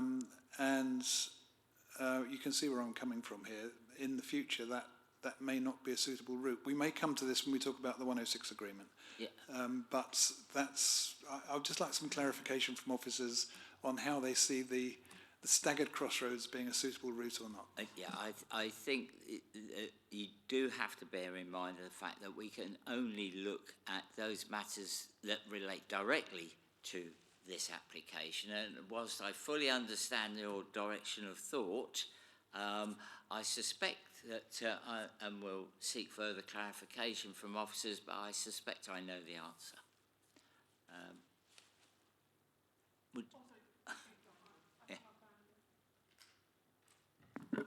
Yeah, are you able to give us any... Yeah, he's behind you. He's... Yes, thank you, Chair. Should I try and answer that? If I've got the question right, I think you're asking about the potential traffic calming scheme that's coming with with South West Milton Keynes. But obviously, even if there is a traffic calming scheme that's implemented along Wadden Road and involves the crossroads, it wouldn't prevent HGV access at that junction and along that road. So obviously the scheme would need to be carefully designed to ensure that a HGV that required access to a site within that area could get to the site, even if it was raised tables and chicanes. There are examples of traffic calming schemes which cater for HGVs, is the simple answer. No, thank you for that, and it's not something that we could insist on as a condition within this application. Yes, Councillor Bass. I remain slightly confused. I'm sorry. So clearly the application was called in by a couple of councillors, and it was sent to the committee because it had potential cross-border implications. But it seems like of the 1,400 plus objections, I read that they're mainly irrelevant to us. and all we're looking at is a fence and a couple of green things on the house standing. So what are we actually talking about? And I feel real sympathy with the residents, I must say. Well, I think that's something for the main debate to carry that on, but we have already had comments on the fact that we are very limited in what we're actually looking at within this application. I think we all have to bear that in mind. I think no further. It was just yourself. Then, if there are no further technical questions, then we will move to the main debate. And I suppose that was a very good start point. So I think, just for absolute clarity, would you like to just stress that the points that we are looking at as in regard to this application? I think just for once and for all, for pure clarification. Okay, for pure clarification, we do need to see this. We do need to see this as a whole because they've come forward to require planning permission. But the elements of it, if you decided not to grant planning permission, could go away and do under permitted development. So that's the points we're making. SGN, in association with Bowdens, could go away and undertake those works because they would benefit from Part 15 Class A. So there are elements within that relate to the plant and equipment which require planning permission, and there are elements which just don't require planning permission because they're already hard standing. So, but we do have to consider it as a composite because this is this is the development before us. But we need to be mindful that they would have permitted development rights were we to refuse it, and they could undertake and put the plant and machinery, the plant work in under permitted development rights as a gas transporter, and then operate. And it's not, in our opinion, a change of use of the site. It still remains a gas depot, and that's not that. That question has been asked, but in our opinion, there is no change of use of the site. It is still a gas disparate. It will still distribute gas, but blended with biomethane. I think it's also worth mentioning that through it being determined by this committee, there has been a voluntary agreement with regard to traffic management planning, which might not necessarily be the case should permitted development rights just be assumed. So I think if that helps members. Yes, Councillor Brown. Well, once again, Chair, quite a fascinating debate, and almost I feel somewhat sorry for Newton Longville because they seem to be, as I think one described earlier, into a double whammy here somehow, what with houses and gas tanks and locations. But it is what it is, and on this particular one, there's only certain things we can comment on. Although it does appear that it's once again intrinsically linked with the good old highways and roads and traffic and network and everything else. But as I think was said earlier, people want some security. People want some sort of link that they feel is being looked at, listened to, and to the point again from Councillor Feely about mitigation and negotiation and monitoring, and basically, let's, what can we do more of chatting to people and talking to people, either whether you're living in the community or coming in and bringing all this new technology in to improve supplies and climate change and everything else. So my feeling is that if the two parties, and maybe the three parties with us and four parties with Milton Keynes, can find a way of talking a bit more about this, there may be opportunities for us to improve everything for all of us. Thank you for that. Any other? Councillor Cooper. Yeah, I agree with everything you've said there. The fact is that there's nothing for us to accept or reject here because most of it's out of our hands. And I think that's already been said, so I won't repeat that. The one area where we can help with some mitigation, we can't make a decision on it, is the 106 agreement. I think we should take advantage of that while we can. Unfortunately, the two routes available are both poor. The direction into Bletchley through that bridge will result in vehicles having to use the middle of the road on a double bend, which is not ideal by any means. And going in the other direction, Newton Longville will suffer even further problems, despite the fact, dare I say, that it is the intention to make Newton Longville not very friendly to traffic. So we have the possibility of coming to a sort of personal agreement with the operators on the 106 agreement. And Councillor Feely has suggested a parable-like solution of cutting the baby in half. And I think there's something in that. I can't think of a better solution, to be honest. So what I would propose is that we leave it to the applicant and their officers, and perhaps both the parish councils concerned as well. I think they should be involved in this discussion, to work out what the best way would be to split the operation. So, you know, if we could do that, it's not exactly a condition, is it? It's just a way of continuing the process. Because I believe that we have no choice but to approve the application as it's written. So if we can have that understanding from our officers, then I would propose that we accept the application as proposed. So that's my proposal. Yeah. Can I, Chair? Oh, sorry. Just before, I take Councillor Feely was next, but just before. Can I just be really clear what you mean by split the operation? Yes, I was referring to the previous discussion.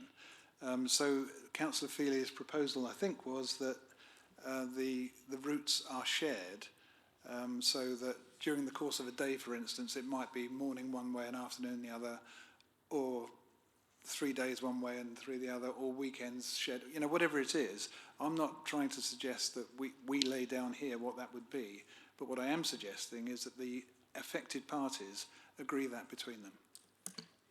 Okay, thank you. Can I just comment? Sorry, Chairman. Yes. I think it would be very difficult to say that all parties need to agree to that, because I think realistically, although we can get the views from the parish councils, they may not be able to agree to that. And at the end of the day, we as local planning authority and highway authority need to take a view on that. So by all means, I think we can consult them, but I think that it should be, as in the recommendation, that the ultimate decision is for officers to take. Sorry, I've used words loosely, not being a lawyer. And what I meant was that everyone should have a say in the operation. But in the end, I guess it will be decided by our officers in conjunction with the applicant. Yes. That's where the decision will be. Correct. Absolutely, thank you. Yeah. Right. I was aware. Were you, Councillor? No, I was just really going to come back and basically say what Councillor Cooper said. I think, and to my learned colleague on the left. There's always a solution, but the main thing is we include as many people in that solution as we can. There'll be a bit of what you want and a bit of what you don't want, but at least when we walk out the door we can say, well, we gave it a good thrash. Okay, thank you. Yes, Councillor Bass. Yeah, and just before we go to the inevitable, I just want to again reiterate our sympathy with the residents. The change of use, I know you say it's been questioned and challenged, but sure, the whole business case for the site changes with what we're doing. It's going from a station of where gas passes through to actually, you know, the business case is built around taking tankers, injecting it safely, and changing the access to the site. I struggle to see how it's not a change of use, but if you say you've questioned it, then fair enough. Is the capacity of 20 a day or 40 movements a day? Is that locked in? Because looking at the site, it looks like there's capacity to increase. There's going to be more of this biomethane over the years, and are we going to see in 5 years' time something's going to be 60, 70, 80? They might have different pressures they can inject it at.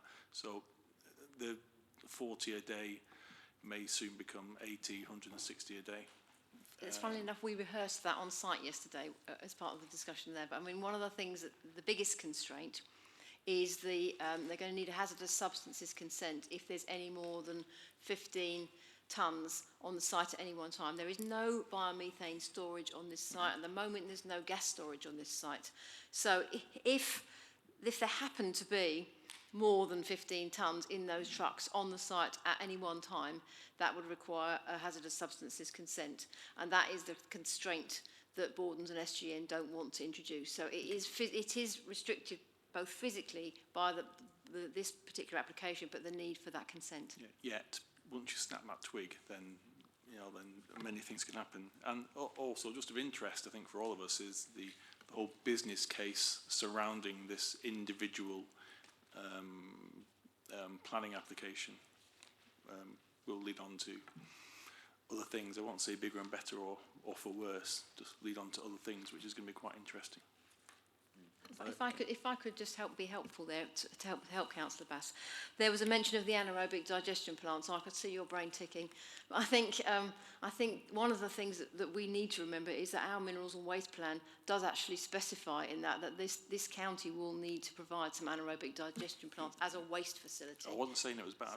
So. I'm saying it's interesting. The volume is going to increase, and therefore the way you use it is going to have to be used. And this is the first of its kind. It is, and there will be more. So I think the geography will change as well. Yeah, and as a planning committee, what we have to consider is what's before us now, not what may happen further down the line. Right, I think did we get back to you, Councillor Feely? No, you didn't. I will come to you next, and then Councillor Newcombe. Okay, it's just I wanted to pick up on what Councillor Cooper said. It should be as much negotiations with the parishes as possible, because whatever the agreement comes up, and perhaps my idea of moving it around would help, but that's where we should be. And just for clarity, I just want to make sure that we are happy with what we've been asked to consider, and certainly where we're looking at the containers, where we have to give permission, it's a moss green, or the gate is a steel or galvanised, and that we are happy with those proposals. Yes. Good. That's right. That's correct as far as I'm aware. Councillor Newcombe. Yes, I think this application is a really good example of how planning committees are not omnipotent in providing planning permission. We are constrained severely by policies of people elsewhere, by things like permitted development, by planning inspectors, as I indicated in the last application, by the fact that some aspects of what we would actually quite like to have as part of our powers are constrained because they actually are with the Environment Agency or HSE or whoever else it is. We have very little power with relation to the HS2 railway, etc., etc. But people think that we are the planning committee and therefore we can choose whether or not something happens or doesn't happen. It's just not true. And so actually, in this particular case, our powers are very limited. But evidently, and I think there is a real failure in this case, or this application, evidently there are something in the order of 1,353 and climbing people who think it's appropriate to put in objections to this particular application. And I think this application, and I'm not being critical to any one individual, but it may just be the way that these things work. But on the other hand, if it is the way these things work, I think perhaps we ought to be examining it for the future. If you look at some of these objections, many of them, incidentally, may I say, do relate to traffic, and I would support what Councillors Cooper and Feely have said on that particular side of things. But where they don't relate to traffic, look at this one. Likelihood of gas flaring would create visual and audible disruption. And I've lost the other one, which I thought was really interesting. Yes. Site is too small for its intended purpose. Increases likelihood of collision from manoeuvring vehicles, tankers on the site, which is a massive risk with anaerobic digester effluent in the trailers. So people clearly have objected to something which actually isn't the application. So the application in terms of obtaining public objections or public consent, whichever it might be, has not been well phrased. And that also comes to the way in which we have had to deal with the application itself. And once again, I'm not being critical of anybody, it's just the way these things work sometimes. And the reality is, as I tried to tease out earlier, and others have also teased out, is that all we are actually doing is giving permission or otherwise, firstly to a container, which as Councillor Feely says is material steel and mosquite green, and a second such container and a third such container, and then to mess facilities for the drivers, enable them to go to the loo and such like, to new fencing, which is slightly taller, and I've no doubt if it had been 1.8 metres, they could have erected a new fence like that themselves, but it's because it's slightly taller, and new gates, and for some lighting. And that's really all that we're giving planning permission to or not, however big the consequences may be. And therefore, in the circumstances, it seems to me that I can find no good reason for refusing permission for any of those items. Those of us who had the benefit of the site visit yesterday are aware that some of those items, not the exact items, but others of a similar description are in fact already present on the site. And pretty ugly they are too, but fortunately everything's screened by railway embankments and trees and goodness knows what else. So I find absolutely no reason to not give permission in this case, notwithstanding the 1,300, etc. objections, plus all the eloquent objections that we've heard today. And so, since nobody else has moved it, I better move a motion that we accept it. We already have. Oh, I'll second it then. Yeah. Sorry. And that's already been done as well. We have. Oh, sorry. Well, I'll not do anything then, except vote. Yes, Councillor. Yeah, well said, Councillor Newcombe. Can I take it, though, that underlying this, I get a feeling that you may be suggesting that possibly as this was, I believe, called in. Yes. This application was called in. Am I allowed to sort of ask the question, do you think that was necessary, Chair? I don't think that's particularly relevant. And is it something we should consider for the future with advice from officers?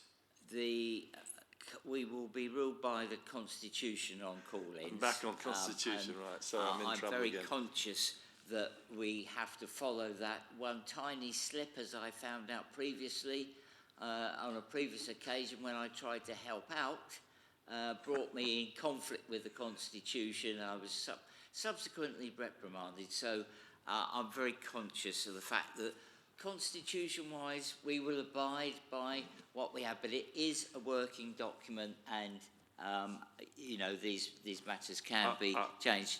I'll happily withdraw and plead the Fifth Amendment. Councillor Newcombe, I'm very sorry. Quick point. Any time anyone mentions the Constitution, I'm more than happy to intervene, and just simply say that the key thing about calling in is that the councillor must demonstrate that there are material planning reasons as to why it should be heard by committee. You can't just say I don't like it and therefore it be heard by committee. But I did miss out something when I was commenting just now, and I think it's interesting that in the current climate change debate, and we've just come off COP26 and such like, everybody is now very alive to the need to reduce our emissions to get to net zero, etc., etc. But what we also have to understand as a nation is that sometimes there are costs associated with the massive benefits. And I think recently we all read that going to be proposals for a new electricity substation near Aylesbury in order to provide sufficient electricity for electric cars in Aylesbury. And this is another example of new technology is a cost somewhere.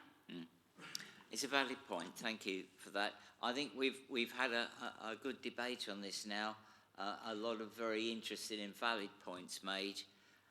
So we will now move to the vote, and the vote is on the officer recommendation, taking into account, officers will take into account the need to try and alleviate some of the traffic issues in relation to the truck movements by perhaps alternating traffic flow in one direction or the other, or any other method that they might be able to come forward to. And in the process, whilst consulting with parish councils, that everyone understands that the final decision is made by the officers in conjunction with the applicant. Can I just remind you of the gas-powered generator? Yes, I'm sure they will look at that as well. Okay. Right, that's the recommendation before you. Can I have a show of hands in favour?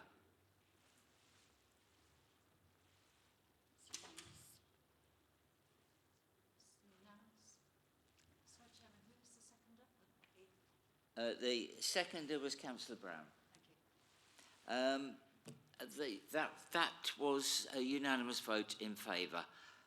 Thank you very much, everyone, and that brings us to the conclusion of business today. So I thank you all for your time. It has been a long one, but we've covered a lot of ground. So thank you very much. Have a safe journey home.